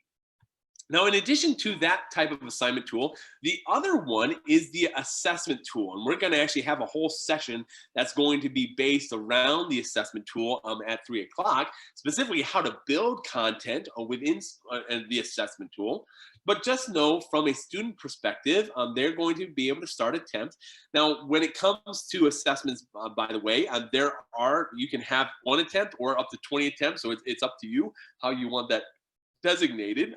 But when a student does go into it for the first time, this is where they could start attempt. And then underneath that, if there's previous submissions that they have not actually completed, they'd be able to access it that way as well. For today, I'm just going to resume this assessment so I can just showcase what a student's doing. But when they go through their assessment tool, or the assessment tool in Schoology, it's a workflow that's going to be pretty conducive for them just building out or going through a normal assessment. There's going to be the assessment window where they'll be able to see the question. And then you as a teacher, as you're creating the question type, would just ask them to do what they need to get done. Like multiple choice, true, false, those are going to be easier and more self-explanatory as students are familiar with those question types. But some question types might require them to say, like, highlight the sentence that showcases the non sequitur example. So now they're actually selecting the actual sentence right within the reading. But the overall experience itself is one where it really allows them to quickly and easily navigate within the assessment to go from one question to the next. And then things are pretty self-explanatory. Like this one is a click and drag activity where they're labeling the image. Or maybe if I go to the next question and it's a highlight hotspot where the students are actually selecting the different images right there in Schoology. So the idea is when you're building out the assessment, like I said, we'll talk about this more at the 3 o'clock session, is that you can build out the assessments that really direct the students into what they need to do on the particular pieces and engage them in the learning process. So the assessment tool is vital for that. But the big thing as they are going through this actual assessment is that at the very end, there's going to be an opportunity for them to review. And once they review, they can see any questions that they flagged or those questions that were unattempted. And then when they press finish, it'll actually submit. Now, for this demo purposes, I don't want to actually submit this, but just know all these promptings happen as they're going through the assessment, and literally they'll be able to submit right there from Schoology. So that's the big thing when it comes to courses. I wanted to make sure I was able to showcase some of that workflow to make sure that everyone got a chance to see some of the aspects of the student working through the course that you might not have seen even if you'd sat through some of the different sessions earlier today. But the idea here is for the student is those courses, those groups, those become like the really main points that that user will interact with within Schoology. And providing a great workflow for them in those courses is going to be imperative. But like I said, we're going to talk about that more from that when I get into some of the other aspects. All right, let me switch over to a parent view so that you can see that as well. So if I switch over to Patricia Parent, for instance, when Patricia logs into Schoology, a parent is going to have really two different perspectives. And I'm going to actually start off from the parent's perspective herself, because this is going to be very similar to what I showed you as a student. So when it comes to Schoology, parents are actual users. So that means they're not just observers, they're not just flies on the wall. They actually have accounts themselves, and those accounts can be generated through a process with Active Directory, and we'll be working with Todd and the team to make sure that all that's set up so that your parents can easily access Schoology platform. But when they do, they're going to have courses in groups as well. They're going to have recent activity. They're going to have course dashboards. So they're going to have their own things that they're a part of. And specifically on the course dashboard, you can have courses that those parents are part of. Now, one course that I'm going to jump into a little bit later is a parent orientation course. This is actually something that Schoology created to help with the overall onboarding process. And there's not only one available for parents, but it's also available for students, so that within Schoology, you can have courses that your district delivers to those users to help orientate them to the course or to Schoology in general. So if you are a teacher thinking about like, oh, do I have to train every single parent and student on how to use Schoology? The answer is no. There's going to be things that we have in place that will help them get supported, and there's some other pieces in place as well. Your job as a teacher or as a principal is to create an atmosphere that makes their experience in Schoology as seamless as possible. And I'll be mentioning those tips when I get to that portion. But in addition to this course, the other thing that you can do, which is really nice about Schoology, is that it's not about the how-tos of Schoology. It's really about what you're wanting the user to do. For instance, this personalized learning course, this is a course that this district created that is focused on helping to develop parents professionally. So think about it like PD for parents, where you can be providing courses that help those parents be better at their job, which is not parenting, but as co-teachers. So they're co-teachers with their students oftentimes, and especially in this distance learning world, and you can be creating courses that help them move forward successfully and navigate some of those pieces that they might need to know. So there's some definitely benefit for that. But the parent themselves, not only do they have access to their own account, but they also have access to their student account. And this is going to be important because not only are they going to have access to courses and groups themselves, but they're going to have access to everything that their students have access to. And they're going to have access to all of their students from one place. And right now I'm looking at Sam's student. And when Patricia logs in, she's going to see that homeroom course, and she's also going to see student activity. Now, from a parent view, you can see not only the updates that are being made in the course of the group, but you can even see your student activity. So for instance, whether Sam replied to a homework assignment, maybe a submission to the daily activity, or maybe the grade for that daily activity, all that's going to be made available for the parent to be able to see. It's kind of like the highlight reel of what's been going on with the student. A parent can always see that. In addition, they're going to be able to see in the recent activity all the updates that the teacher's making. One of the nice things, especially from the elementary point of view, as teachers are building out their courses, is leveraging the updates area. And we'll talk about this more later, but the idea here is that you can provide specific direction to parents to let them know what those important pieces are in that overall packet work or the videos and activities that students are doing.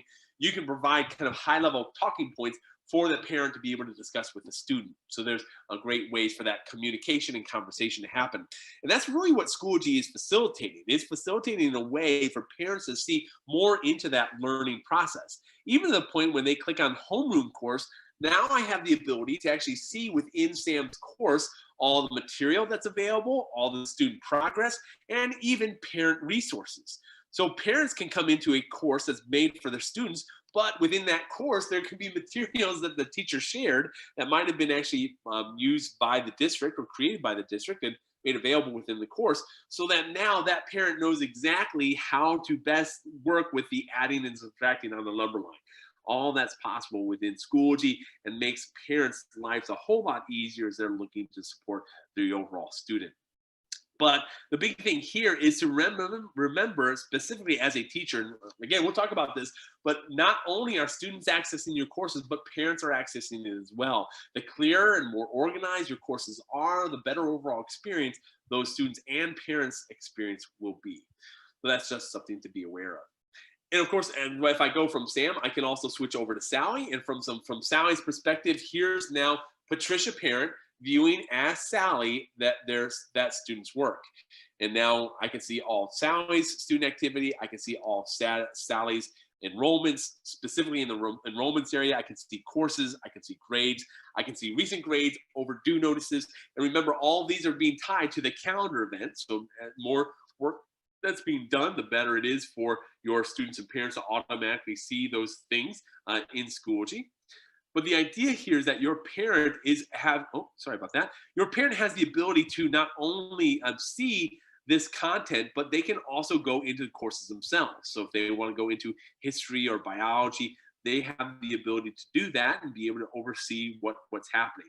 Now, one thing I do want to mention from a parent point of view specifically, though, is that you never have to worry about parents actually submitting on behalf of their student. So, for instance, Patricia can't take an assessment for Sally. She can't submit an assignment. She can't even make a discussion post that's been used, for students, and be able to read other students' posts besides their own students. So Schoology always handles that. I think one of our regional sales directors once said it well, that we allow for those helicopter parents to do quite a bit of flying, but they can never do any landing. So they can see what's going on, but they can never actually submit to anything. So I know that that was kind of extensive going through some of those different roles, but I really wanted to be able to showcase some of the ways that a user is actually coming into the platform and doing things. Oh, and one thing too, I will maybe mention as well in the members area, if at any time, if you want to be able to, as a parent, be able to send a message to a teacher, you have the ability to do that. Also, those messaging areas would be available within their account as well. So that definitely is possible.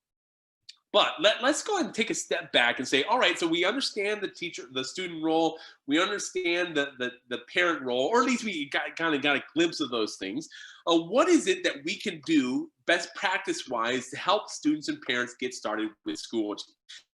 So I talked about what can Schoology do, what can a teacher do, what can a principal do, and what can a district do. So let's start off with Schoology. What can Schoology do to help parents? So, well, one of the ways that we try to help is by doing those orientation courses. And you actually saw that from a parent perspective. So if I switch back over, I'm actually going to switch over to Allison Admin, who's my actual admin account. And from here, this is where we can actually have a parent orientation course. And just so you can see a sampling of what this looks like, our parent orientation course offers ability for a parent or a student, because we also have student orientation courses, but it allows them to get started with an introduction to Schoology. From here, there are videos, there are animated GIFs, there's things that they can learn about the platform, and they can go through this in kind of a sequential way.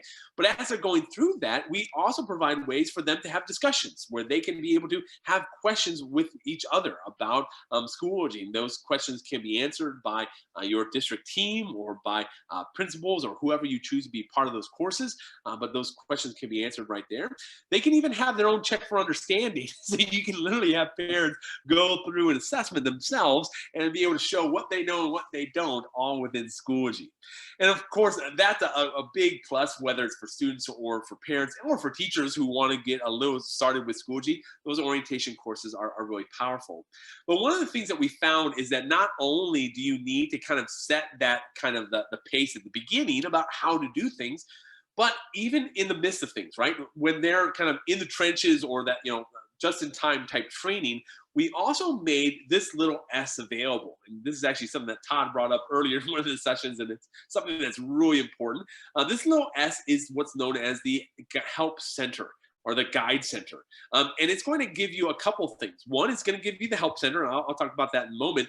But it'll also have support contacts. So your district will have a couple of support contacts identified, which those users can be able to contact. There's also different ways for them to have other things in the Guide Center based upon what the district is choosing. But the idea here is that with the Help Center is that you have the ability for a user to be able to search for things in Schoology's Help Center. So for instance, if I want to know more about assignments and maybe how to turn them in, as long as I spell it correctly, I can type in assignment, and now I get video results of how to complete an assignment with a video in a student perspective. And what I'm able to do then is actually see that video right here in the Help Center that walks me through all that process. Or if I'm in an assessment and I'm wanting to figure out how to submit, I can click that S and it'll show me how to navigate through. So that little S is something that, one, it'll try to identify where you're at and provide suggested articles for you to review, but it's also going to provide a way for you to just search and find those kind of things. And that's going to be available for all your users, your teachers, your students, your parents. All of them are going to have access to that Help Center. And those are things that Schoology wants to provide to get that kind of just-in-time training, or that kind of the first glance into Schoology done at the kind of R level. But what can Schoology do? The big thing is orientation courses and help center. Those are two things that we're trying to do. There's a whole lot more, but again, because of time, I just want to hit on two of those that kind of come to the top of my mind. Secondly, let's talk about what can teachers do. So a lot of times when teachers ask me, Adam, how much training is going to be involved with training students on Schoology? And it literally is minimum. The thing as a teacher that you need to be aware of is what you're expecting students to do. So for instance, if I go into this history course and I've designed this history course in this particular way, I need to have an understanding of what I want students to do. So if I want the students to go into unit 1, and within unit 1, I want them to go into lesson 2, and within lesson 2, I want them to go to this discussion forum and have a conversation, well, the course itself doesn't necessarily tell them that in terms of how it's set up. However, what does tell them that is to have something like this on the right-hand side where, hey, there's an upcoming assignment here, and I'm going to click right there to actually go into that discussion or go into the assignment. That upcoming gives them a clue of what they need to do. So there's ways that you can develop your course to help it be more conducive for a student to know what they need to do. In fact, a lot of times what teachers have been doing, especially in this distance learning time, is that within their kind of pages or folders, what they're doing is that they're actually, and let me just edit this one so you can see what this looks like, is that instead of writing out directions or hoping the students just click on the right thing, they're literally taking out their audio and video recorder and they're recording themselves right here in Schoology and providing the directions to the student. This is what you need to do today. This is what you need to get completed. Make sure that you finish this and that. And all that can be done in a video right here in Schoology. The more direction that you provide them in the course, the better off they're going to be to make sure that they're doing what they need to do. And remember, this kind of goes back to another session that I gave earlier today about distance learning and blended learning. In a blended learning world, you as a teacher can direct a lot of students to a lot of things, but especially in distance learning world, you're needing to provide direction that's kind of more asynchronous, that the student would go into this course and be able to know what they need to do when they enter into it. The other big thing when it does come to the overall course and as you're building out is make sure that you as a teacher kind of understand the workflow. In fact, one time, and this was not with Schoology, I once was in Client ISD and we were actually about, I think it was around 9 years ago, they were using Blackboard, which is another type of learning management system that is not nearly as easy to use. And one of the students came into my office. I was a campus instructional specialist at the time. The student came into my office and said, Mr. Larson, can you help me? I'm failing my history class. And I said, well, you know, I love history, but I don't know if I'm going to be able to help you. He said, no, it's not that. My teacher keeps on saying that my work is late.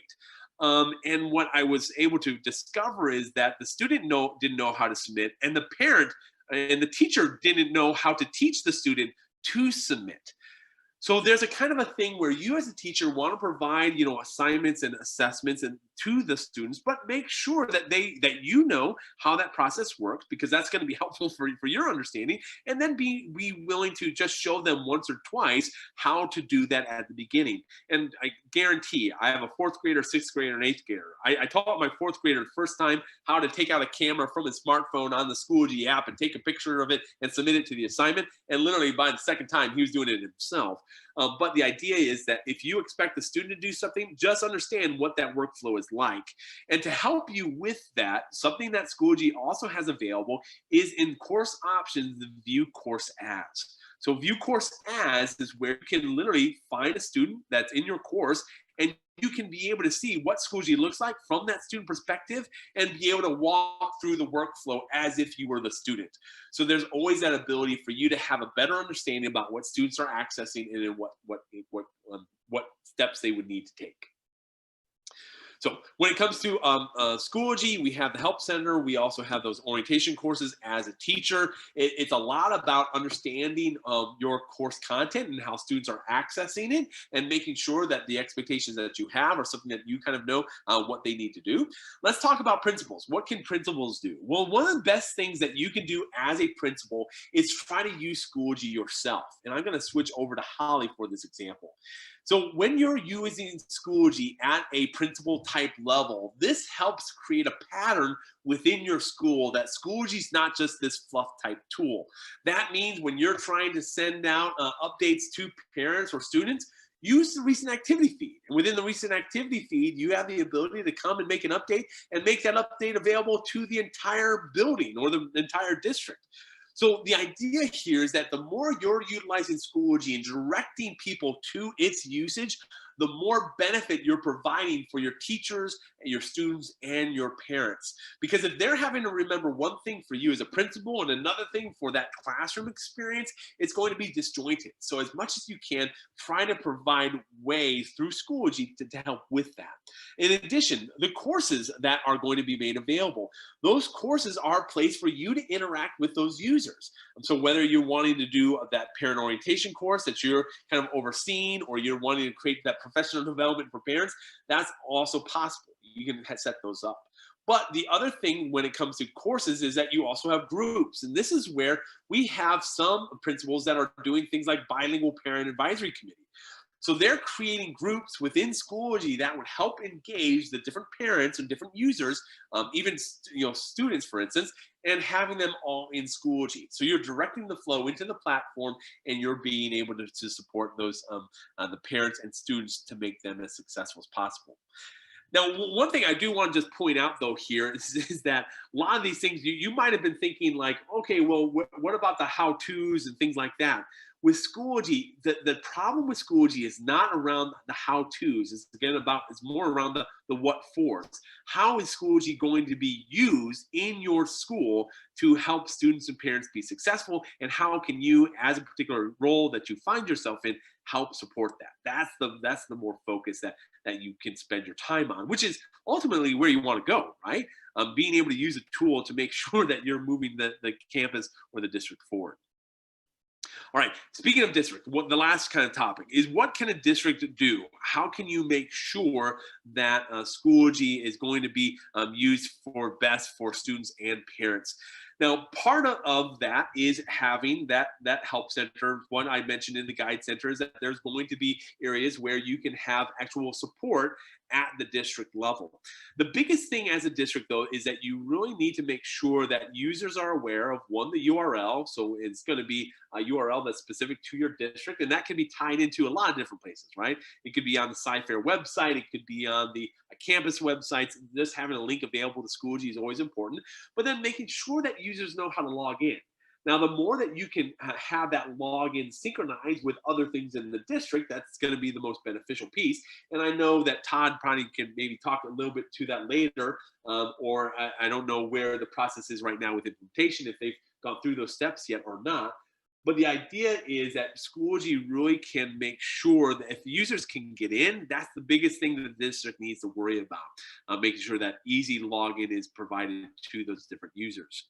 The second thing, though, is to really make sure at the district level that there is a solution focus in mind, that Schoology is a tool that your district will be able to use. And that, again, starts even with those kind of, and I know this isn't even student or parent related, but even curriculum instruction or PLCs. If you're using Schoology to make sure that users are in the platform doing those different pieces, it's going to make sure that Schoology becomes part of the culture of Sci-Fair.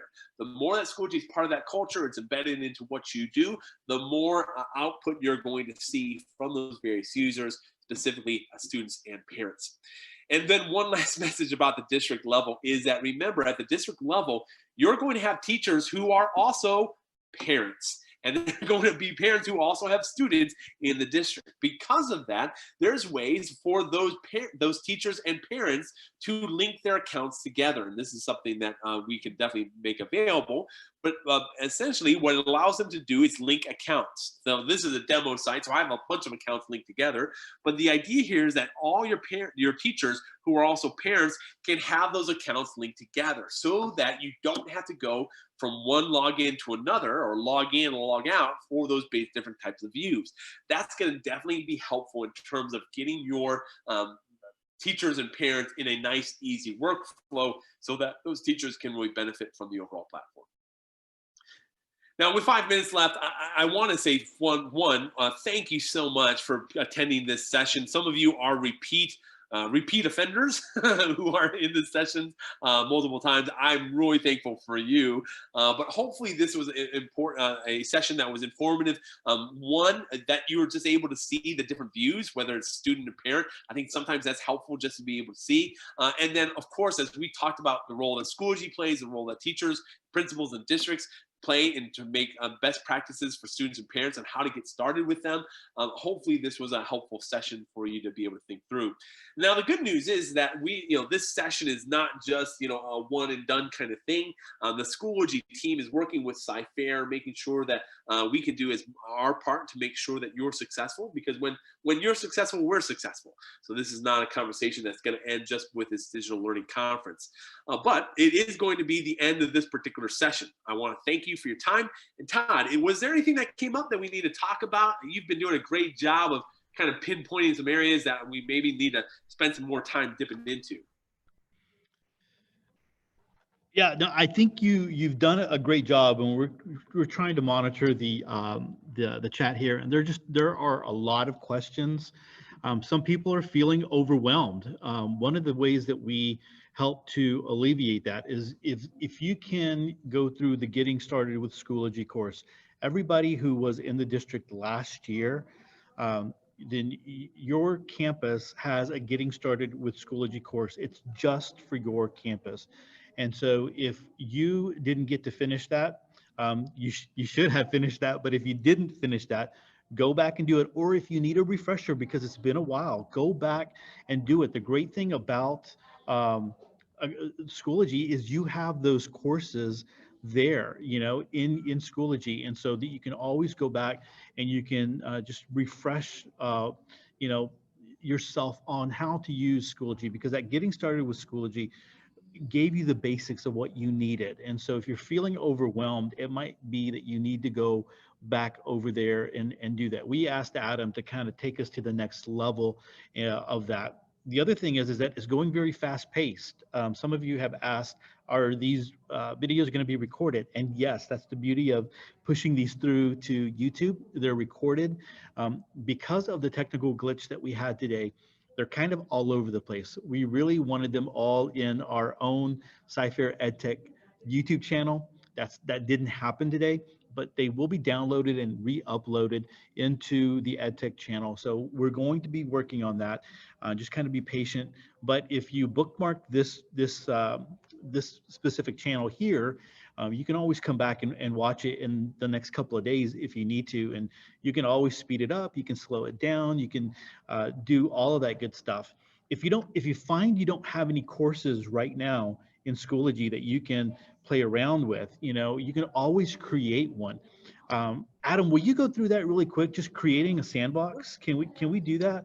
Yeah, let me start sharing my screen so that we can I can walk you through that process, because that is something that we're making sure that's being done for your teachers, so that all your teachers, you won't have to create your own courses when that process happens. But in the courses area, there be my courses. So again, you would just go up to the top, click on courses, and then when you get that drop down, you'll see my courses. And when you select my courses, this is at the very top right. This is where you can say create course.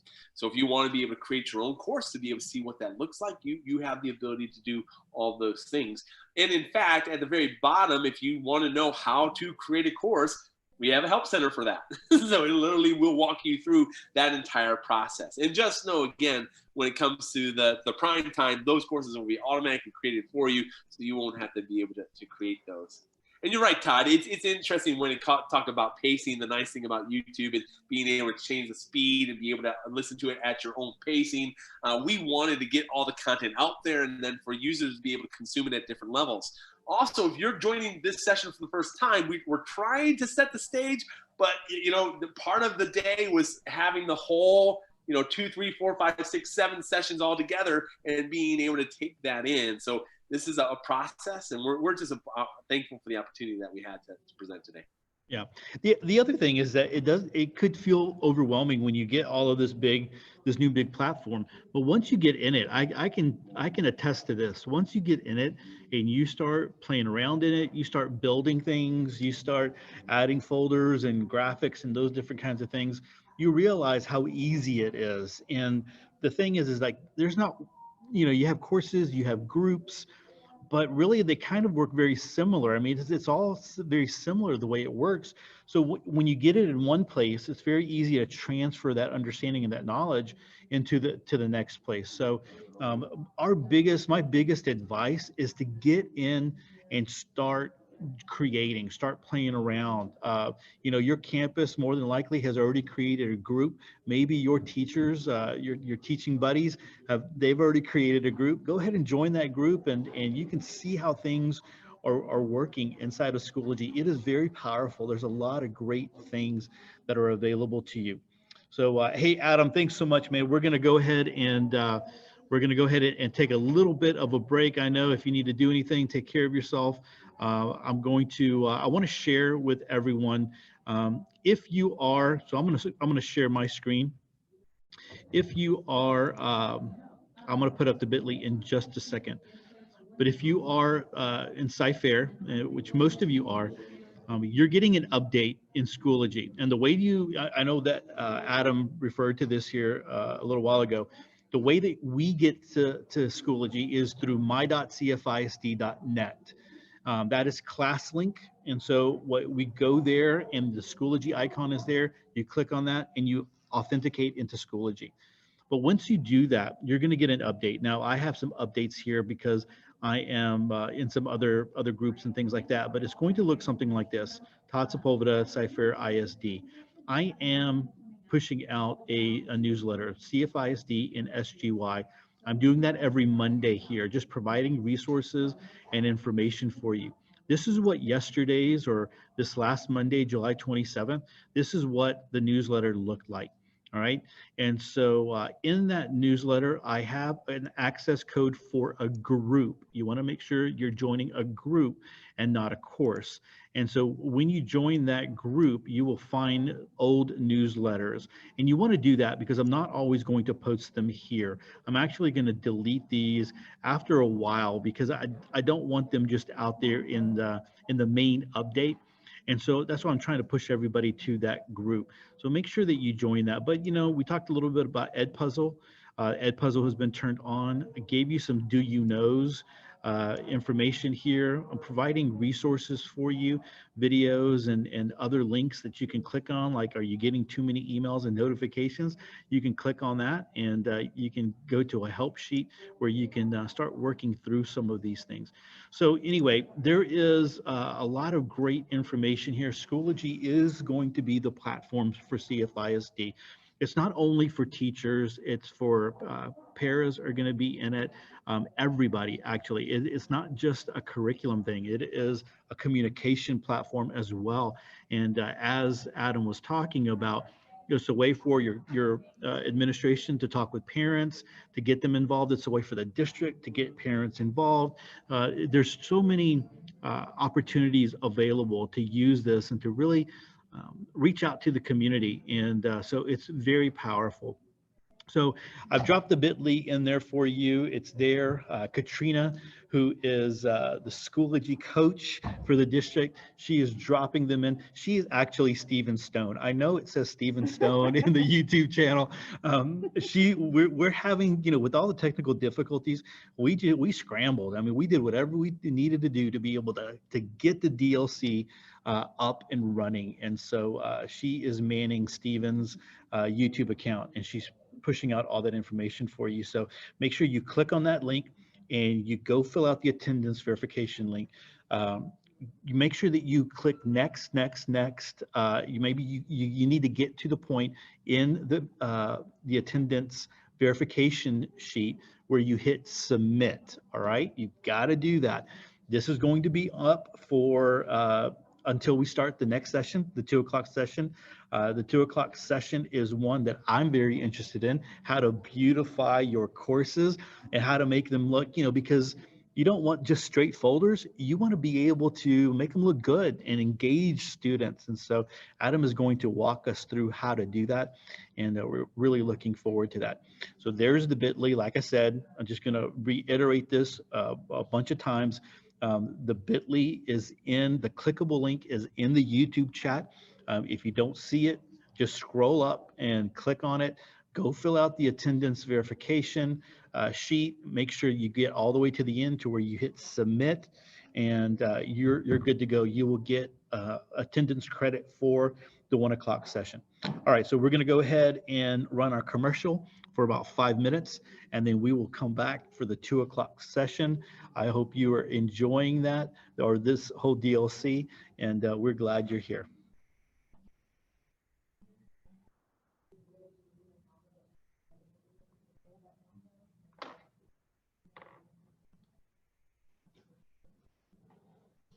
In completing that form.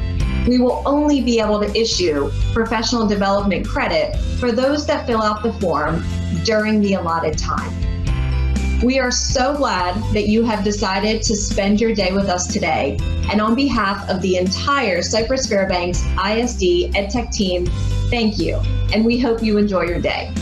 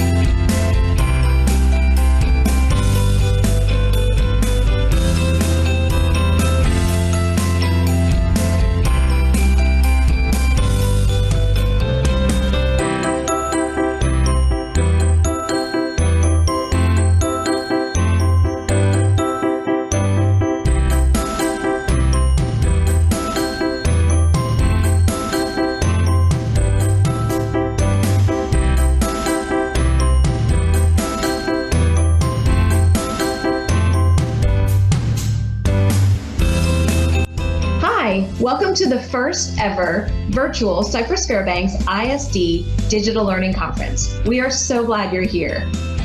As you are going through your day today, remember that we have 7 different rooms running simultaneous sessions. So there should always be something great that you can watch. In order to earn professional development credit for attending these live sessions, you must complete an attendance verification form during each session. The presenter will show a slide with a unique link to that particular session. When that link is shown, make sure you take a picture or write down that link. And shortly after the session completes, make sure that you fill out that attendance verification form. These forms will be time-stamped, and the form will only be open for a certain amount of time. So make sure that you don't delay in completing that form. We will only be able to issue professional development credit for those that fill out the form during the allotted time. We are so glad that you have decided to spend your day with us today. And on behalf of the entire Cypress Fairbanks ISD EdTech team, thank you. And we hope you enjoy your day.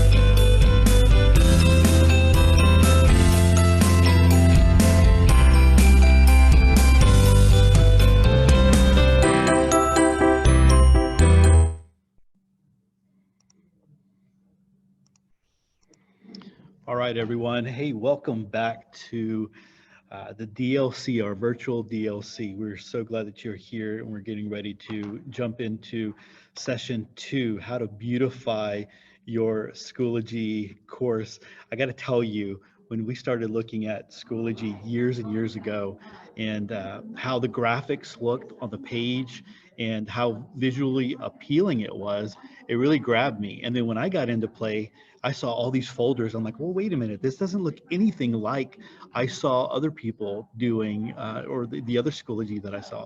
Then I realized how easy it was to make your courses in your groups look so, again, visually appealing. And for students, that's engaging. You know, when you see a bunch of different color folders and it's like, okay, I'll do what I have to do.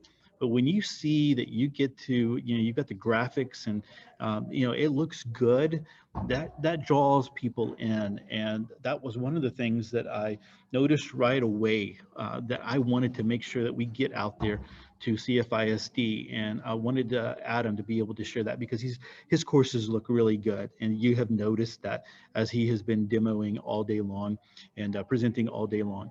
So I got to just share a little bit. I didn't do this on the first, on the 1 o'clock session, and Adam gave me some static for it. But it feels like I've been doing it over and over. I should have just recorded a video of it and just, you know, could have gone from there. But I've known Adam for a while now, long before we signed up with Schoology, when we were looking at different LMSs. And one of the things I loved about Adam is that he just was just a genuine guy. He really cared about students, and he wanted students to be able to have the best software and the best platform out there. And that would just became very apparent over the years as we spent more time with each other and just getting to know each other. And so when we were getting set up for the DLC and we knew that Adam was going to come and be a part of it, man, I just knew that we were going to be in store for some really great information and presentation. So Adam is a native Houstonian. So he's here in the Houston area. He's going to say something about spring and something about Klein, but we know, you know, he really is a Houstonian, and the whole deal really just Cypress. Okay, so we'll just do that. But he's got some really great information for you today. I'm really excited about this one, and so I'm going to turn it over to him. Just one really quick thing before I do that. I want to let you know that at the end of the session, we will put the bit.ly up for the attendance verification link. So that will come at the very end of this course. So make sure that you stick around for that. We'll display that information. We'll put that information in the YouTube chat. We are monitoring it, but there's a lot of you. There's almost 2,200 people in the YouTube chat right now. And so, you know, it's the questions are coming really fast. Adam does a really good job of answering a lot of them, though.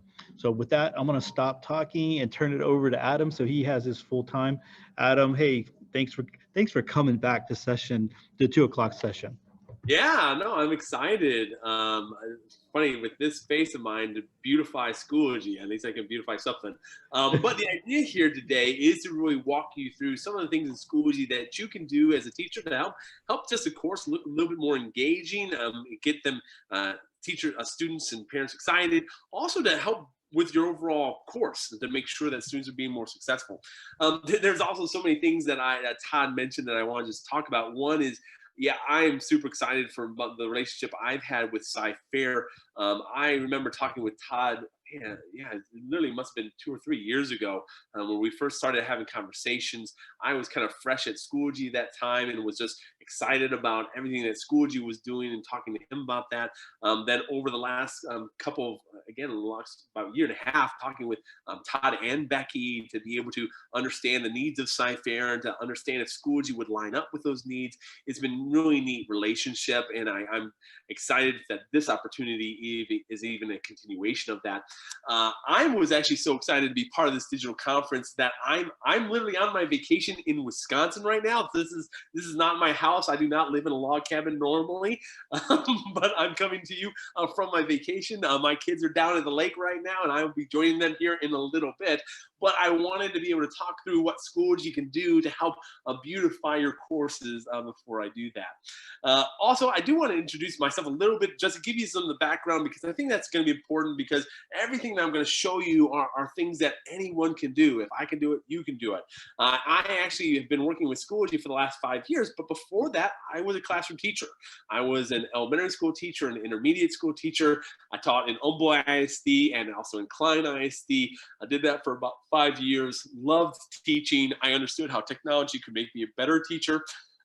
From there, I moved into a campus-based instructional technology specialist position, kind of a mouthful, but I was working at a high school campus that was going one-to-one back in 2008 with 4,000 students. I was working with 220 teachers there on campus at Klein Oak High School and Klein ISD. Was working with everywhere from calculus teachers to cosmetology teachers to help them be able to move forward with the technology. Learned a lot of lessons during that time, even as other high school campuses in the district were moving forward with the one-to-one program. I took that experience and moved into Houston ISD, worked at the district level, helped with a larger scale rollout at the district. It was really neat to be able to help be hands-on with a lot of the schools really close by to where you're at as well. But it was during that time that I was part of an LMS committee, and I remember I was responsible on the committee to go through 16 different vendors, all who had submitted to Houston ISD. And I remember sitting through kind of a webinar for Schoology, and it was, at first glance, I knew it was the one. This is the tool that I wish I could use in the classroom. I wish I could have been training teachers on. Wish I could have been introducing to campuses. I felt so strongly about it that I decided to join the team. And as part of the Schoology team, I've been talking with districts like yourself about what Schoology can do. And during that process, one of the things that Todd kind of hit on is that, Schoology as a tool can be really quick and easy to build out content. But the way that you can use the various bells and whistles to make those things look even more engaging are really something that drew me in, and something that I was been able to work on over the years. And hopefully today I'll share some tips and tricks with you about how to do that effectively.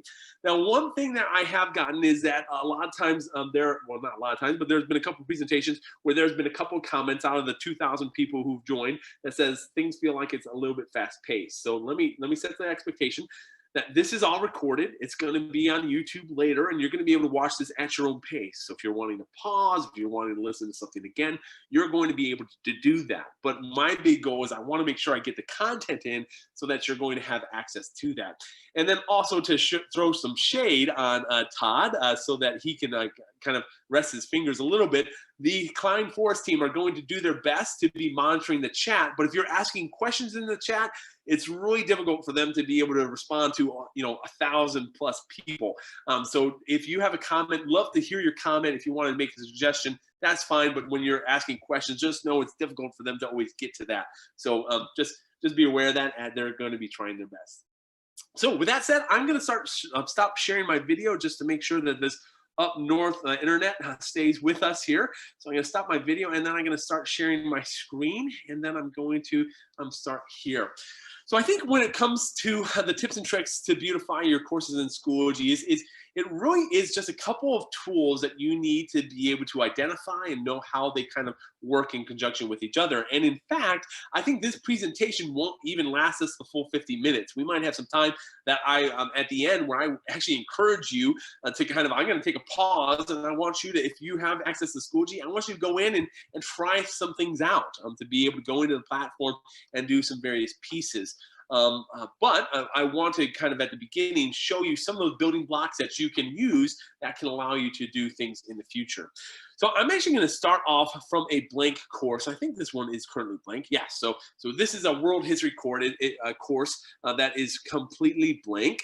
This is where you will all be starting from. I know that Todd and the Cyfair team is actually creating content that you're going to be able to utilize within your courses, so you won't be starting from scratch. But when it comes to beautifying your courses, this is where I really want to start. So the very first thing that you can definitely do within a course, and this actually has been done already, is the image for your course. Now this seems like a very small thing to do, but it really allows you to have some personality to the course, especially the perspectives and things that you would utilize. What I always tend to recommend is that when you're doing images, that you find an image that will go along with your particular topic of a day.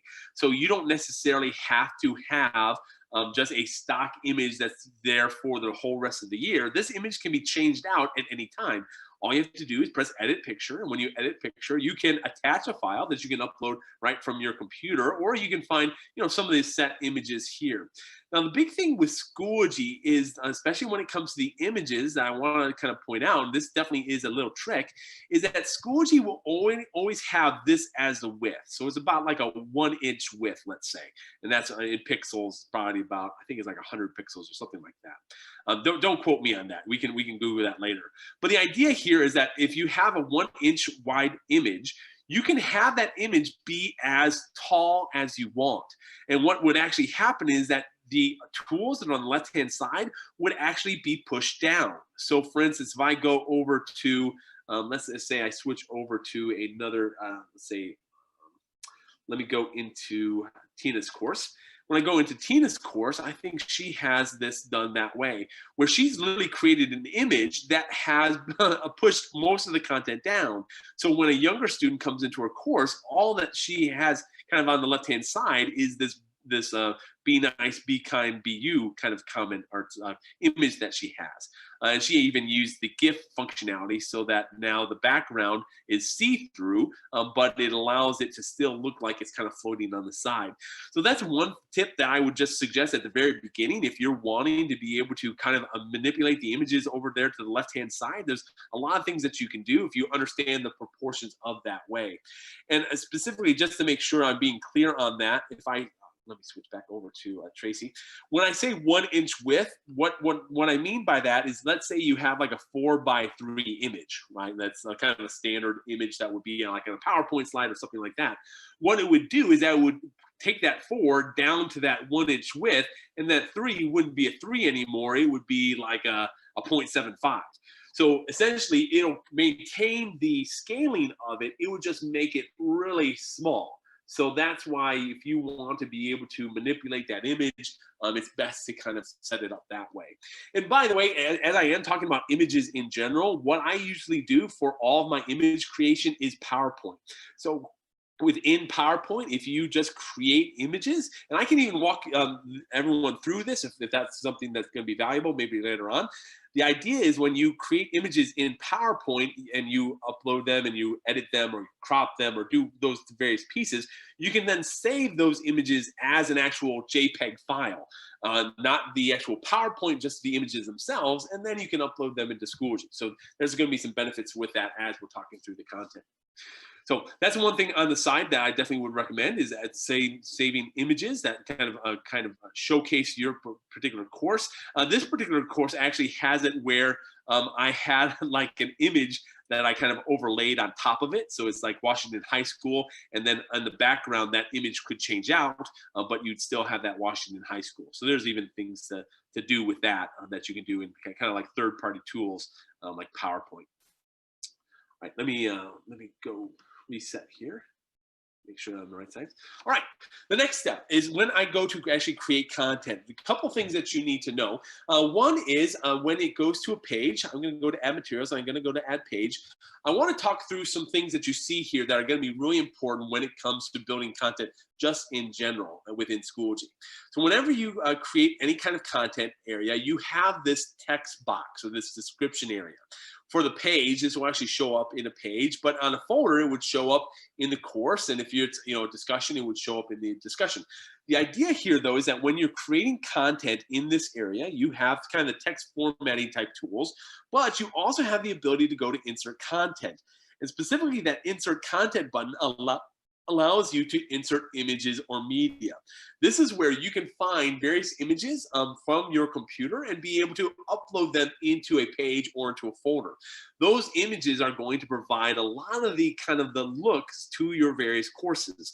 And again, those images could be some that you find on a copyright resource like Pixabay or something like that, or there could be images that you created in PowerPoint. But regardless, you're able to upload those images into Schoology and specifically into this kind of description area.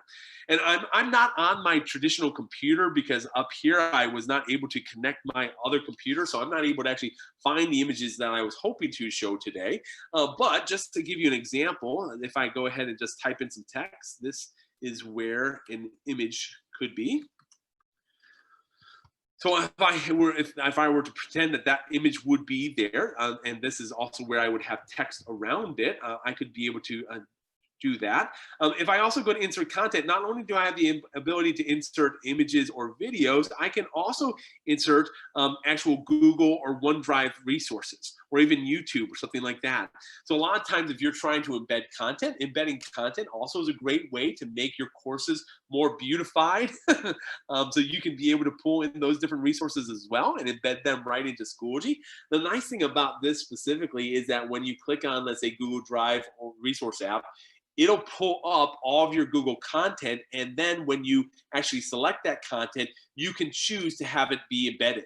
So you don't have to worry about going to the site itself and getting the HTML code and all those kind of steps. You can literally embed it right into Schoology right from that kind of area there. There's some really kind of fast ways to do that. In addition to the page, one thing also that I want you to make you aware of is that when you are creating a page, and let me just title this welcome, for instance, is that whenever you create a page, there's a specific functionality that's only available on pages, and it's called display in line. So if you want to even write that down, if you're listening to my voice and this is something that becomes interesting to you in the future, this is something I would definitely check out. But whenever you create a page in Schoology and you choose that display in line, it'll take whatever is found in this page itself and it'll display it within Schoology without a user actually selecting the page. So for instance, if I press create right now when a user looks at this page, they actually see where that image would be. They would see where that embed code would show that PowerPoint or that Google slide. So they would be able to see that right there. And in fact, if you want to just see what that looks like, in my history course, it starts off with a banner, which is a page that's displayed in line that has an embedded Google content. So instead of having to build this all in Schoology or something like that, I'm just taking a tool like Google, which is a productivity suite, and I'm embedding it into Schoology to create the content that I need. So that's one way that you can be able to do things in Schoology to provide a little bit more beauty and a little bit more engagement to your overall course. And if I just walk you through those steps again, if I go to add materials, I go to add page, and then when I go to the add page area, this is where I can have the ability to enter in text. I can enter in images through that insert content area. I can even insert things from Google or OneDrive or YouTube. And then at the very bottom, I would just select display on new page, which would then make it display in line so that when it's selected, now it's going to showcase there. Now, if you ever are confused about that, just know if this is grayed out and says display on new page or display in line, it's switching over to that. So basically, you'll know it because when you create, if you don't see the image, if you don't see the text, that means you selected the wrong one. So make sure that you select it so it says display in line when you select, and then it's highlighted. And from here, we've seen a lot of teachers do some really great things in terms of what that page can provide. Especially, I might show you some examples of some different courses after I go through this, just so you get a sense of some of the things that teachers are actually building out. All right, the next step, if I go to add materials, the next big piece in terms of making your courses beautiful is creating folders that are more than just the title. So a lot of times teachers will come in and they'll say unit 1 or week 1 or chapter 5 or whatever that might be, and that's about it. But folders can also be a place to embed images. So if I go over to the description area here and I go to insert content, what you'll notice is that it's the same kind of workflow where now I have the ability to embed an image, or I can embed something from Google or OneDrive. When I do that, and I can say imagine image here, Now, there's no need to display in line. There's nothing for that for folders. But when I press create in that situation, now not only would I have my folder set up, but I would have my image there as well. And we have, again, a lot of teachers, and what I do when I'm creating a lot of my images is I use PowerPoint to be able to create kind of a collection of images that would correspond with my units and would give me some functionality that would make things look a little bit more streamlined. So for instance, if I go back to that US history course, for instance, I have my displayed in page with my embedded Google slide. And underneath that, I have my unit 1 and unit 2, and with images that are set up to kind of provide a sense of wonder, to make students think about what's in that folder and be able to kind of greet them with some more images right there from the get-go. Now, one thing I will mention about the actual folder images is that you are going to be limited to this kind of width. Right now, the way that the formatting is set up is that the width of that is going to be a certain amount, and that's because when it comes to the actual window sizing and things like that, there's ways that it's set up right now to try to make sure that it shows the things that are needed. But I know that there are some things on the roadmap right now that are going to be kind of going through some of those pieces. But the idea here is that if you have that image, it could be as tall as you want, but always the width is going to be around that. And because this is a folder type structure, I try to keep the images to be, kind of like a 1:4 ratio, so that it's not extended out too far and I'm not having to do just massive amount of scrolling to get through images. And also the idea here too is that this does not just have to be images. So if I go back to that other course, this could be the actual more description about that particular folder. There could be descriptions about what students need to do in this folder. Again, there's a lot of ways that courses are built out that allow that folder area to folder description area to showcase what's needed.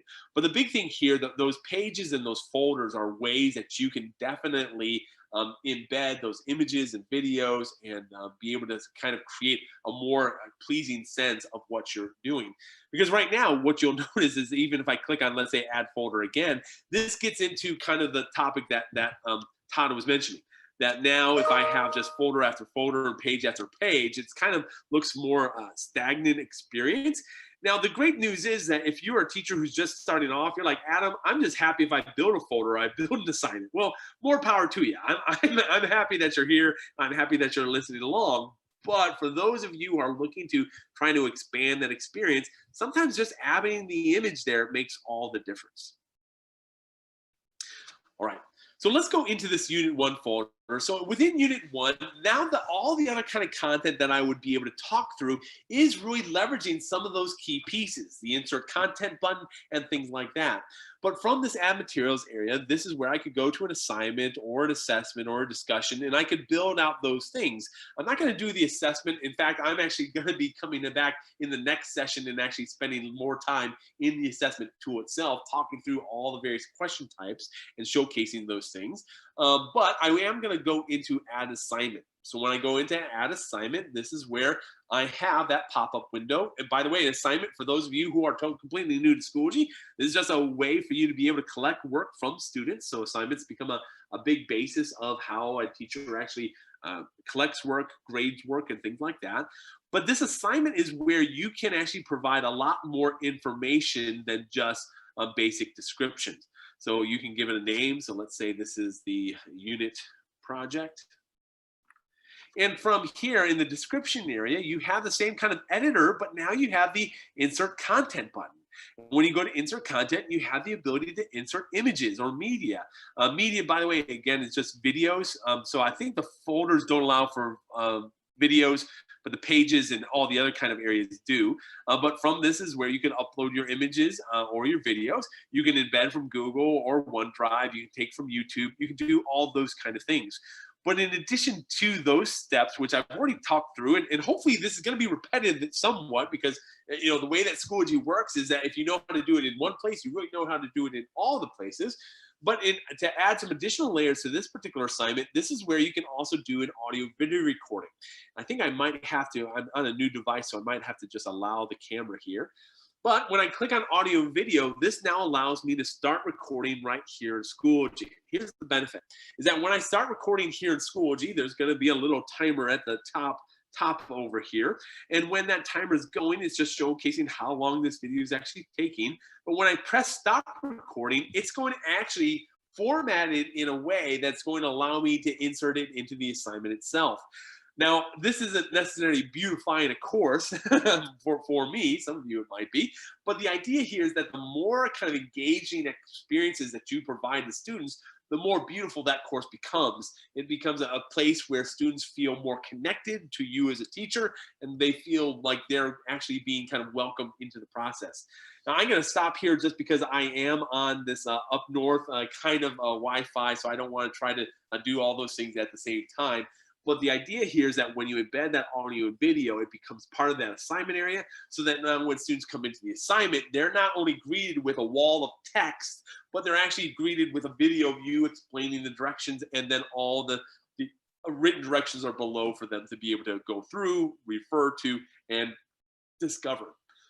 So the idea here is that within Schoology, if you're wanting to create a more beautiful experience, if you're wanting to have it be more engaging, you wanted to have it to be more instructive, there's things that you can do to provide that. And like audio video is one of those big pieces that you can do. Now, what I wanted to do, I wanted to make sure that I showed a couple of those pieces. And a lot of times people are, they ask me, Adam, well, what else? Like, what else? Well, there are other things, but literally with those pieces of information, you can do so many things. And I want to actually walk you through a couple of those. Now, this is different than how I would normally walk through a course, because when I'm walking through a course, I'm more talking about kind of the instructional focus and what's happening here. But because this is showcasing how those tools like insert content can be used, I wanted to just walk you through some courses to show you and kind of give you the behind the scenes of how that course was built out. So we've mentioned, of course, the U.S. history course a couple of times, the embedded Google slide in a page that's being displayed in line. So that's kind of what this is. And you'll notice that the Google slide even has an embedded YouTube video. So there's a YouTube video that's embedded into a Google, which is embedded into Schoology. So that's kind of an Inception type scenario. You have that. Within Unit 1, if I click on Unit 1, I have Lesson 1 and Lesson 2. Right now, I don't have any images associated with that, because most of the time what students are doing is they're just going in from Unit 1, and within Unit 1, they're just looking into the various lessons. So they're just clicking on Lesson 2 right from here. But from Lesson 2, this is where you can see some more content. And this page, by the way, could have been displayed in line. So if I wanted to have this be displayed right in line when they go into Lesson 2, I could have done that. And that might have actually been not too bad of an idea, because this is a kind of a peer share. It's an activity that was built in Schoology that is being directing students to some kind of activity in class. That definitely could have been set up that way. But this page is a good example of, this is just an image that was created in PowerPoint, and those images were uploaded into the page, and now it's embedded right there in Schoology. So that's an example of a page. Sometimes when you go to different pieces of content, like for instance, a Padlet or a link, sometimes that content is not even Schoology based. So this isn't content that was built in Schoology. This is content that's being leveraged from another location, which could be its own kind of session if we had the 8th or 9th session, right, Todd? Maybe we'll say this for next year. But you can take content from a lot of different places and embed that into Schoology, and now thus it looks like a definitely engaging experience. This is actually a Padlet. Some of you might already be familiar with Padlet. It's a great free tool, but when you create a Padlet, that Padlet can be embedded right in Schoology with just a link. It's that simple. And from here, students can engage with it. They can take images and videos and things like that. And again, you're providing this engaging looking experience, this beautiful experience that's happening right in, but it's not being done in Schoology. It's just taking a resource from a location. Along those lines, we even work with some of those third-party tools, and Todd and CyFair team are all on top of this, but they're right now working out the App Center and figuring out what apps will be made available. But those third-party tools like Discovery Education will allow those videos to play right in the platform. So as they're going through the different lessons, there's ways to leverage that kind of content and make it available in the platform for students to be able to utilize. And again, it creates definitely a beautiful experience. If I go to my next one, discussion forum, I'll tell you from a graphic design case, I've had some good experiences, or good feedback and bad feedback from this. This is just an image that I uploaded into Schoology. It's all about getting more eyes on the project. So, yeah. Some people think it's cool. Some people think it's kind of freaky. But the idea here is with discussion forums is that you can have that be part of it. And in fact, I'll actually do some cleanup here. I noticed that there's some space up above this. So what I can do is I can just edit this. And at any time, you can always edit a course. So you can be able to go back into it and adjust it for your particular needs. I'm just going to clean up some of these spaces that sometimes get, as different people are demoing the site, sometimes those get added in unnecessarily. I'm going to press save changes, and now I can kind of have that image be tighter to the top, and I can have that. But that actually provided a great teaching example. At any time, if you need to edit this, just always view your courses as a work in progress, that you can always come back and edit it for your particular needs, but get something out there, right? You don't have to create the Mona Lisa, depending on your perspective, whether that's good or not, but you don't have to create the Mona Lisa the very first time. Just get started with something and then be able to work from it from there. And in fact, this is a side note. I actually, in the past, have had students help me with some of that process, where I literally have them create, here's the topic for the unit, and the actual kind of beginning activity is students creating an image that would go along with that particular unit that would then be posted into Schoology. So there's even ways that you can have this be a classroom project. It's not just you creating all these things, but delivering it to students. By the way, there's ways to do that too with a PowerPoint, where you can even change the slide size. So if you want to give them that PowerPoint template that they can work from, that'd be some fun things. We need to talk about that more later. The other example here, if I go to the assignment, this is an example of some more of that embedded content. And this is another, it's interesting when it comes to assignments, teachers are always wanting students to have more choice. And within Schoology, you can have students submit whatever that is that they're working on. But to direct them to those different aspects of learning, this teacher literally just created, I say teacher, I created this. This is a student choice board where students have text, images, or audio or video that they can choose from. This presentation, by the way, is all linked together. There's some really fun things when it comes to hyperlinking within Schoology course, or within Google or PowerPoint, and that creates a more engaging experience as well. Again, that's a training for another day. But that embedded experience allows the overall course to definitely feel more powerful.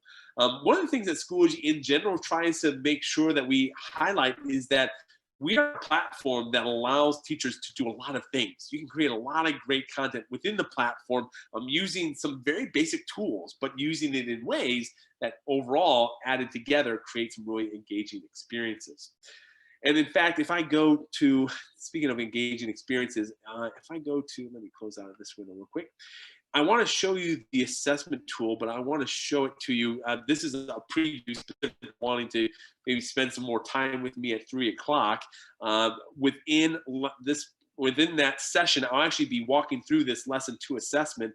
But the lesson 2 assessment has a great kind of showcases how Schoology can be used to really create some engaging experiences, really beautiful, I think, assessments.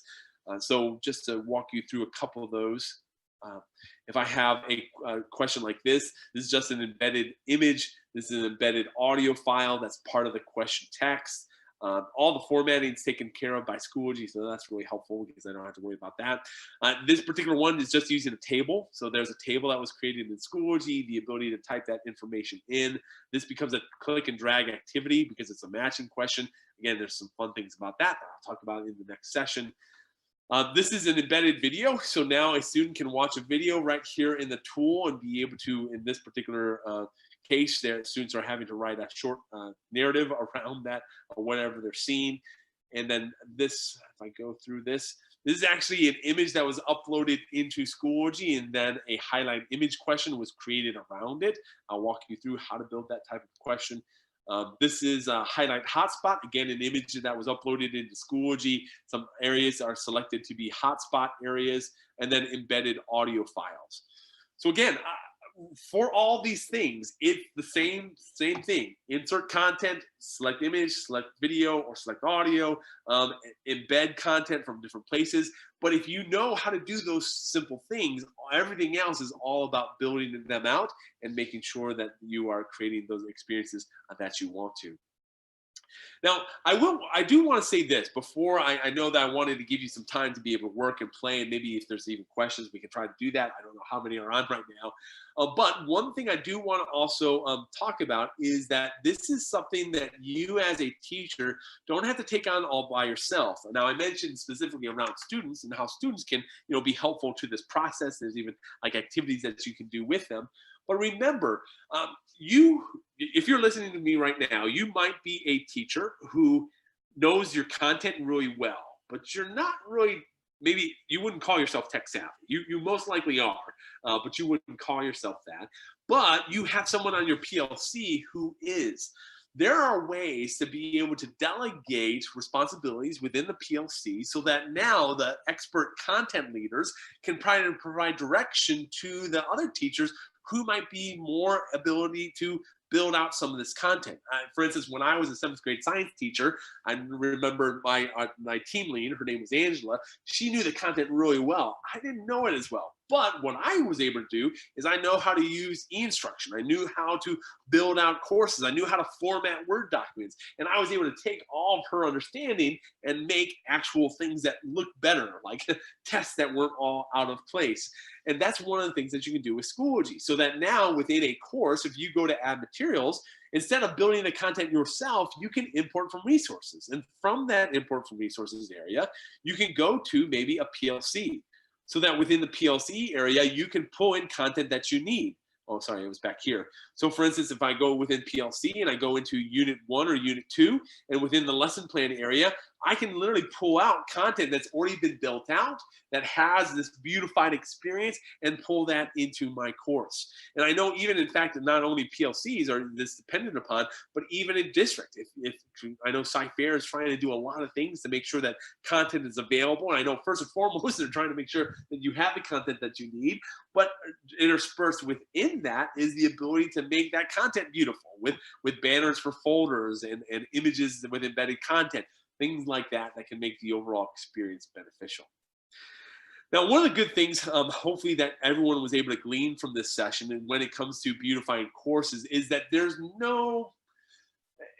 not like this hidden knowledge, right? It's not like, oh, there's this some person who knows how to do this amazing coding thing, and that's how they have all these courses. No, it's very basic. Insert content, make use of pages, make use of folders, find places to embed where you can. And that is overall going to create an engaging experience. And if I actually walk you through just a couple more courses, just so you can see that point, Carl Co-Teacher is part of a lot of different elementary courses. I know I've been talking mostly secondary here, but this works the same way at the different elementary levels. So this, what you see when you log in, of course, is the image on the top left showing that little kindergarten. Underneath that is a page. That page has an embedded image. It has a table so that you have this column and this column. You have just embedded a content, you have some icon work here. I'm not going to get into that today. I don't know if that is as necessary, but you have some iconography that they've utilized as well. And underneath that, an embedded starfall activity. This is just embedded content. So this is nothing that the teacher created, but it's that third-party content. But if she's embedding it within the page, now it provides a more pleasing experience. Underneath that, you have a parent resources folder. That parent resources folder is not just blank. It has an image associated with that as well. So there's ways to be able to set that up so that the courses always look more conducive. This one actually has some unpublished content, so that content's not available right now, so you don't need to worry about that. The student work has some content in there. If I go to the next course, you'll see how this particular course is set up. So if I have this course, this one's a little bit new, and I want to talk about this specifically. This is a folder, and that folder has images associated with it. The images are found in a table, and that table can be created in in the folder description area, just using that rich text editor there.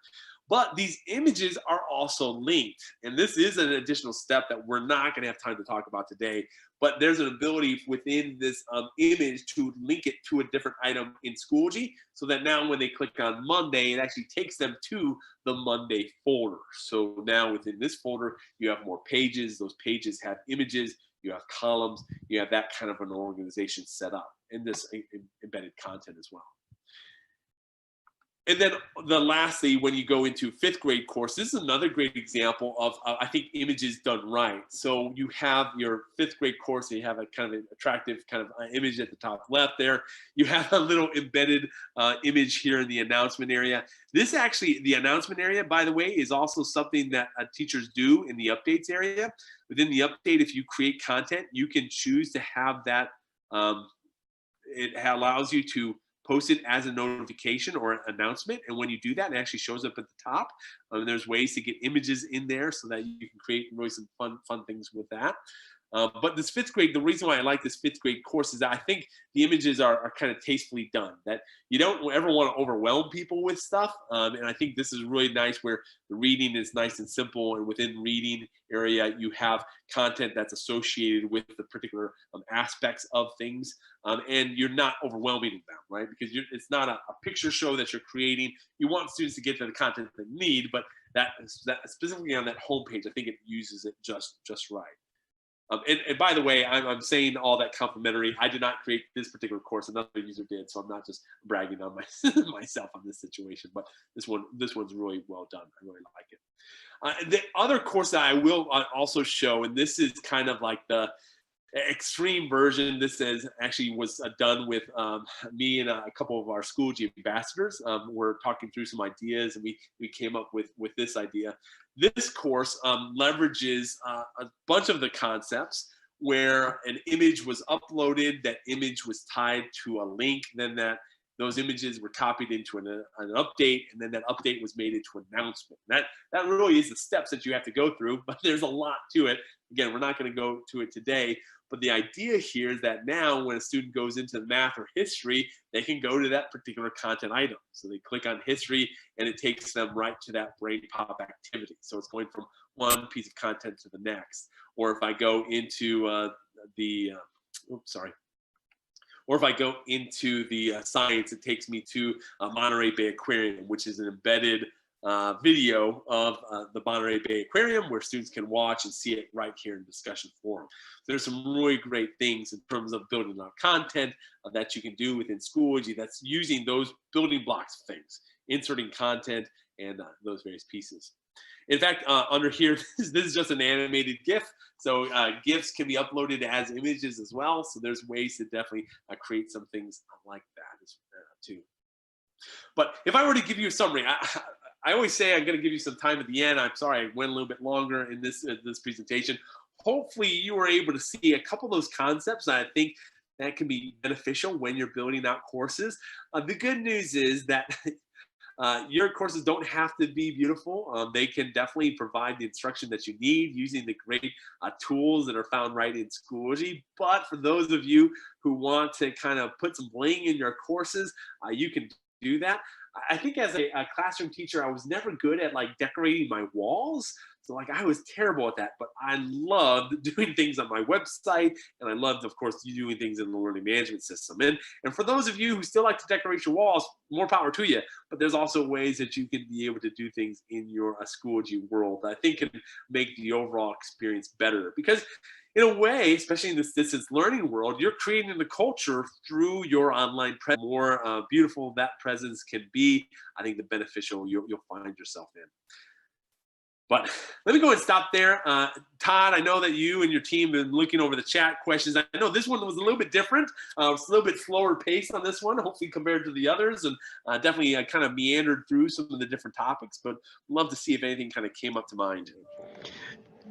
Yeah, I mean, there's tons of questions. There's always questions, and they're kind of all over the place as far as dealing with Schoology. There's just a lot of people have, a lot of teachers have a lot of different questions. I wanted to ask you, or if you could speak to this. So Schoology doesn't, we have the toolbar, we have the the editor, the text editor. You can't change different fonts and stuff like that.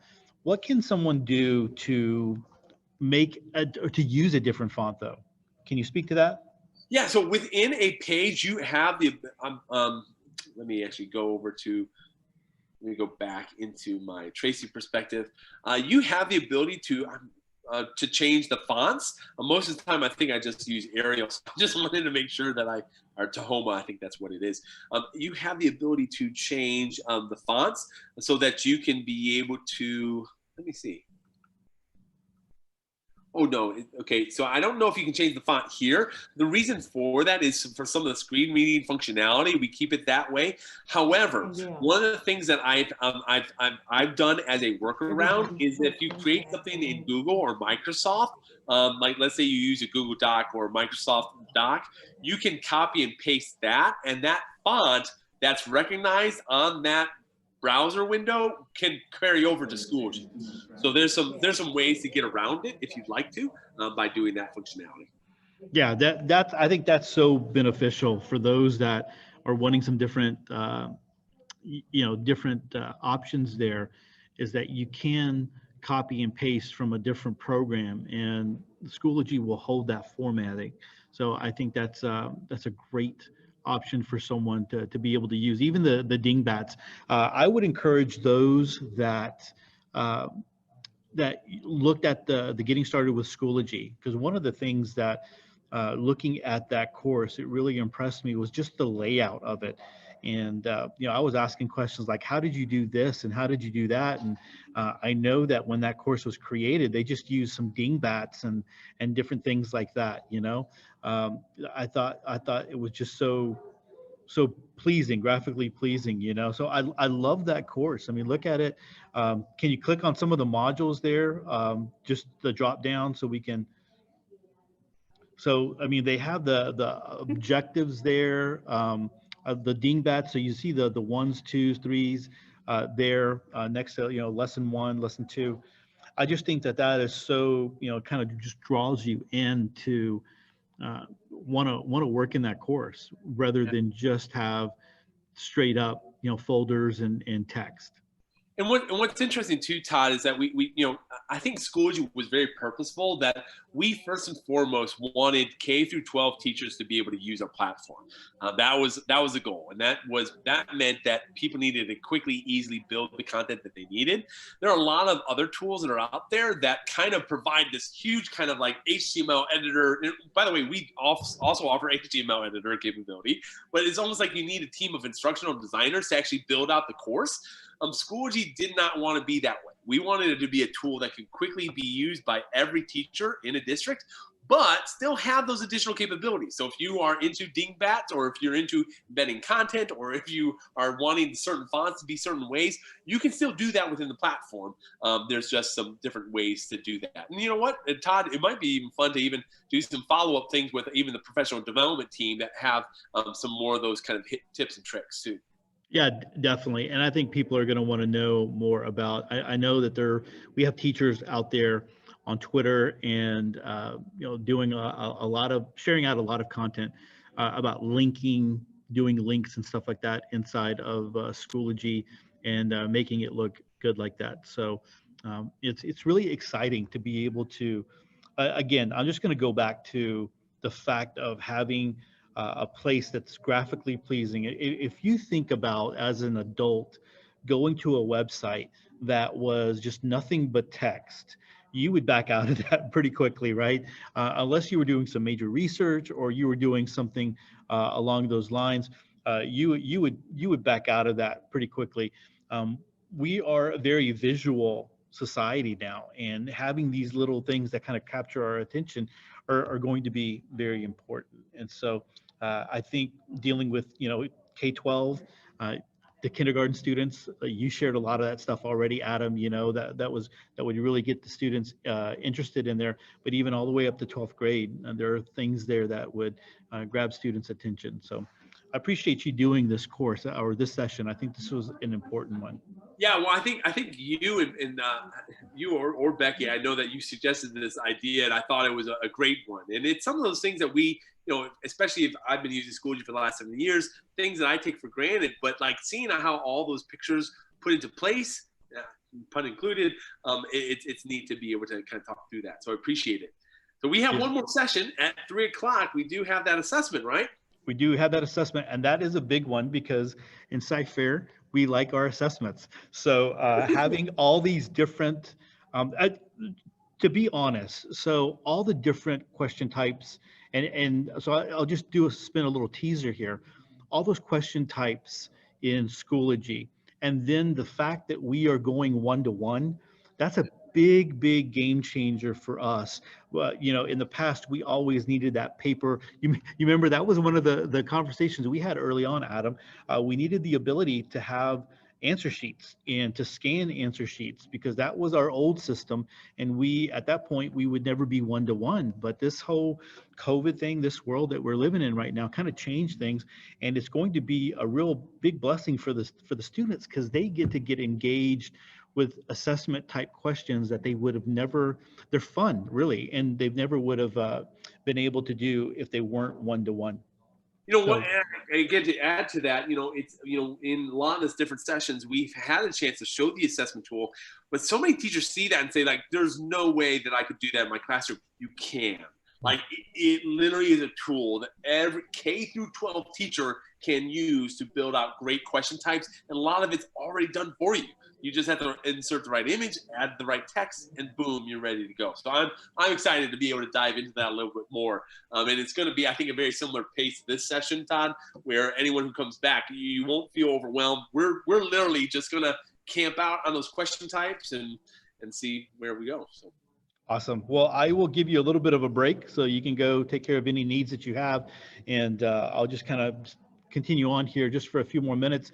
Hey, I want to thank you for being a part of this virtual DLC and being patient with us as we work through all the kinks this morning. And we are now here about to go into the last session. It's been a long but really great day. We're very excited about all the great sessions. And one of the things about being tied to one of the rooms is I don't get to go see all the other sessions. So I'm going to have to go pop into all the recorded versions. And so that's what's really great about having this Zoom sessions kicked out to YouTube is that all the sessions get recorded. And right now, because our goal was to have all the sessions in our EdTech YouTube channel. But because of the glitch this morning, they're kind of all over the internet on all of our different YouTube channels. But we're going to grab them all, and we're going to put them all in one YouTube channel to kind of make it easy for people. And the great thing is, just like our EdTech Live that we've been doing for the last couple of years, they're going to be out there. They're going to live out there, so that you can always refer back to them. One of the things that Adam was talking about as far as like working in PowerPoint, I know people in the YouTube channel were talking about Canva and using Google Draw and all that good stuff. This summer, our team did a DLL, Digital Learning Labs, and we had a whole day, and we really built it out for students, for elementary, middle, and high school students on how to use Google Draw and how to use those to make graphics. But we found out that there were a lot of teachers going into those. There was a lot of adults going into those sessions because they were learning how to make graphics. And so that is over at the Cypher EdTech YouTube channel, and you can go and subscribe there. I mean, that information is going to be there, and so you can always access it. We have a lot of great information, and we're going to continue doing that because we are committed to providing resources for CFISD to take it to the next level. And now, again, like I said, with the one-to-one, with the Chromebooks that the students are going to be receiving, there are so many things that we're going to be able to do. So let me go ahead and put up the bit.ly. I know that my partner in crime, Katrina, is sharing out the, let me see, let me make sure I bring up the right one. Katrina, our Schoology coach, is sharing out the bit.ly in the YouTube channel. So if you haven't gone to go get your credit, go ahead and do that right now. I'm going to go ahead and share this out if you need to see it visually here. So it's the bit.ly/4BVMGJ, and you can go get your attendance credit. Make sure you walk all the way through those attendance pages until you get to submit. You want to make sure that you hit the submit button, and that way you get the verification, you get your attendance verification, and you get credit for this course. All right, so we are going to take a break for a few minutes, and then we're going to come back with the very last session. This is going to be a good one. You think about all the assessment questions that you can use for like an exit ticket, for a quick little pre-test exit. I mean, there's just going to be so many ways. Don't think of just assessments as your benchmark, your formal assessments here. So okay, I'm going to go ahead and end it there. I'm going to go ahead and play our cool little promo video. Make sure you see that we have an EdTech Live coming up in September. We already have that scheduled out, and we're going to have some really great stuff there too. All right, so let me go ahead and play our video, and we will see you here in a few minutes.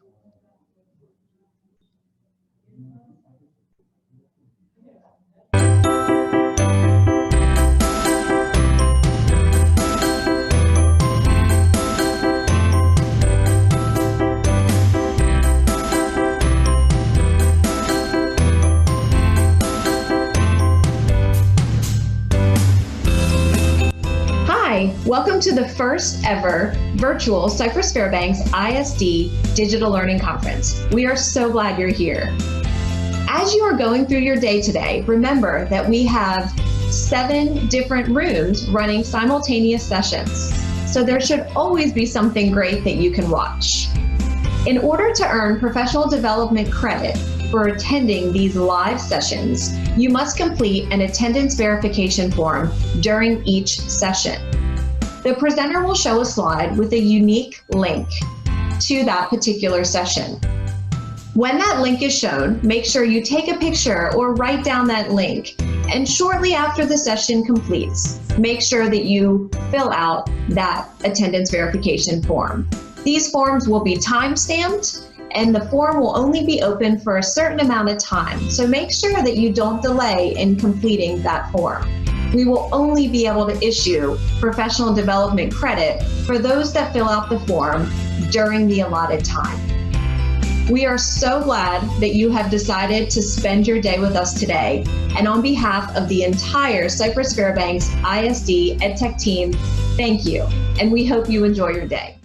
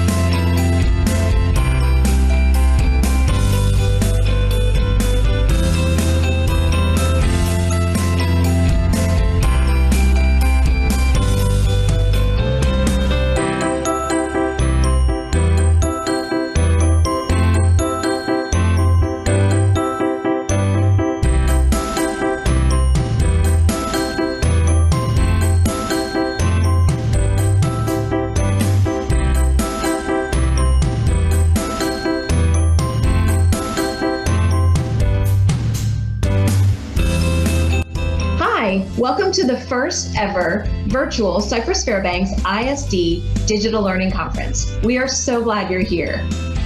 As you are going through your day today, remember that we have 7 different rooms running simultaneous sessions. So there should always be something great that you can watch.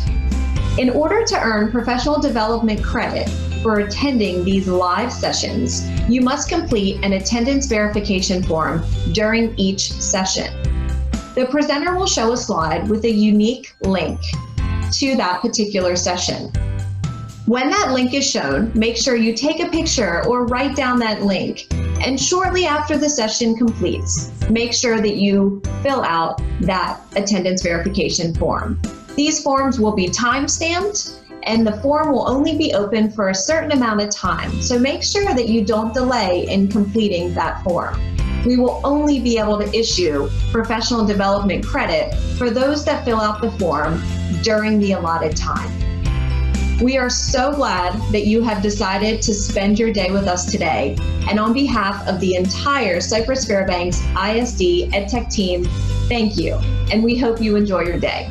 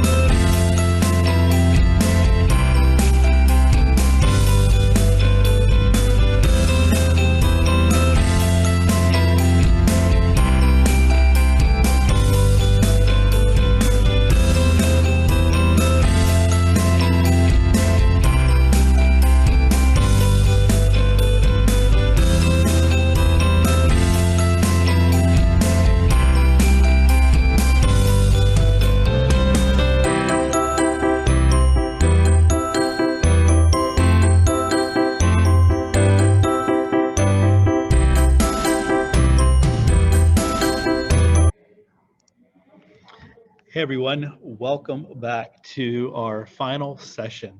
Hey, I do want to say that before we get started here, there are some presenters that are going to do a 4 o'clock session. So I know Adam embedded a lot of his 8 o'clock stuff into his other sessions here.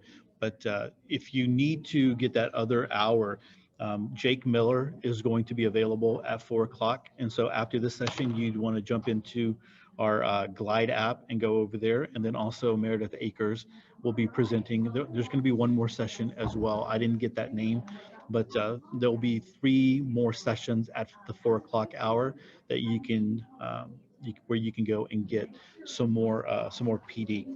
All right, so I don't even know if I need to introduce you anymore, Adam, but okay. So Adam, I've known Adam for a while. We've been looking at different LMSs, even way before Schoology was going to be the one that we eventually go with. I was looking at a bunch of different LMSs, and we were considering what was out there. And I got to meet Adam and the Schoology team, and really I just appreciated them and how they just interacted. And they really came with a heart to understand CFISD and what we needed to be successful with our students. And so I was able to share a lot of different things. If you were with us in the last session, I shared out that at that time, Schoology didn't have an integrate. Well, they had a third-party app that would provide answer sheets, but we really needed something, because we weren't going to be one-to-one, that would run answer sheets from our system, and that we could do that with our big assessments. And a couple of years after that, I think it was about 1.5 years, 2 years after that, I got to sit down with Schoology, and they shared with me some of the improvements that they made, including those answer documents. Now, here's the thing: at this point, that's not really as necessary as it was back then, because now with the whole COVID thing and our school board approving our one-to-one initiative, every student's going to have that, a Chromebook. And so that opens up the possibilities for assessments and question types that they have available to them, way beyond any that they have ever had. So it's no more just pick A, B, C, or D, or write an essay. It is all these different question types. Schoology has like 19 different question types that you can utilize. So as Adam is going through this next session, I really want you to think about, don't just think about your formal assessment, or your summative assessment, your benchmarks, your DPMs. These question types can be used in so many different ways. They can be used as exit tickets. They can be used as pre-assessments, post-assessments.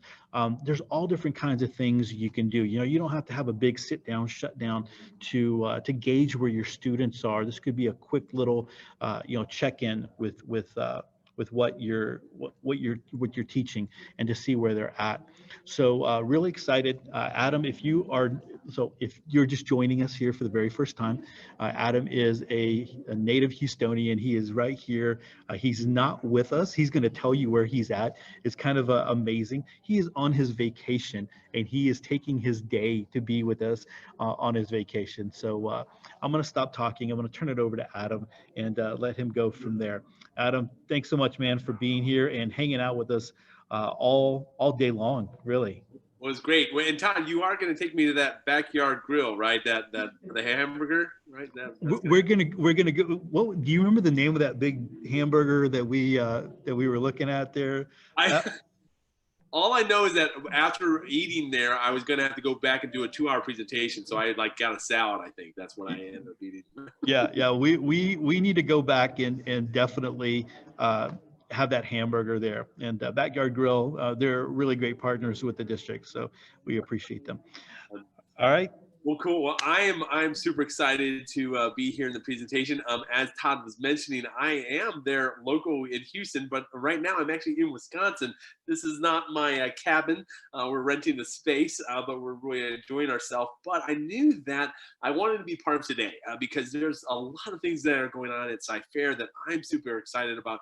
As Todd mentioned, I've been talking with Todd and Becky and the rest of the team for a couple of years now, and it's been neat to see how Schoology and Sci-Fair have come together to really, for Schoology to meet a lot of the needs that Sci-Fair has, and wanting to continue to meet those needs.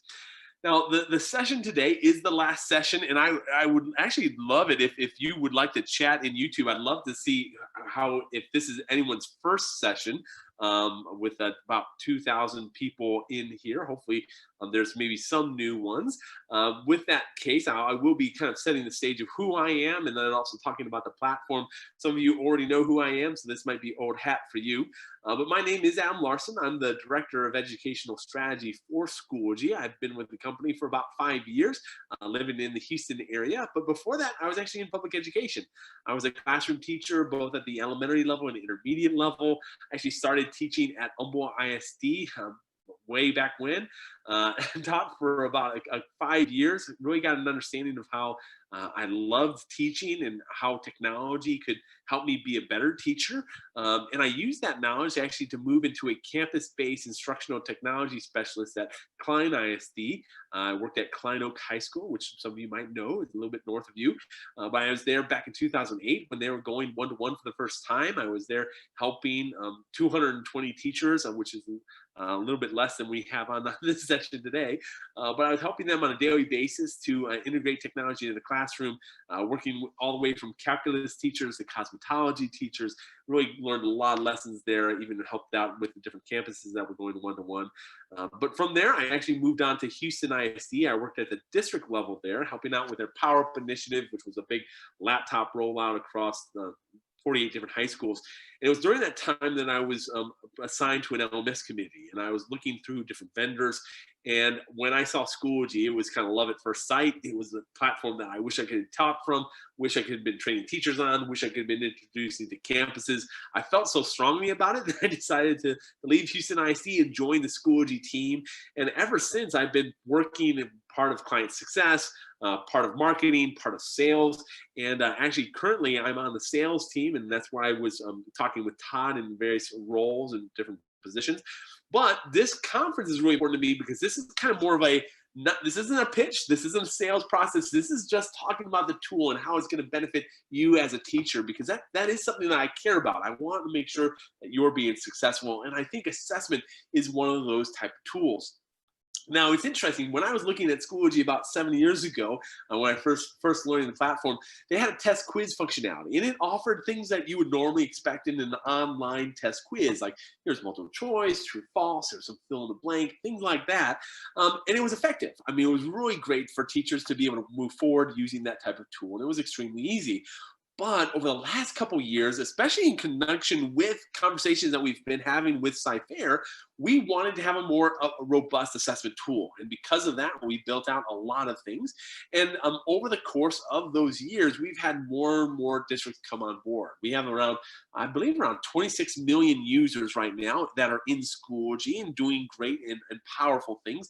And assessment is a big piece of that. And what I wanted to do during this session is really kind of camp out on the assessment tool, talk about the different question types, talk about how they can be used, and even talk about some of the kind of use cases for them.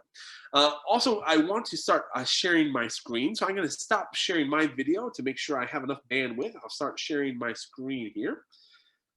All right, but for those of you who are new to Schoology, new to this session, this is your first session, one thing I would encourage you is go back after today, and there's a bunch of YouTube videos that will be made available that are focused on this room number 1, the Schoology session. So I want you definitely to go back and check those out, especially if you're an elementary teacher. Check out that kind of the beginning started with elementary from teacher, student, parent. If you're secondary, check out the one around secondary, teacher, student, parent. That's a great place to start. And then there's some other sessions that you can view as well. But this particular session is going to be focused on assessment. And of course, those assessments happen within a course. So I'm right now logged in as Heather Meza into Schoology. Heather's one of our secondary teachers. She already has some courses that are built out here. The US History and AP US History, these are actually coming right from eSchool Plus, so she never has to create courses, so that's always a nice thing. And those courses automatically have the students enrolled in them. The reason why I point that out is that there are some teachers who are using assessment tools like Quizlet, like Kahoot, like, you know, a lot of these different type of tools, and they're all great. I'm not going to ding them for that. But with Schoology, all of your courses, all of your enrollments are already taken care of for you. So you don't have to do any of those steps. So that's one big benefit when it comes to the assessment tool. And then within Schoology, as content's being built out, there's going to be the ability to actually go to add materials and add assessment. Now, what I wanted to do is I want to actually go into an assessment that's already built out, because I want to talk about some of the different functionality of the questions that are currently there, show you kind of the behind the scenes of that. And then as I'm talking through, talk about possible use cases for these assessments, because Todd was exactly right. When it comes to Schoology assessments, this can be a formative experience, or this could be a summative experience. It could be high stakes, it can be low stakes, it could be really whatever you need it to be. We even have some teachers that don't use assessments as a traditional assessment, but more as a module, where they're packaging content together and allowing students to go through those pieces.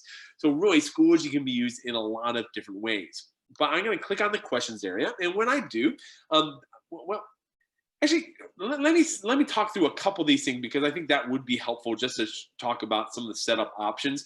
So when it does come to our assessment tool, we have the ability to set up some various things for that particular assessment. So for instance, if you want to set a time limit, if you want to randomize the question order, if you want to show possible points for each question type, because there's ways to create factors for questions, you can be able to select those things.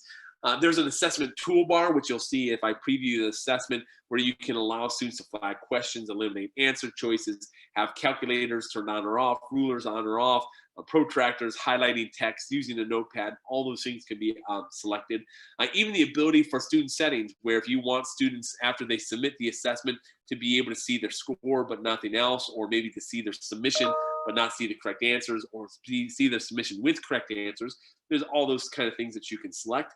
The ability to select the number of attempts that students can have, even the ability to determine how the final grade is determined. All that, those things can be set.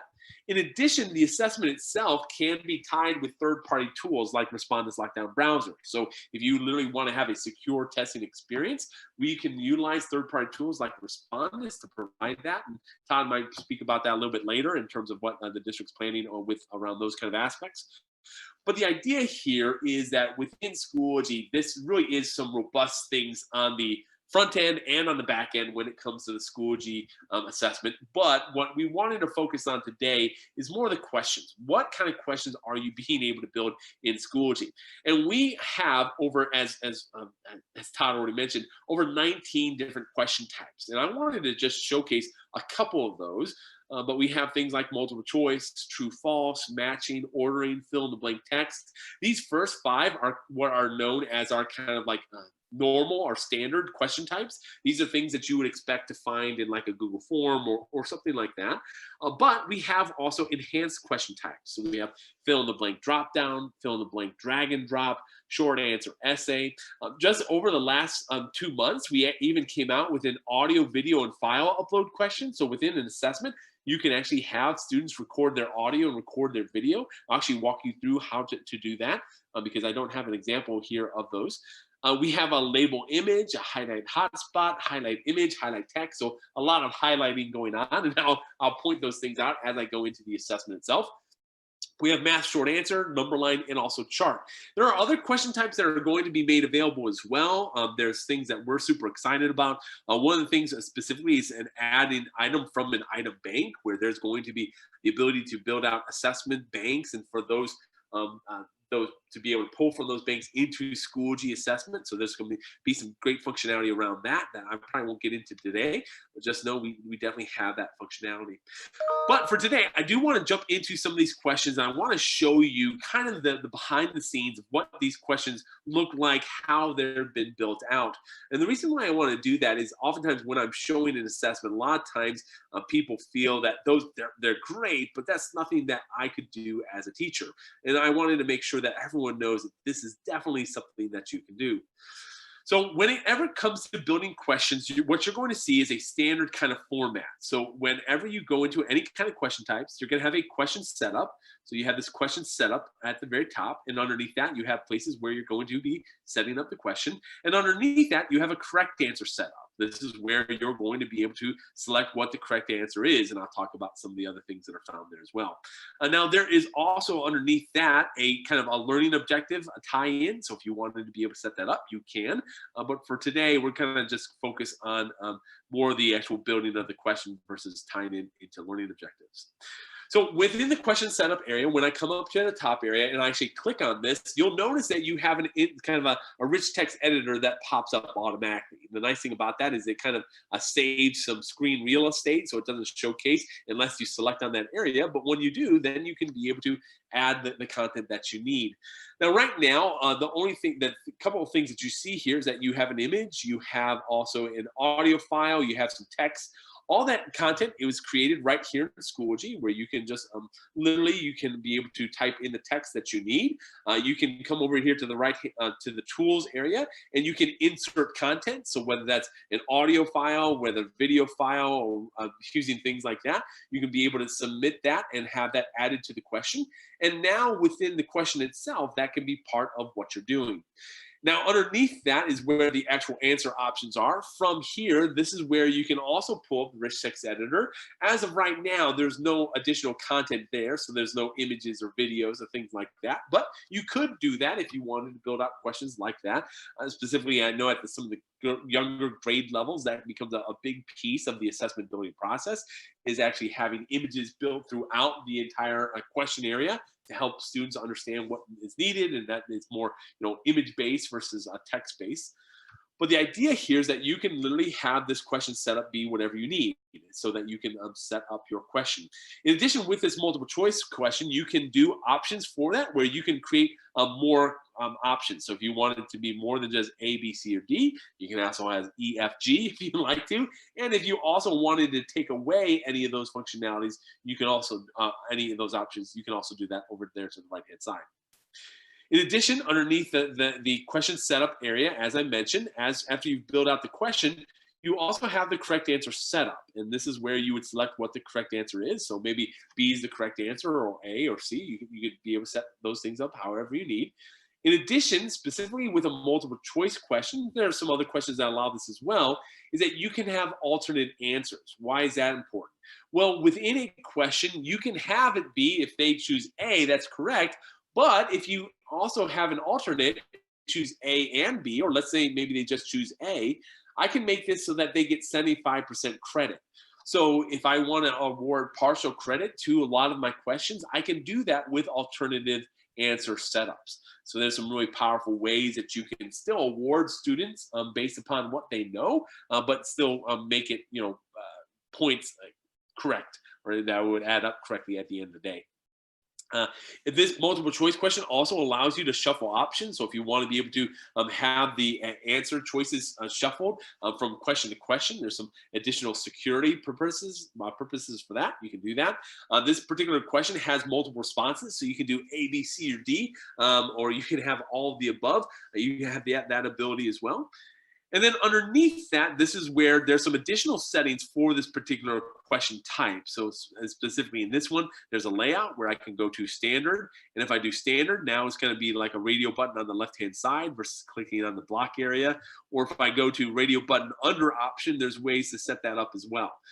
So in Schoology, depending upon the question type, the layout options are going to be different, but they give you kind of different looks and feels for the questions as you build them out.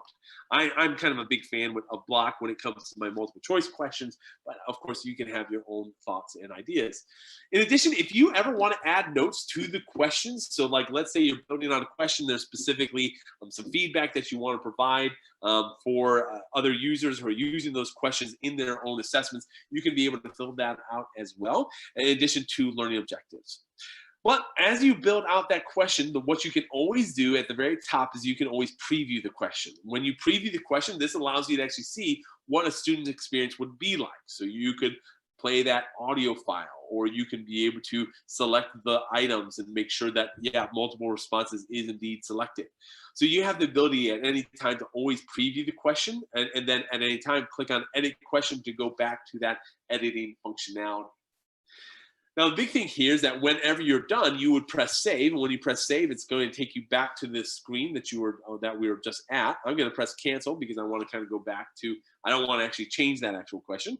But then that's where that question would be built. From here, this is where I can then change the point value. So the point values is that if there are certain questions that need to be more valuable than others, you have the ability to set that all up in Schoology. In this particular case, I'll just have it as 1 and all the other questions are 1. But if I needed to have it more, I could. There's also the ability to copy a particular question. So if there's a question that you want to use it multiple times and you just want to change the various nuances of it, you can do that. Or if you want to just delete the question, you can also delete it so you don't have to worry about seeing that. That's always possible. But if I go to the next question, this is our matching question. This is again one of the standard question types. This is the same kind of setup. So you have the question set up, you have the correct answer set up. So you're going to see that time and time again. I think that's going to be really helpful when you are kind of going into these various questions. Also, by the way, I want to make sure that I pointed this out, but I'm going to walk you through some of these pieces, and this is not going to be an extensive training in terms of everything here. But if you wanted to play around with assessments more later, if you go into the assessment tool and you go to the bottom S here, this is actually pulling up our help center. And when you pull up the help center, it's actually going to provide suggested articles based upon where you're at. In this particular situation, you're in an assessment. So this is where you can get a guide to Schoology assessments. And from here, this is where you can see a step-by-step directions on how to build out all the various assessments and what those different assessment questions look like. And when you actually click on assessment questions, it could even open up another tab to walk you through those pieces. So just know, if you're wanting to kind of explore on your own at any time, you could go, well, maybe not during the next 30 minutes, you can go into Schoology, click on that little help center and be able to walk through those various pieces. But with this question set up, and since this is a matching question, I have my question set up at the top. This is where I put in my various texts. In this situation, I actually created a table. So there's a table functionality right here where you can add the rows and columns that you need. You can also change the styles of that. So that's all can be set by you. But then you can enter in your text as needed. Underneath that, you're going to have 2 columns. You're going to have prompts and you're going to have possible answers. Prompts are the ones that you're going to be tying the answers to. So for instance, in this situation, it's cellulose and chitin and glycogen and starch. Probably not pronouncing that correctly, but essentially you have the ability to create prompts, and then the possible answers are over to the right. Now you can always add prompts or remove prompts. You have the ability to set those things up however you need. That's always going to be available to you. But once you set up the question itself, then below hand, this is where you're going to add the correct answer setup.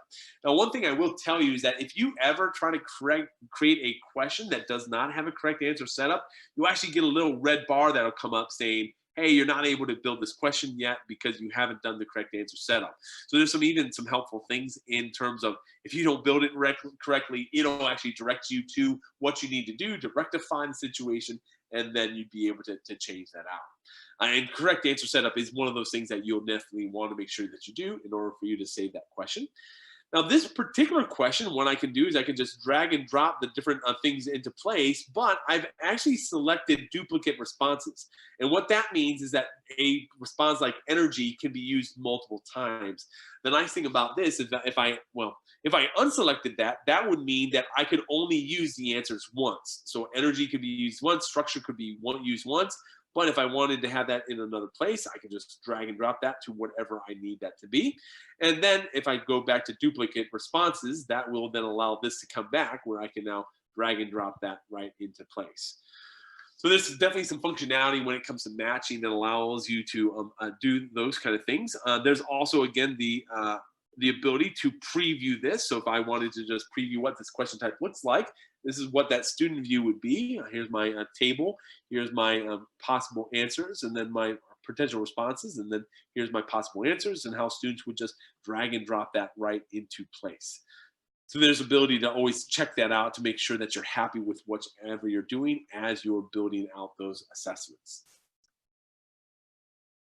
If I close out of that, I can go down to the next question type, the short answer essay. This is one of the easiest questions to build out because it does offer you the ability to just insert the text that you're wanting students to ask. This particular one has a video player that's actually been inserted as well. So this is where that video would actually play within the actual assessment itself. The question itself. So that's going to be set up right there. Underneath that, there are some formatting options that you can set up. So if there's certain formatting that you want students to be able to do, you can be able to set all those things up right here. The ability to set word limits, all that can be on or off. You can be able to submit those things. And then, of course, you can even tie learning objectives to that as well. Now, the nice thing about the essay questions in general is that it does allow you to have an essay question be part of the overall assessment. A lot of times when it comes to like multiple choice or true false, a lot of times people think of like Scantron type of scenario. You always had to have another workflow for the essay type questions. With Schoology, we do literally embed that right into the experience so that you can be able to do those kind of things alongside all those different question types. And again, if you wanted to have the essay question to be worth more because you're evaluating that differently, you can. You can also have essay questions be tied to rubrics, and that actually is what those standards are coming from, is that it's been already tied to that particular rubric, and from here, this is where you could be able to see how that student is going to be actually assessed. Now, the interesting thing is I could spend more time going through each of these question types, but if I do, you would literally just see how Schoology continues to maintain that same kind of format where you have a question set up, you have an answer set up, and then you're ready to go. The reason, though, I wanted to go into this particular question type is this is one of those that I oftentimes show that a lot of teachers are impressed by, but really on the back end, it's super easy to build. So first off, with this question set up for highlight image, this allows a student to literally annotate directly on the image itself. What I've done here is I've entered in my text. In this particular situation, I have an equation. Schoology's equation editor is pretty robust. I've actually been able to demonstrate it to a lot of various math teachers over my time in Schoology. We have both LaTeX and also Math ML, or you can create right here in Schoology as well. So the nice thing though about the equation editor in Schoology specifically is that it doesn't treat this as an image. So at any time, if you wanted to change what's happening here, you can pull that up and you can edit that particular need. And in addition, in let's say with 504 and 508 accessibility, so if you have students that are using a screen reader, this will also be read out loud by that screen reader. it's completely accessible that way. So there's definitely some benefits of building in Schoology. And we have every single kind of keyboard that you would want to be able to enter in things into the platform. So there's a lot of things for that. But in this situation, all they've done is they've uploaded an image, and that image was a graph with some white space. This is where, especially if you've seen maybe my elementary demo or something like that, where students are tracing letters or things, all you have to do is upload an image. And when you upload the image, then this becomes a place where the students can actually annotate directly on the question. So again, a lot of times I show this question types and everyone's like, wow, I don't know how in the world you'd create that. This is like one of the easiest questions to build. You just enter the text, upload your image, and then Schoology handles all the rest, where students are now able to annotate directly right on that image. So like I said, though, when it comes to the assessment experience, I strongly recommend you going into the platform and just choosing some of these different question types, entering the question setup, select the correct answer setup, and then just do a preview, being able to chance to see what that looks like in real time. That's really going to provide you some great ways to be able to kind of dig into the platform. And then also make sure that you're using that little S at the bottom. That little S really helps you to make sure that you're setting things up in a way, it walks you through the individual steps of individual question types, so that if you have a question about how to do this or that can be seen. The other thing, I do want to just show you this really quick, the audio and video question type. This is another great example. So within a question, if you're wanting students to be able to record themselves or have a video, you can actually do that within an assessment. So I'm just going to type in some text there real quick. And if I preview this, this is where, as a student, they would get a box. They would have this record button. They press the record button, which would make them need to allow it, of course. But then the recording is going to begin, and that's going to happen right here in the platform. So we've had a lot of, for instance, CTE teachers who are, the students are doing some kind of project and they're needing to showcase their understanding of how to do certain things. They're creating assessments where they're doing something like this. Or a Spanish teacher who's wanting students to be able to record audio and have their dictation recorded. They can do that in the assessment. There's so many ways that the Schoology assessment tool can be utilized in your classroom so that you can be able to engage students in learning, and for you as a teacher to be aware of what students know and what they don't know. But in addition to that, so let's say you've built out the different question types and you've actually delivered it to students. Some of the things that I want to be able to talk about is actually the grading aspect. Now, when Schoology does the grading, it's going to showcase this in a couple ways. One is by question. The by question is going to take every single question that was delivered in that particular assessment, and it's going to be able to show you not only the question itself, but the type of question, the amount of points available for that, and then the overall percentage that students have gotten, and the questions that specifically need to be graded. The needs grading are the questions that have to be manually graded by the teacher. But one of the benefits of the Schoology assessment tool and how you can really be that power user is that when you click on needs grading, it's going to kind of aggregate all the students' responses for that particular question in one place, so that you can see what Stone's doing, you can see what Frank's doing, you can even see what David and the others are doing, all here from one place. And what you'll notice with this particular question type is that it's a video replay, where you can literally see what the student has written and how they're solving the problem, and be able to record your scoring of that student on the right-hand side. So there's some really great ways for you as a teacher to actually go back and check what the student's done and be able to assess that student right here in Schoology. And of course, they get not only left with that question, but if I go back to all questions, I can go to, let's say, this short answer essay. And this short answer essay actually has, that video that the students watched and the essay that they had to record.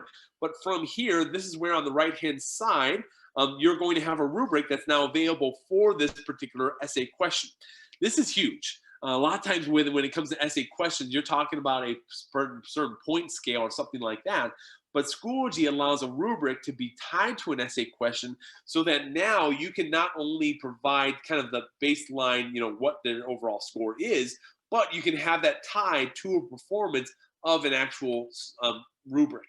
And that rubric could be available for you as a teacher to be able to go back and see and be able to understand what the students needed to know and what they didn't. And of course, the student would be able to be able to see that as well. But Schoology wants to provide ways for you as a teacher to quickly see all the students that need grading and be able to score those students. But in addition to that, you can also go by student. So this is where you can see individual student submissions, and within those individual student submissions, you'll be able to actually see their overall responses. So that now you can see every student's, individual students' responses to all the questions within an assessment and be able to adjust scoring if needed. So there's ability to do that within the platform as well, so that now you can see all the different questions that were being delivered and what the student made on that particular response. This is really helpful, especially if you're having a one-on-one conversation with the student about their performance, or you're having a parent meeting and you're showcasing how the student's performing. All that's possible within the platform. In addition, there's some other things that you can do in terms of if you need to actually unsubmit an assessment. Let's say a student accidentally submitted and you need to unsubmit it, you can.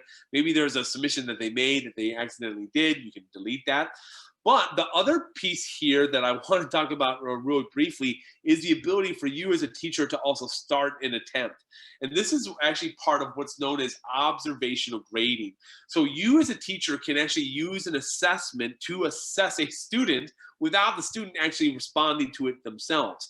And some of you might be saying, well, Adam, what kind of use case is that? This really happens oftentimes at the elementary level, so that if you have an elementary teacher that wants to be able to keep track of assessment, but the students themselves aren't actually going into the assessment. Maybe it's like a reading observation. Well, you can use the assessment tools, observational grading functionality, to be able to keep track of those scores and be able to have them all logged in to Schoology. And then, of course, can be reviewed at a later time. But the idea here is that you as a teacher are literally selecting the responses and being able to have it scored automatically for you. We even have some teachers who have some students that have special education needs. So you might have the majority of your students taking things online, but you have a couple students that need to have those written copies, and you want to still be able to understand, what the students, you want to see, all the students' data in one place. You might use something like observational grading to do that. Again, that's just an example of what some of our power users are doing to really make sure that Schoology's assessment tool is meeting all their particular needs. Now, in addition to that, we also have the ability to do live progress. So live progress is a little bit different than the grading aspect. Live progress is something that you as a teacher can pull up during the assessment experience itself. You can see this by the different sections or periods. That's always possible. But what you'll see is that you'll see the students on the left-hand side, and then you'll see a couple different columns. The first is status. The status basically shows whether the student has exited the assessment, whether they're currently in the assessment, maybe they haven't even started the assessment. You'll be able to see all that at first. That's really helpful, especially if the students are in your classroom and they go off of the screen or they go off the assessment to go somewhere else. You literally on the status area can be able to see when they have stopped accessing it. And you can be able to see that right there. Now, this is not the same as like a screen share. You're not going to be able to see their screens, but you'll be able to see that the student has exited off. Like, for instance, if all of you were on YouTube right now, I'm hoping the majority of you are actually listening to my voice, but some of you might just be having it on in the background while you're doing something else. Well, Schoology would be able to keep track of those kind of pieces. So that could be a helpful process.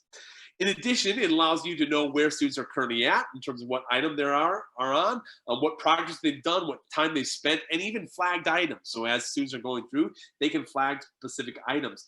The really nice piece about this is that we've had a lot of teachers that are using that functionality to help students that kind of feel uncomfortable during the testing experience to raise their hand. They don't want to seem like they don't know, but if they just flag items on their assessment, that can alert the teacher to kind of come over and be able to assist without that kind of feeling of like they don't know something.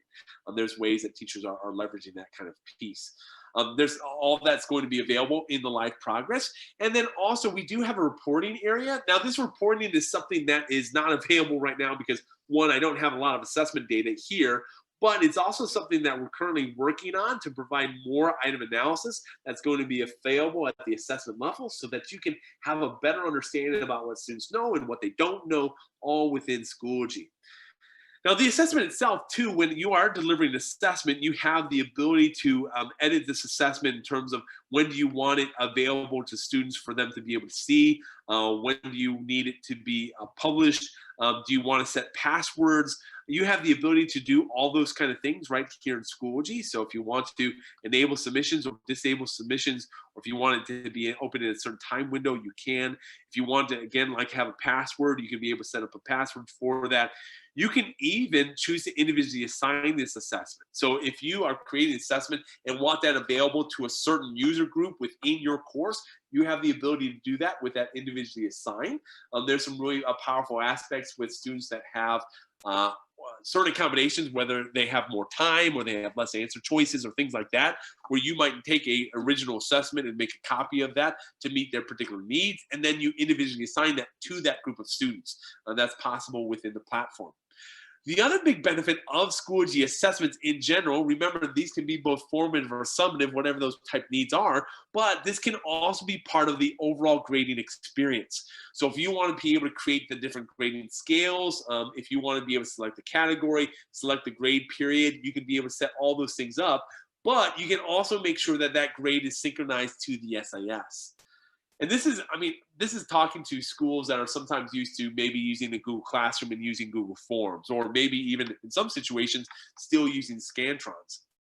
Think about this. If I haven't sold you on anything yet when it comes to assessment and for you to be one of our one-day power users, think about that alone. The ability to have an assessment that automatically passes back to eSchool Plus so that you don't have to transfer grades ever again. Like you don't have to transcribe grades ever again. So for instance, you don't have to go into eSchool Plus and create a grade column for the assessment. You don't have to go into eSchool Plus and enter in the specific grades for each period for that one assessment. This is going to happen on the back end where Schoology is going to synchronize those grades with eSchool Plus so that you can get back to doing what you need to be doing, which is engaging students in the learning process. And hopefully the things that I showed you with the overall assessment experience can be one of those tools that you can spend more time with. Now, the other thing I will point out as well, and before I know that our time, we have about 10 more minutes, and I wanted to make sure I just mentioned one more piece about this, is that when I've been showing a lot of these examples, a lot of these have been the more secondary type perspective, but Schoology obviously is a tool that can be used in any grade level. So if I switch over to my second grade homeroom course with Mr. Connell, he's also using the assessment tool, but when it comes to his assessments, he's creating a more kind of like daily activities with his assessment tool. In this particular situation, he's having the students really work with math, and he's having his assessments be thematic, where students are working with shoes, so that now students are coming in and they're using a ruler to be able to measure the distance between different shoes. So this is just a multiple choice question that has an embedded image with the radio button, multiple choice, and the ability to have an embedded ruler. And now students are just selecting 2, 3, or 4. Or if I go to the next question type, here's a fill in the blank drop down where students are now counting up the number of shoes, doing the math problem that's asked of them, and now selecting the particular blank. Or maybe this is a math problem where they're actually coming in and solving the problem, but they're actually putting in their number sentence using the keyboard that's set up in Schoology. This is just another question type that allows you to have math short answer. And this particular math short answer kind of limits the student's scope, so they don't have all the scientific calculations and things like that, but allows it to put right there. And of course, that is different than the actual calculator itself, which I think do I have that calculator turned on? No, I don't think I have the calculator turned on here. But that is just for student entry, not for student to actually use to calculate.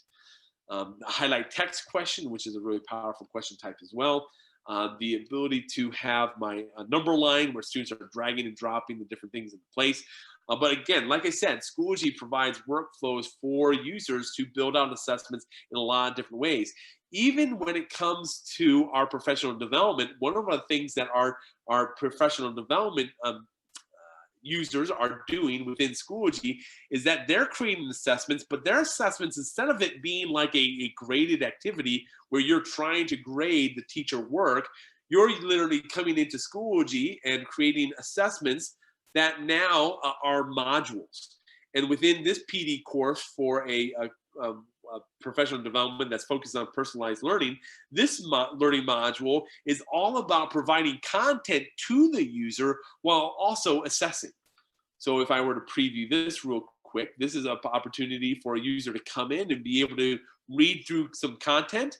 So whether that's learning through an article that's embedded right here in Schoology, and then going to the next item and now selecting a multiple choice question that is tied back with that personalized learning. There's ways for you to build assessments out in that particular way.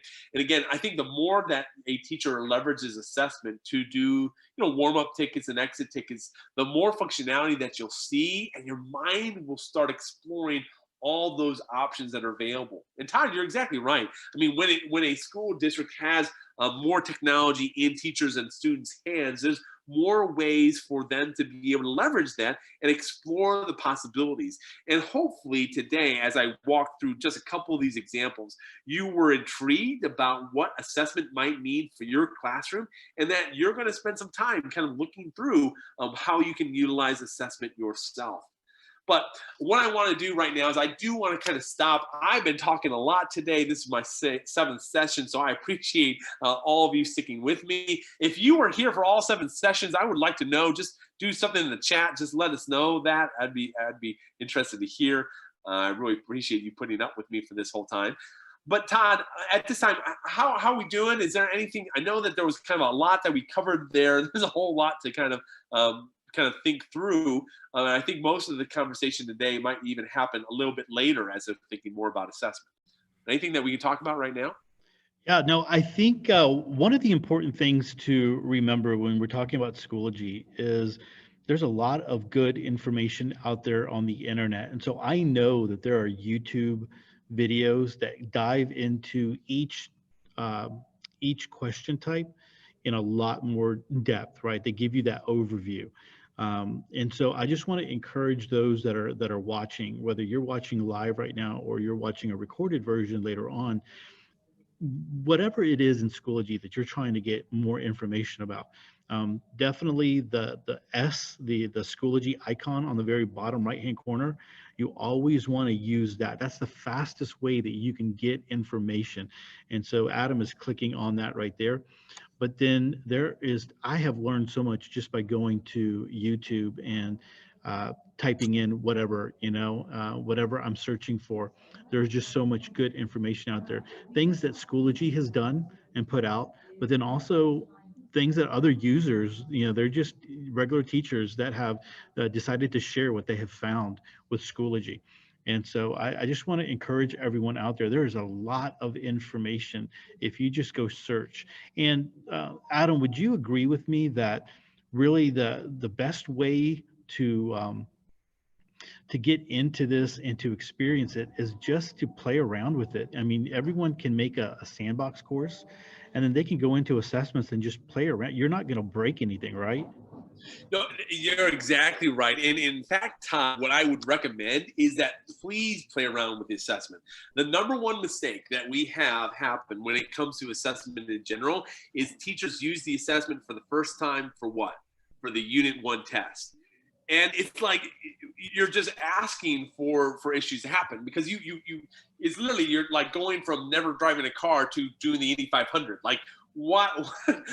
Work up to it. Like, do it for an exit ticket. Do it for a warm up. See how use it. See how that works, and then be able to move forward that way. So yes, play around with it, enjoy. And Todd, you're exactly right. We have a strong Facebook presence, Twitters. We have a lot of Twitters going on. We also have a lot of things on Instagram. Within Schoology itself, we have a lot of public groups that are available too. So yes, there's a lot of places that you can be able to see resources, and we're just excited about what this means for Sci-Fair. Todd, I think at the end of the day, I'm looking back on these 7 sessions that we did, and I'm just so excited that one, I'm having this conversation with you and the team that's out there, but I really see great things in store for Sci-Fair, and it's exciting to me. I agree with you. I agree with you. And like, you were mentioning people out there on Twitter. We already have teachers out there that are just blowing it up with things that they're doing, and they're sharing out their templates and sharing out things that they're doing, and which is great. And yeah, I want to remind everyone who's watching, there are teams on your campus that were trained in the spring. And so every teacher in Sci-Fair went through the Getting Started with Schoology course. That is the self-paced course. But you have a team on your campus that went through a more in-depth training. And so, when you get back to campus and when things get going again, you can tap into those master instructors, those master trainers that will be able to share out information with you. Just like everyone else, we're all learning, but they did have a little bit more training and to be able to share out with you. So you have that resource as well. Going back to the platform that I used to be responsible for in the district, and knowing how much is out there with Schoology, it just blows me away that I can, I don't have to call someone, I don't have to send off an email. I can just go find that information, and I can get right to work and do what I need to do. So that's a really great benefit for us moving forward here. All right, Adam, man, I got to tell you, thank you so much for taking a little bit of time, not a little bit, a lot of time out of your vacation and spending it here with us. We greatly appreciate it. I hope everyone in the YouTube chat just sending out, you got a lot of fans, and appreciate it. I even got an email about you, and they want to connect with you. So yeah, I know. I've been getting some Facebook requests and Twitter handle requests and LinkedIn. So yeah, it's great. I accept everything. So. Awesome. That's really great. Well, Adam, I'm gonna go ahead and let you go, man, because I know is your family still at the lake? They are teasing me out that window right now. So I am about to go out and have some fun. So but listen, everything else, enjoy your summer. I look forward to coming back to Texas at the end of the week. I'll be back there in the Houston area. But and Todd, we'll follow up on that lunch. We definitely will, and bring some of the cooler weather with you if you can. I'm dying here in 72 weather. I mean, oh man, don't tell us that. Don't tell us that. All right, Adam. Thanks, man. Appreciate it. All right, so everyone, if you're still with me, I'm going to go ahead and put up the bit.ly link so that if you haven't gone ahead and signed up for your credit so you can get your attendance, you want to go ahead and do that now. Here's the bit.ly, 3PDFGS. Katrina is also putting that into the YouTube chat, and so that's a clickable link, and you can go do that. Make sure that you are going all the way to the end of the submit, to the submit button, and make sure you submit it there. All right, guys, there's going to be a lot more training in Schoology. These videos that you see here are going to reside on this channel for definitely for a couple more days, but we're also going to grab these videos and place them on our Sci-Fair EdTech channel. And so you'll be able to see them. They'll be available there. Also during the week of PD week, when teachers come back, we are going to have more Schoology sessions. So all the content coordinators, they are building things inside of Schoology for you, but we will have some other Schoology courses as well that you can walk through. If you are new or you just didn't, for whatever reason, there was a situation that happened in the spring. If you have not gone through the Getting Started with Schoology course, talk with your campus admin and go ahead and ask them for the code so that you can do that. That is a self-paced course that allows you to walk through Schoology, gives you a lot of the basics and a lot of the information so that you have that. And the other thing is you have access to Schoology. You have access to create a sandbox course that you can play around with, and you can do all kinds of crazy things with. The thing that I love about Schoology is if you start building out, because some people were saying, Todd, can I start building out things for for the fall? And we don't have our courses yet. And you're right, the courses are not pushed out to you. They will eventually be pushed out by information services when the master schedules get locked down. They will be sent to you. They will be an empty shell.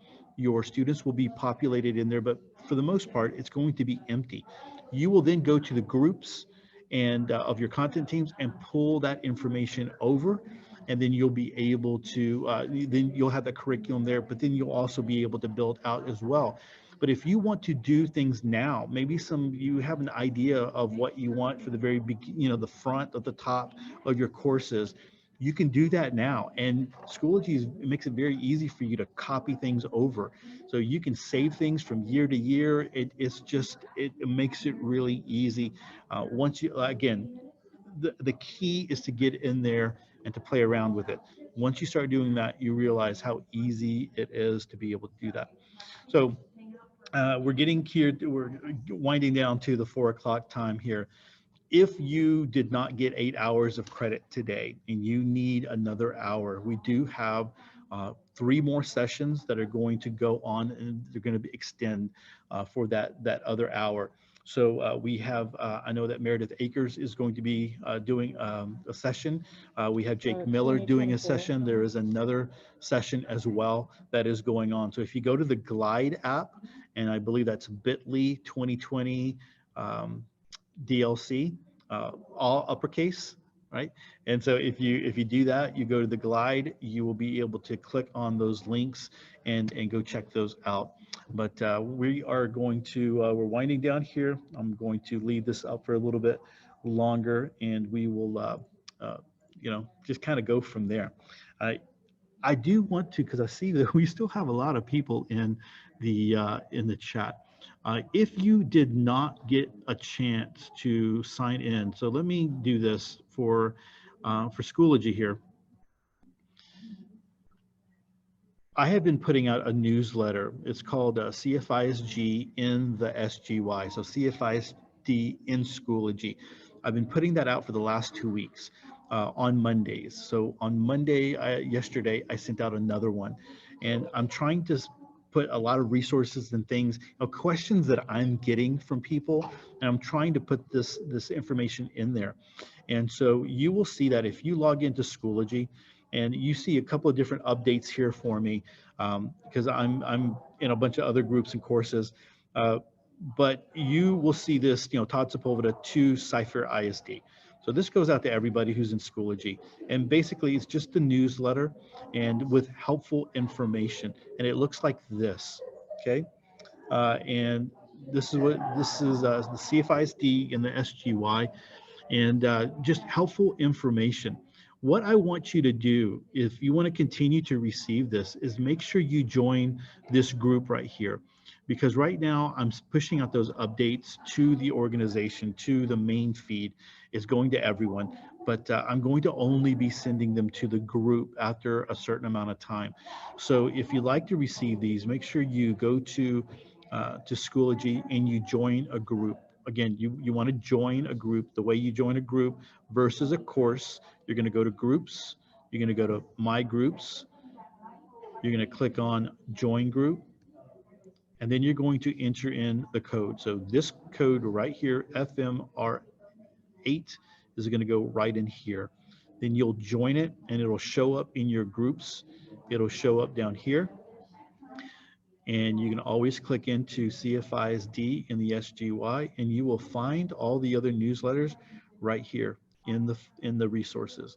So you'll see last week's and this week's. And so definitely want you to get those, because we are providing, like I said, I'm getting a lot of emails, a lot of questions, and I'm trying to use this platform as a way to answer those. There's just a lot of questions out there, and we want to provide as much as possible. There's going to be a lot more training as we go out throughout the year, and so just know that's going to be available for you. Just when you get something out there about Schoology, perk your ears up and get ready to go and go from there. All right, so I think that's going to be about it. I'm going to go ahead and leave uh, the the room up, or the bit.ly up here. If you need that fourth hour, make sure you go and you go check out Meredith Akers and Jake Miller, and they're always really great. They have a lot of good stuff available for you. All right, so guys, thank you so much for being a part of the DLC. We put a lot of work and effort into it, and we were really glad that we were able to serve all of Cyfair. We had over 5,000 people. You know, when we do the DLC face to face, I think we can only handle about 1,300 people, and doing it virtually, we were able to have over 5,000 people for every session, and that's a great deal, and a great opportunity that we have here in Cyfair. And so I just want to just send that shout out to the EdTech team. Don't forget to follow us at Cyfair EdTech on Twitter. We're going to be putting out a lot of other great information throughout the year. We have our EdTech Live coming out in September, and all the other things that we're going to be doing. All right. So I'm going to go ahead and sign off for today, and to just say thank you. And Katrina, the Schoology coach over here with me, manning, she was Steven Stone all day long, manning the YouTube channel, and we are going to take a little bit of a break today, but we are going to be back tomorrow serving you in the district with Schoology. So y'all have a great evening. Thanks so much.